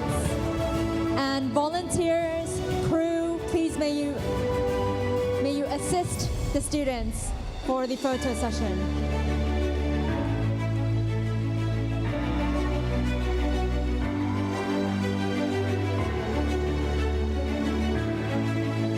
Can you guys move a little bit to the left? Please move a little bit to the left for the photo.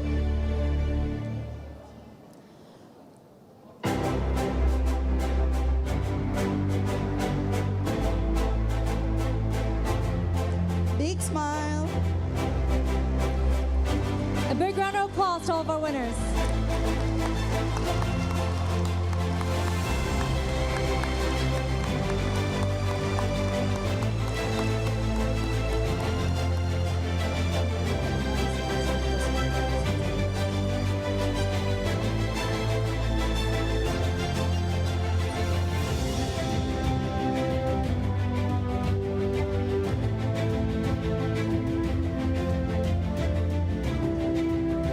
Can I kindly invite all of the winners down to the stage? Thank you, Mr. Hori, for the presentation of the awards. And now, please may we proceed to the Sustainable Food Asia Award. For this award, please may I invite Mr. Cham Boon Lee onto the stage. A big round of applause.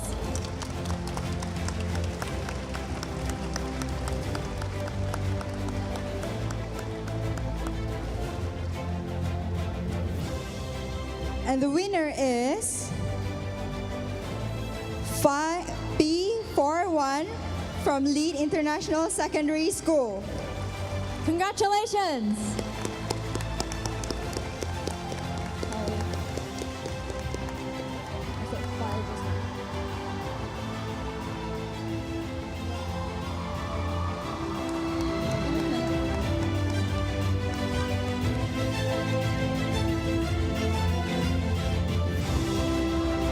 Congratulations.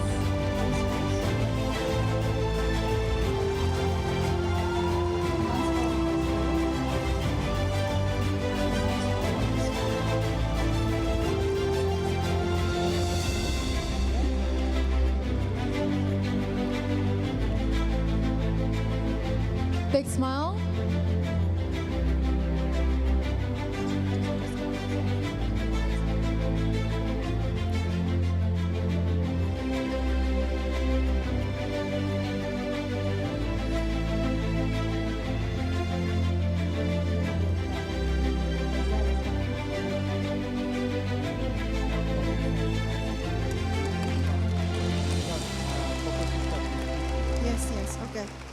Congratulations once again to the team.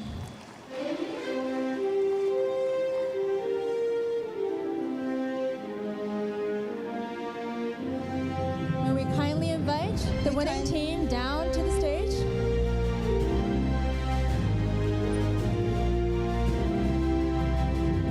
Congratulations. Congratulations.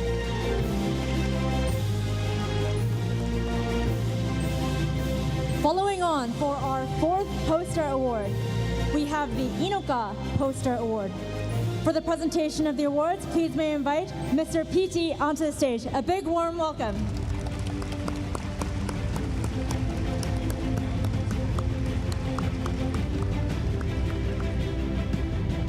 And the winners are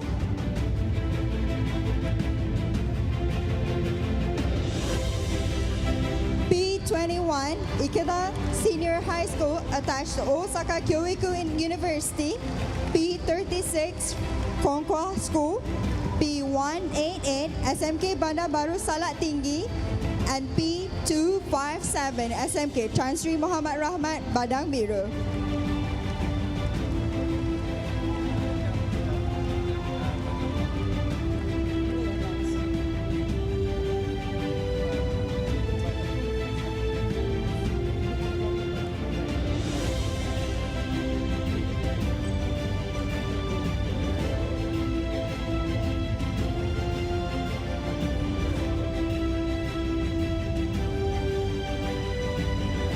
May we please have first the photo session of the Inoka Poster Award first.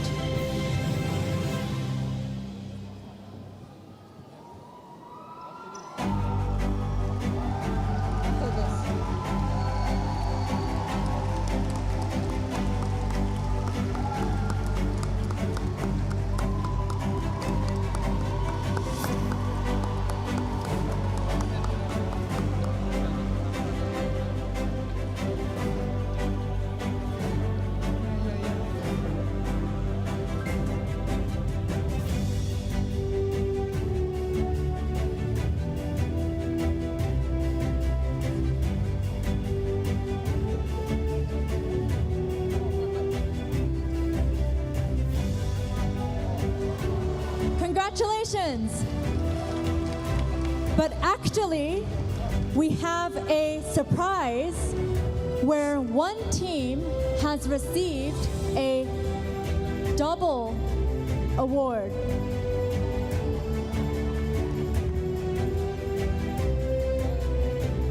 A double award. For the presentation of this award, please may I invite, again, Focus System onto the stage. Mr. Inori-san from Focus Systems.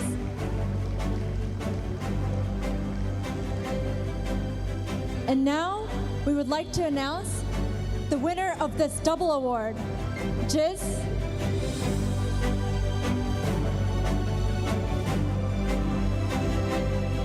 P21. P21. Please now welcome Mr. PT to give his remarks on why you chose the P21 winner.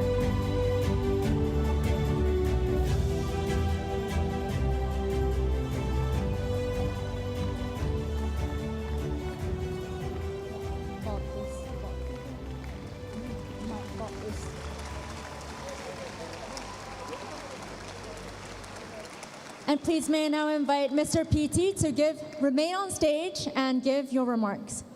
Oh, Honoka-san. Honoka-san, please remain on stage for your remarks. Yeah, this experiment is very interesting. They use the innovation technology and also can apply with many things, including the marine ecosystem. So that's why Inoka also support the team that interesting in the marine ecosystem. So that's why Inoka want to give this poster presentation to her also. Thank you very much, Mr. PT, for your remarks. Again, a big round of applause to P21. May I now invite you off the stage?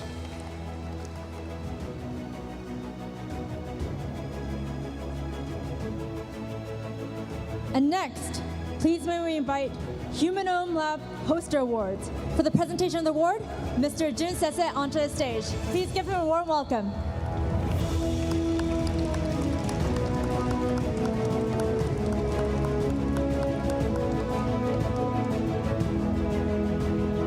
And for the winners, we have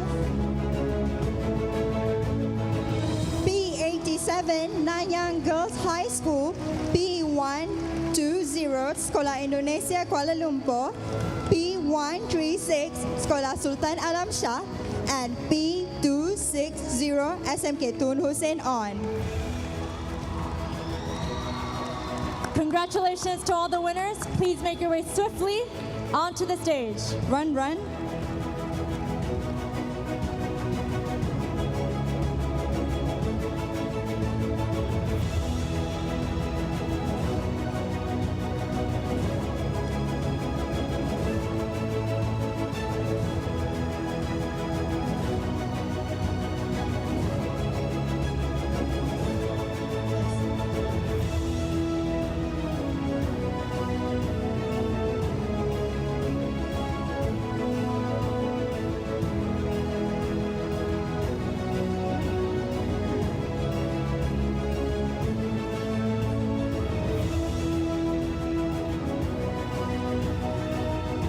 Make sure you hold the banner high so that it's visible. And let's take a photo. Big smiles.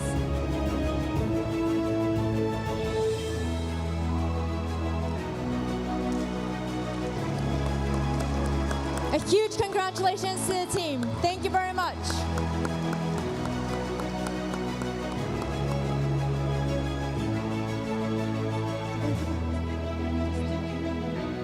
And there is a small token of appreciation from Sisa-san to the awardees.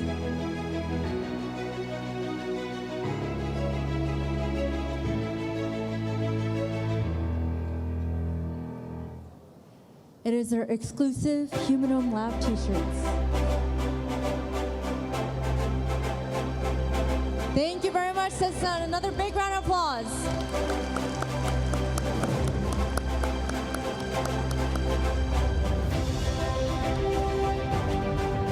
And now, we would like to present the Kyowa Leather Poster Award. For the presentation of this award, please may I invite Dr. Yuko Ueno onto the stage. A big warm welcome to her.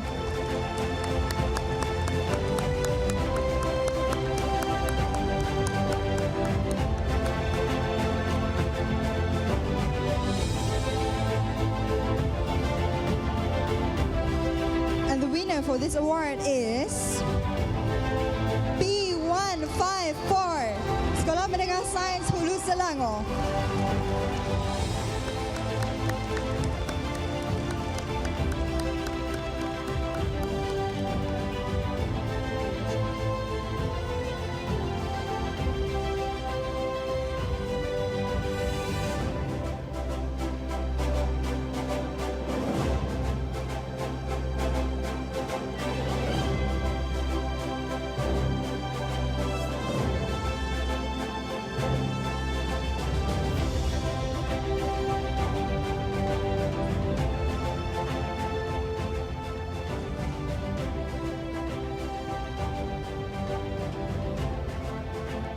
Big smiles.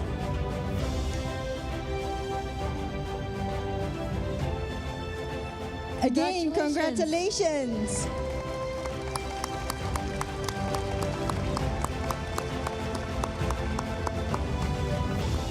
And now,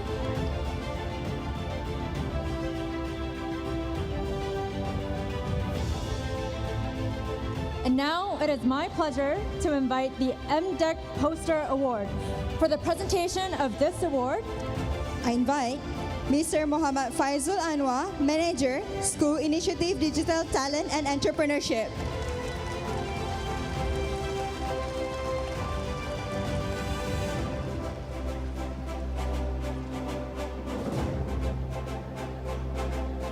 And the winners are P1 P142, Sekolah Menengah Imtiaz Yayasan Terengganu. P151, Sekolah Menengah Sains Hulu Selangor. P193, SMK Bandar Seri Putra, Malaysia. And P216, SMK King George V, Malaysia.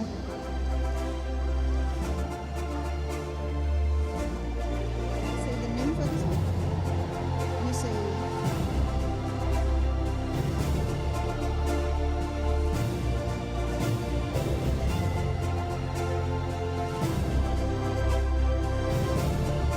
Big smiles with flag up and banners up.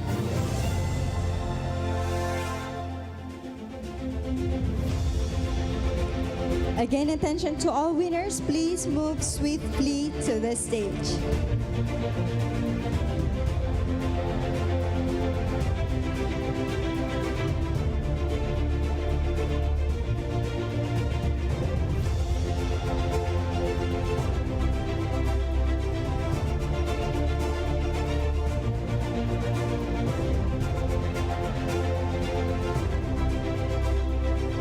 Thank you very much. A huge congratulations to all the winning teams.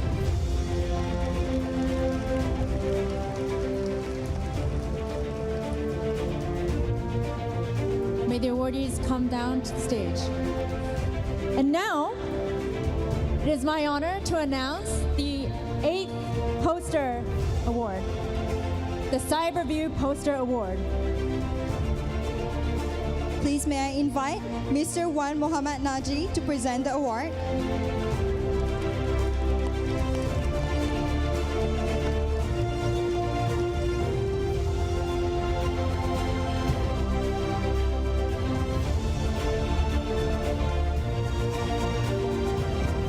And the winners are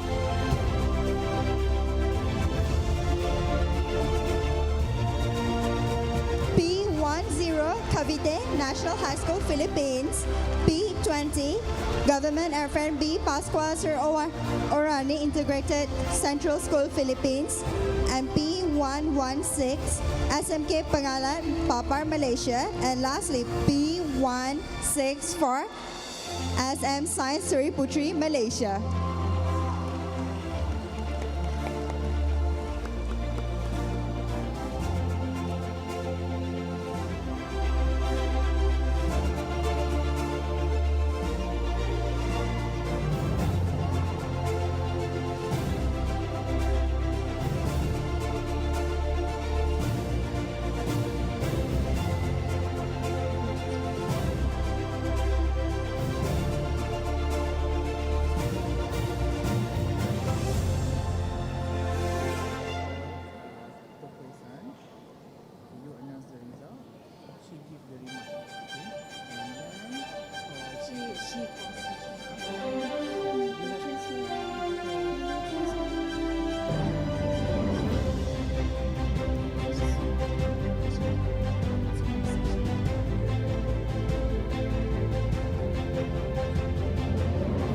Big smiles.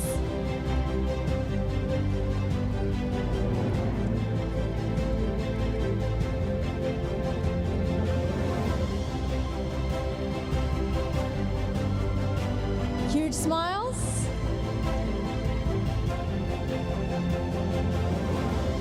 Okay. I think we'll have one photo.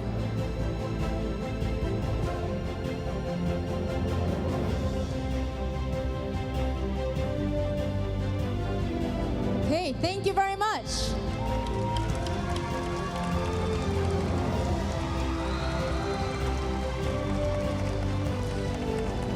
And now, it is my great honor to present the Special Poster Award. This award will be the Sumitomo Group Special Award. For the awarding of this award, please may I now invite Mr. Satoshi Matsui, Managing Director, CEO of Sumitomo Corporation. Please give him a big round of applause.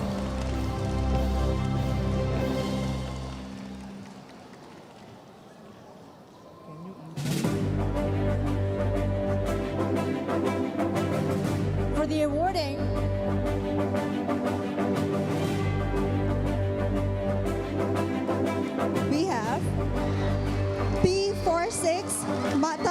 Sementara Diraja, P160, Sekolah Menengah Sains Seri Puteri, and P276, Suci International School, Kuala Lumpur.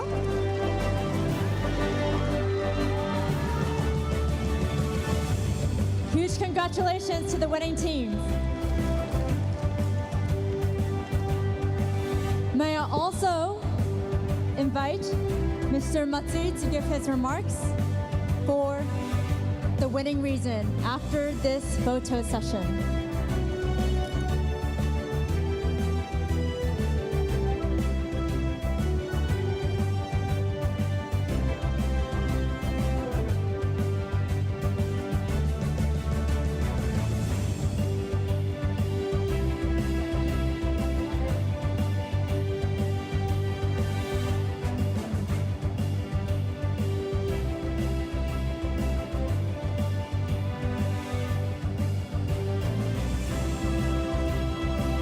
Thank you very much. May I ask the students to kindly remain on stage.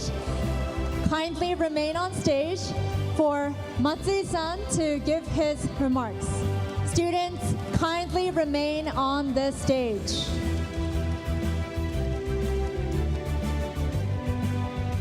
Kindly remain on the stage.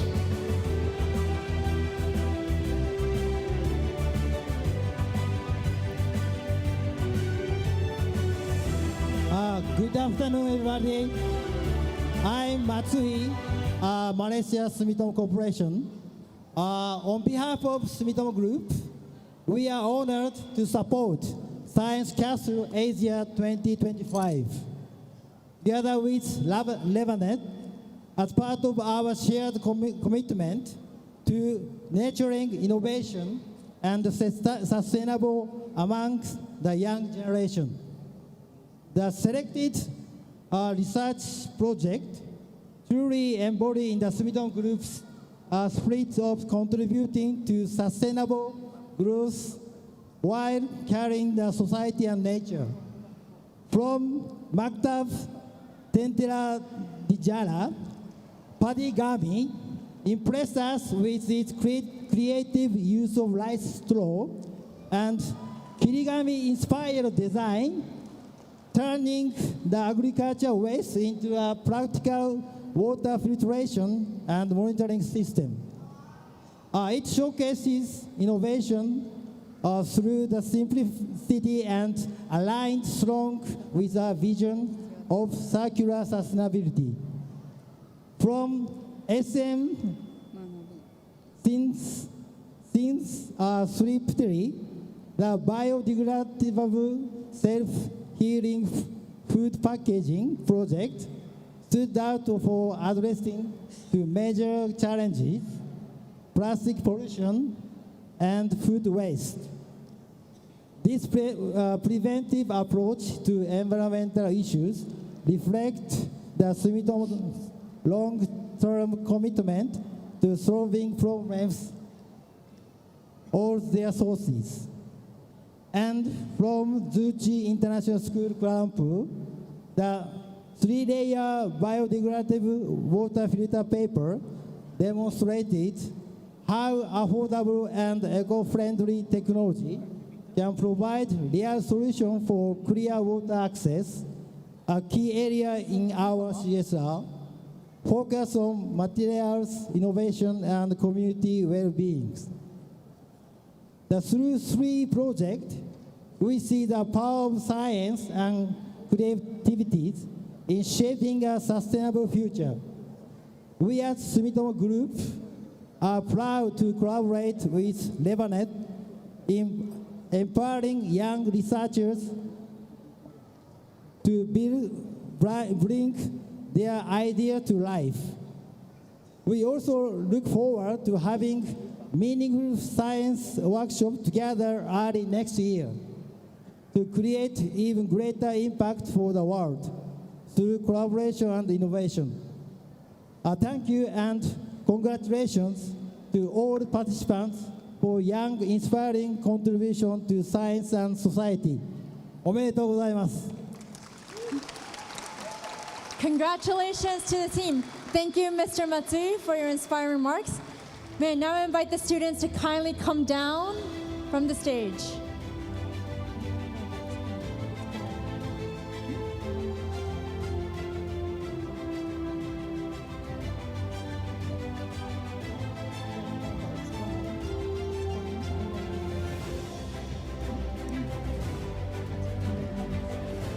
And next, for the Livness Capital Poster Award, I would like to invite Mr. Masahiro Ikegami, the Representative Director of Livness Capital, and Anik from Livness Capital to deliver the award.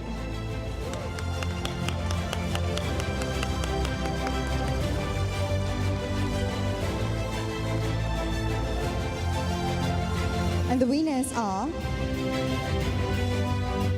P99 from Samar International School, P267, the Mabini Academy of Lepa Batangas, P280, Tzu International School, Kuala Lumpur, and P287 from Yayasan Sarawak International Secondary School, Petrajaya.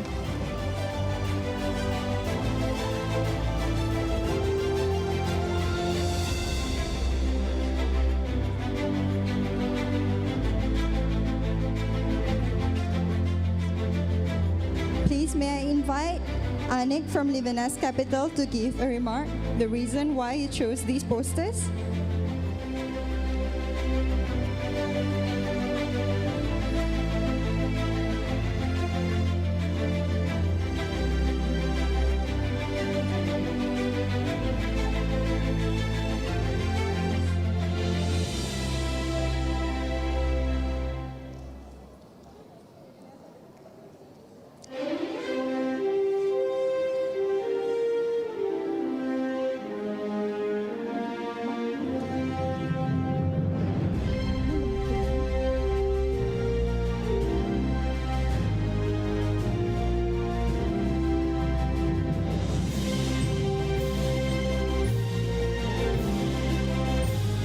Please, Anik, the reason why you chose this poster.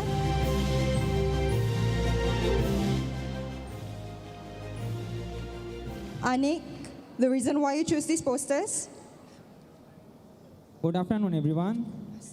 So we select them because we show their passion to solving real-life problems. Their ideas focus on solving important issues from different sectors from society, like food, farming, recycling, and the environment sector. So we think their work has good potential in the future and could make a positive impact in the society. So some of them might even become entrepreneur one day. So if you need any support when you become entrepreneur, please contact with Livness Capital. So give a big round of applause for them. Congratulations again to the winners.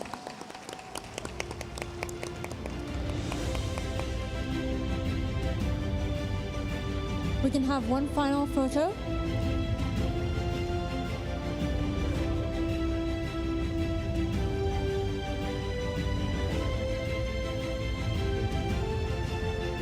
Okay.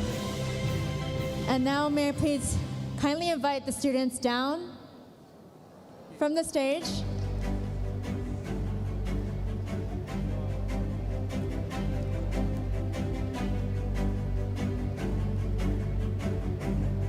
Can I please invite the students down onto the stage and the crew members to help usher the students back down?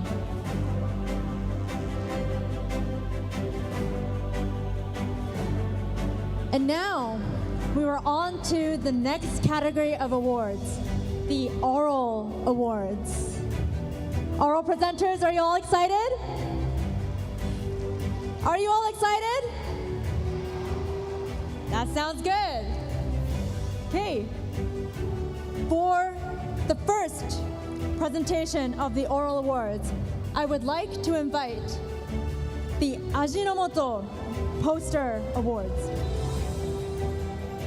For the presentation of this award, please may I invite Puan Zarina Basa, the Chief Administration Officer of Ajinomoto Malaysia Berhad.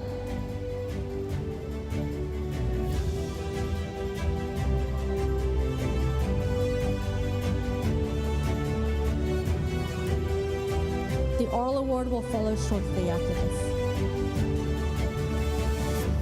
And the winners are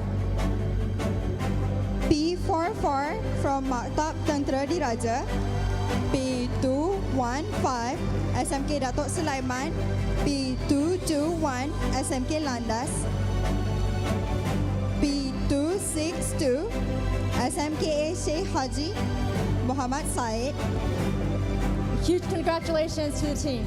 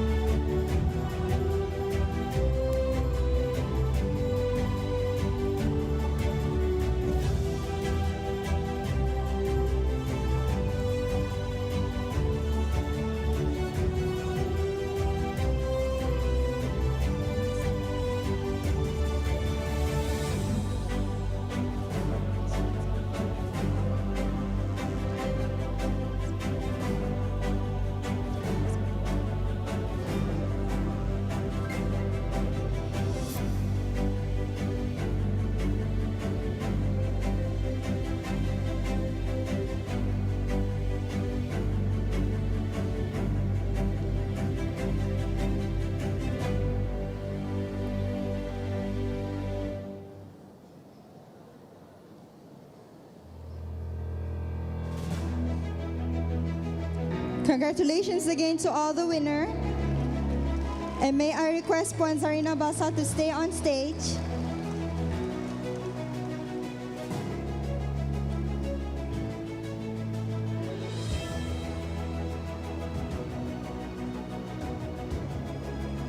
Students, please come off stage.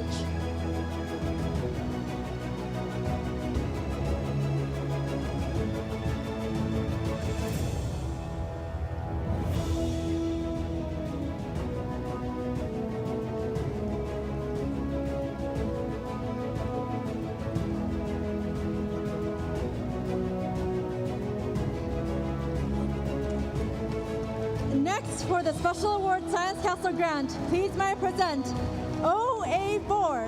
Sekolah Menengah St. Michael Penampang Sabah. The Glyco Smart Rice, a revolutionary innovation enhanced with Sabah green banana resistant starch.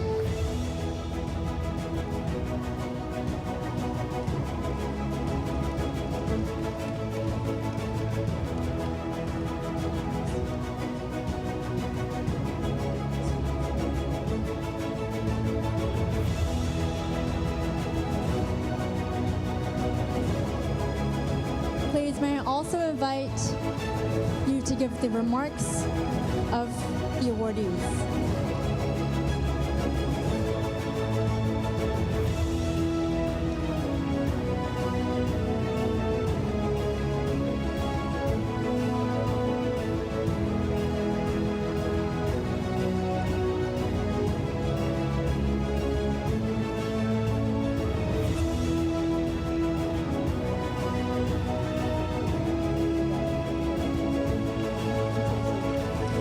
Congratulations. Please may I also invite Ajinomoto to give their remarks on the award for the awardees.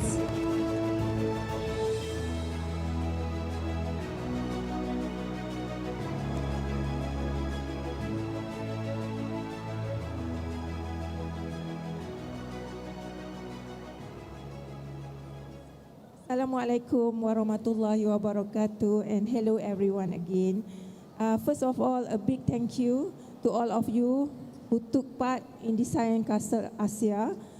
We were really impressed by your project, your ideas, your creativity, and all effort that you have put on your work. You did really amazing work. Okay? When it comes to choosing the winners, it was not an easy decision at all. Every presentation has something special, something unique. So we had many discussions because each one showed different strength. Some were very creative, some were very detailed, and some had strong science behind it. So please remember, just because someone wins today doesn't mean that the rest of you didn't do well. So in fact, all of you did well, and we are proud of each one of you. So this event is not just about winning, it's about learning, trying new things, and also getting better. So So we hope this experience encourage you to keep exploring, keep asking questions, and also keep coming up with new ideas. So as a main partner, congratulations to all the winners and to everyone. Well done and keep going. The future needs bright minds like yours. You are always my winner. Thank you. Thank you very much for your kind remarks. Again, a huge congratulations to the team. And may I please invite you off the stage.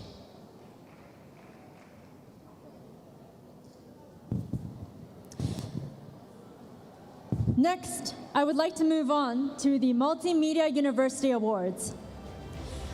For their award, they will also have a poster and oral award.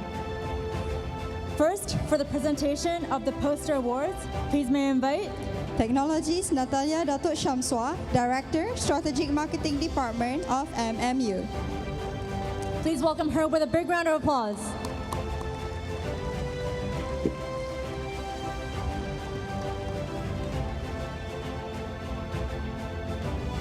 And for the winners, P19 Eastern Visayas Regional Science High School, Philippines, P138 Senior High School Al-Azhar Shifa Budi Solo, Indonesia, P258 SMK Tengku Intan Zahara, Malaysia, and P191 SMK Bandar Puchong Jaya A, Malaysia.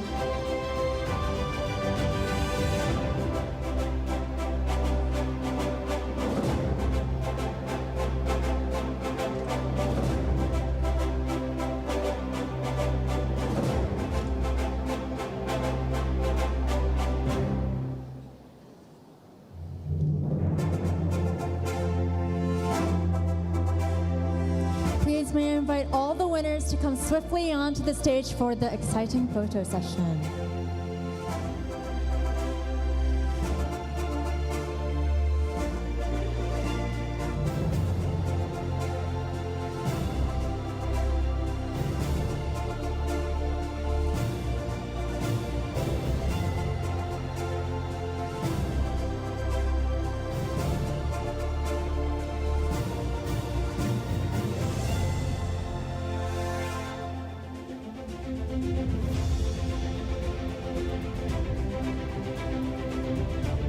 Right smile, straight line. Let's look at the camera.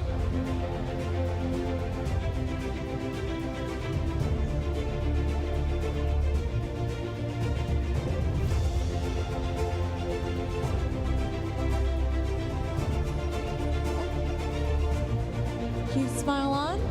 Okay, and now we are ready.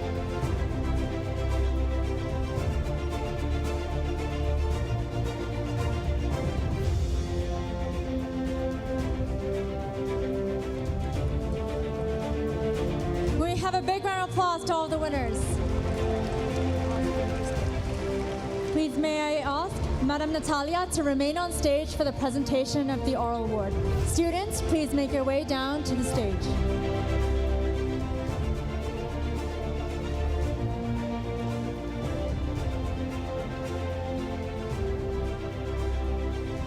Photos can be taken after or now.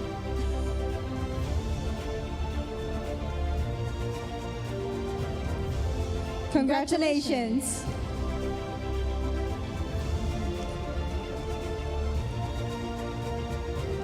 And next for the oral award, we have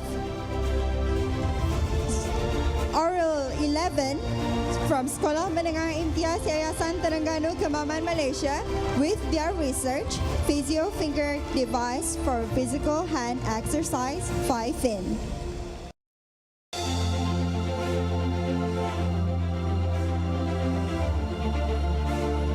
Please move swiftly to the stage.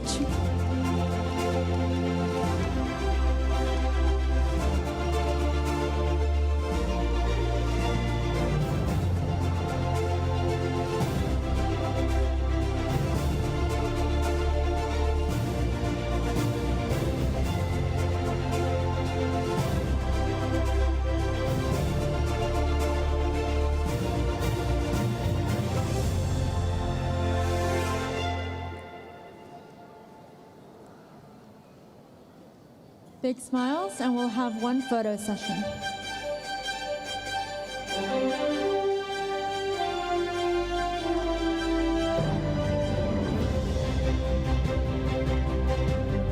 Okay, and now we are ready for the photo.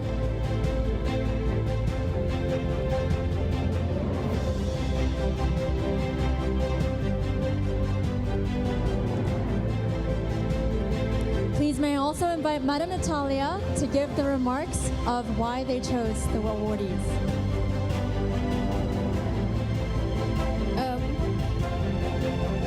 Okay, it's very, very difficult to choose because all the oral presenters were good.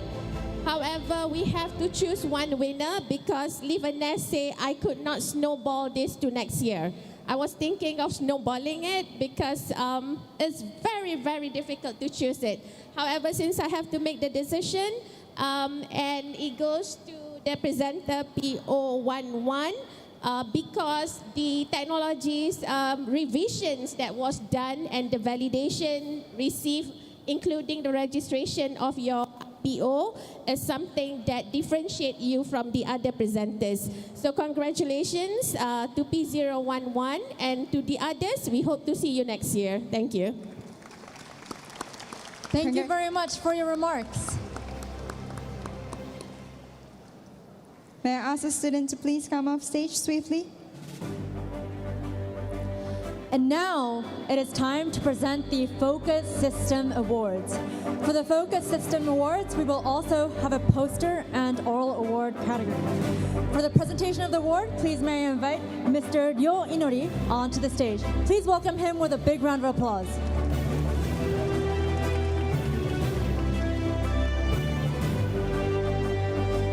And the winners are P57 Maribeles National High School Poblacion, P77 MRSM Kuala Kelawang, and P270 Tres Martires City National High School.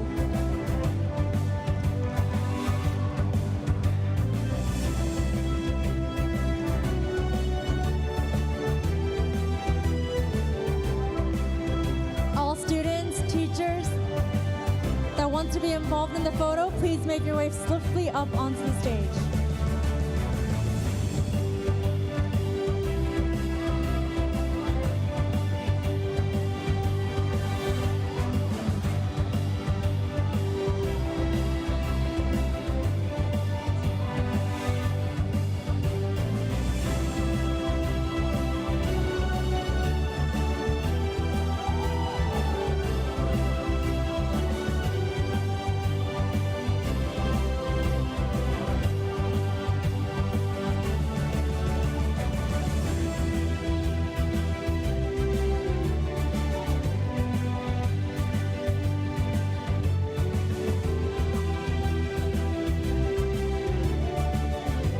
Big smiles.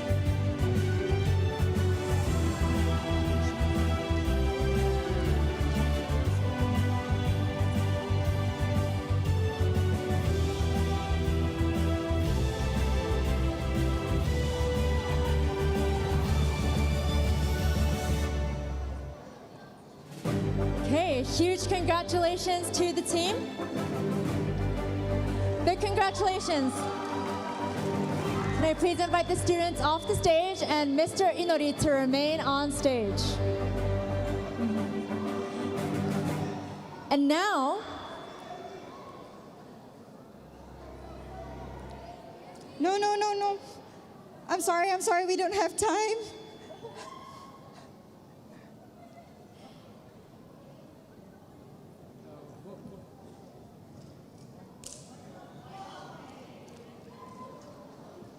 okay, so because of the time, we will not be having individual photo sessions, unfortunately. Save that for later, okay? So with that, please can I invite the students off the stage for the presentation of the oral awards for Focus Systems. Please can I invite the crew to usher the students off the stage. Please can the students come off I love the stage? excitement. I love the excitement. Okay. And now for the presentation of the oral award, I would like to invite Miss Oshima onto the stage. Please welcome her with a big round of applause.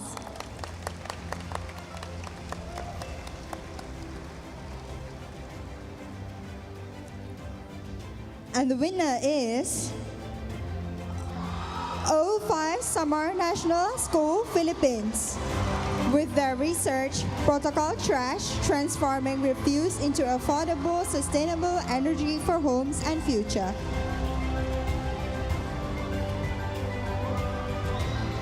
Congratulations to Samar National High School. Please make your way swiftly onto the stage.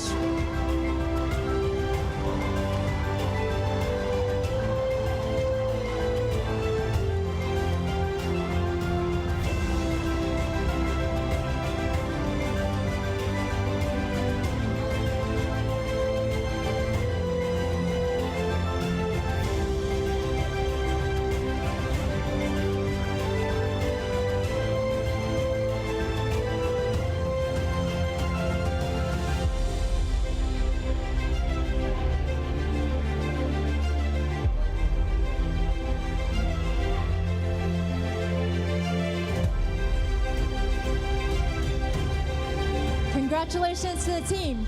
Please may I invite the students to stay on stage and for Mr. Inori and Ms. Oshima to give their remarks on the poster and oral awardees.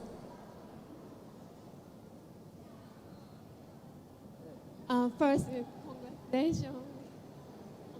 In Japan, おめでとうございます。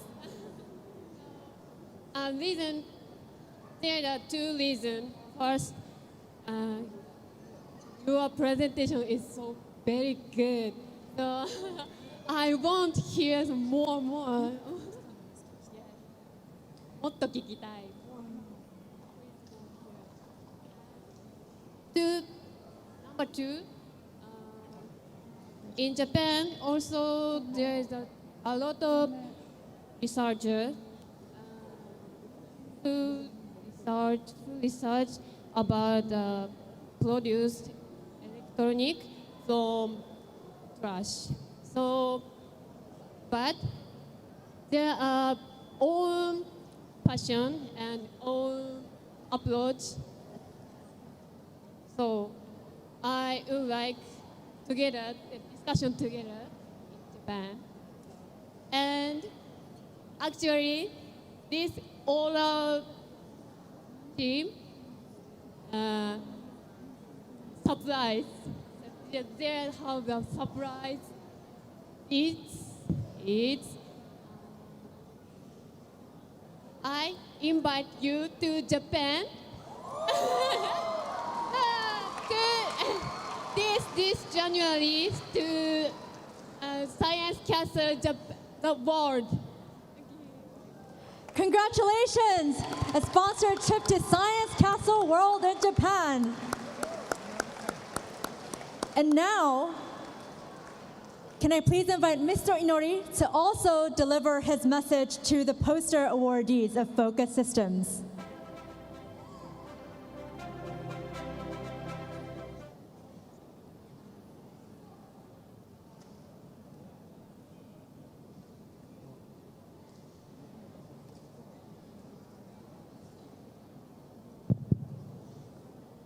Okay, so I would like to state reason to poster awardee, focus system focused awardee. So there are two common reasons.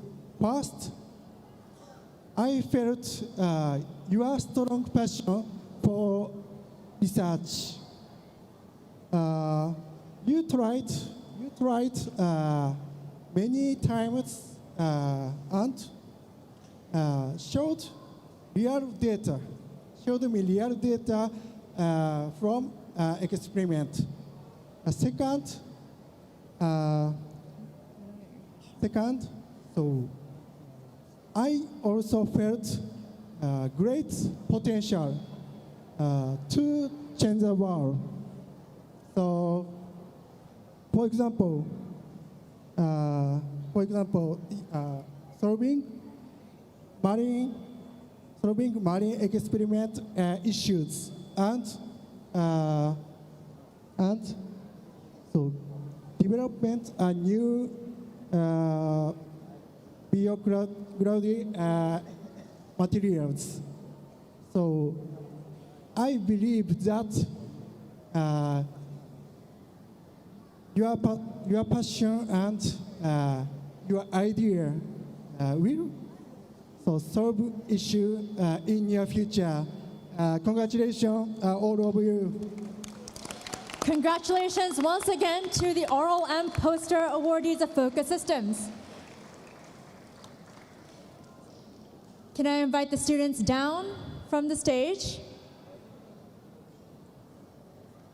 to proceed with the next award?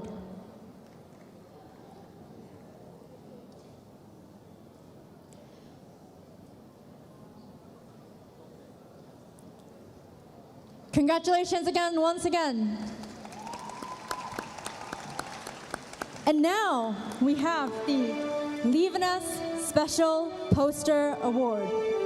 For the presentation of this award, please may I now invite Mr. Abdul Hakim Sahiri, Managing Director of Livness Malaysia, onto the stage. A big warm welcome of applause.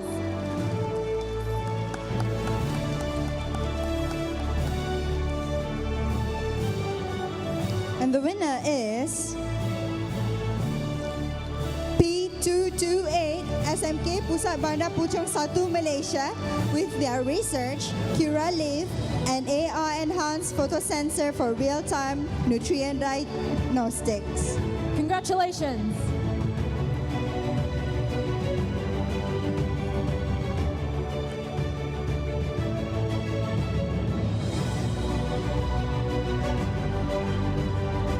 Please may I also invite Mr. Hakim to give his remarks on the awardees.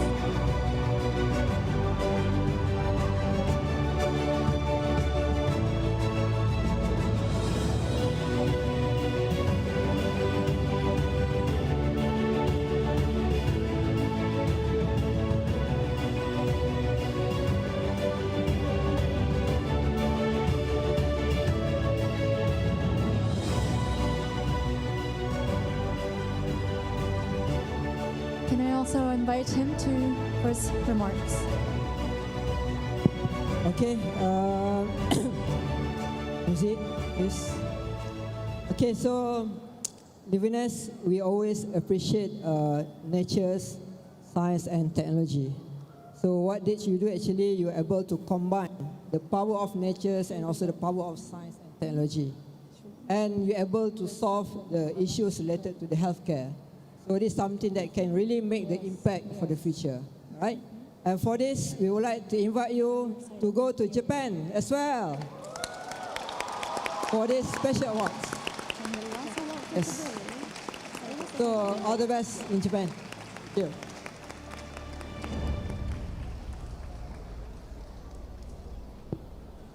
Huge congratulations to the team. See you again in Science Castle World.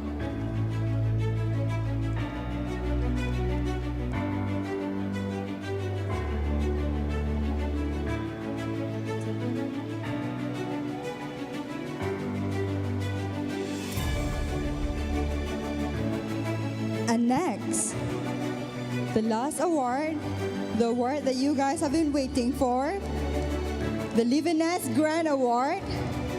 Please may I invite Head Judge Dr. Kihoko Tokue onto the stage.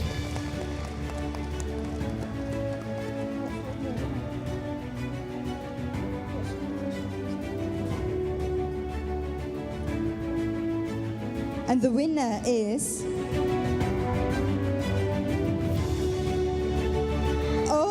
Cavite National High School, Philippines. The Sopamor fish, a solar-powered remote craft linked with a fish finding system for sustainable aquatic navigation.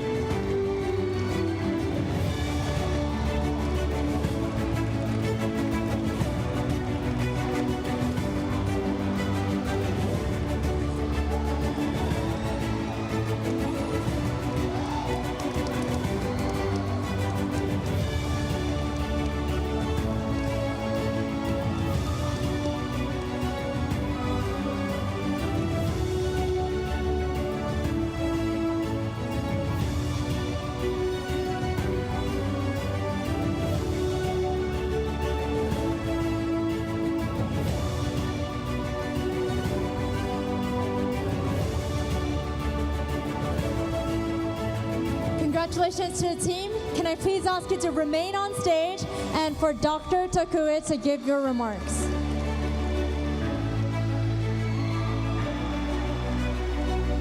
So congratulations to the team. And I also would like to invite one other person onto the stage to make a comment. Dr. Shuichiro Takahashi from Livness Japan, please come to the stage and join us here.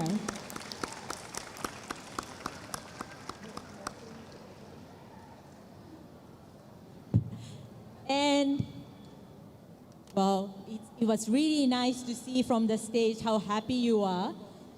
And also because we believe it was very difficult decisions amongst the judges, because research is not something about having first or second or third. All of the research is important. Sometimes some of the research get a highlight because of maybe the passion and then also the issues that they are trying to challenge.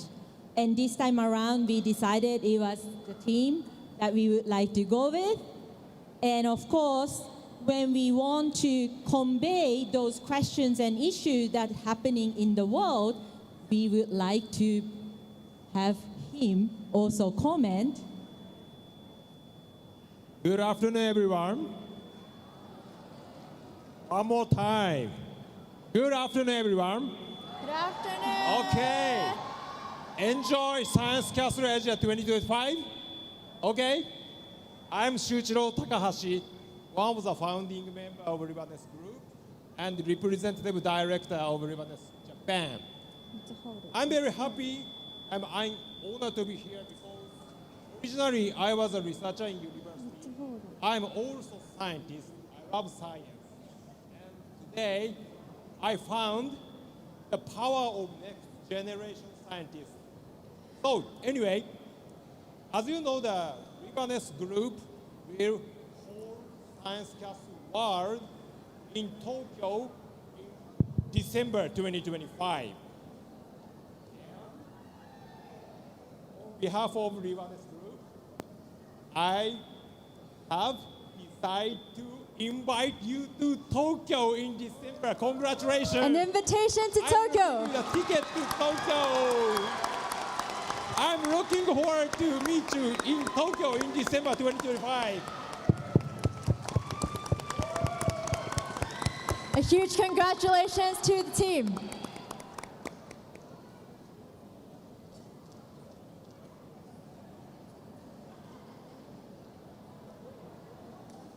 We'll have one last photo.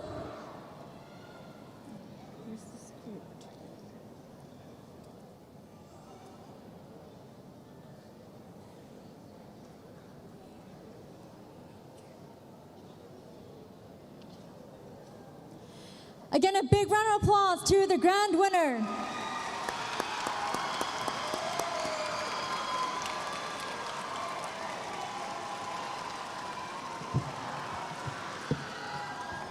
And this concludes the awarding ceremony. Once again, thank you to all of our partners and celebrating the achievement of the young researchers.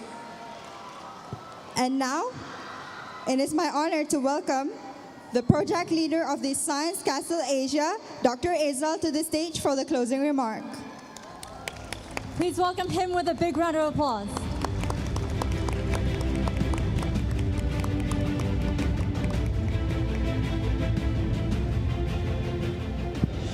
All right.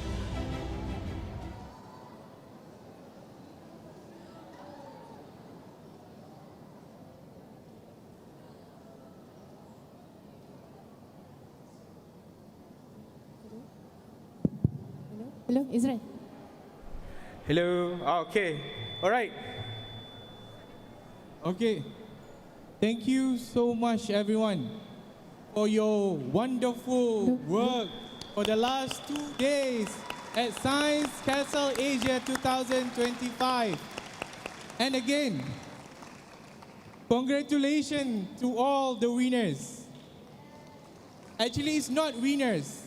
They are the one that have the best research presentation. How they communicated their research to all of the judges, to all of us present to here today. So next. Sa. Sa. Let's do. Okay. And one announcement from me. Next. Okay. Science Castle Asia 2026 will be carried forward to August next year. Instead of October, we're bringing earlier, October. I know for Malaysian students, there's a big examination towards the end of the year. Okay? And this is my last message. Okay? I think previous slide. No. Okay? Science Castle is not all about winning. It's about you getting the feedback from all the judges that present here today. Okay? It's not a competition, but it's a platform for you to get the feedback for your research. And I would like to share about our upcoming Science Castle. Today, we'll be invited to Science Castle World. We have the Science Castle Grand Ajinomoto Malaysia Berhad Award winner, SM San Michael Penampang Sabah, that will join us in Science Castle World. We also have the winners from Focus System Award. We have the winners from Livness Poster Award. And also we have the Grand Award winner just now that we just announced. All four of them will be joining us at Science Castle World this December in Tokyo. All right, see you in December. Okay, and next year, I also have announcement for all my beloved Filipino students. Okay, we will have Science Castle Philippines in January. Science Castle Philippines 2026 will be happening at Mapua University. Okay, so the registration is still on. Please apply now. I hope to see all of you again next January in Philippines. All right, so the deadline extended to October 31st. Okay, only few days, but please apply for this. Please get to the chance to go to Philippines and get feedback from the researchers, scientists, experts in Philippines for your project. Okay, with that, thank you so much, everyone. Again, congratulations. Thank you from me.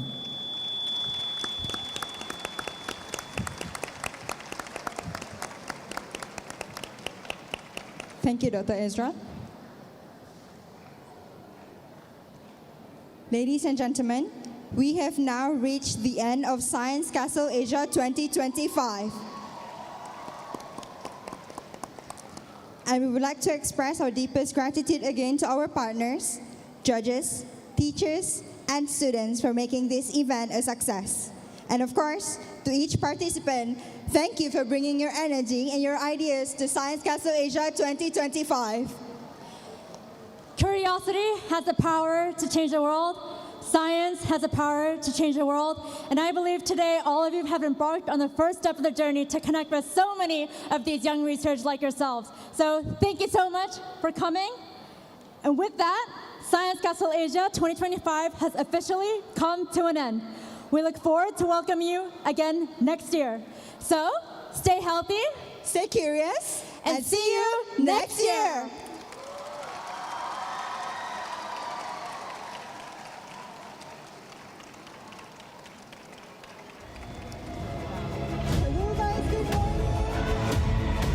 And welcome to Science Castle Asia 2025. And a big round of applause. I was a ghost, I was alone. 두어진 길 속에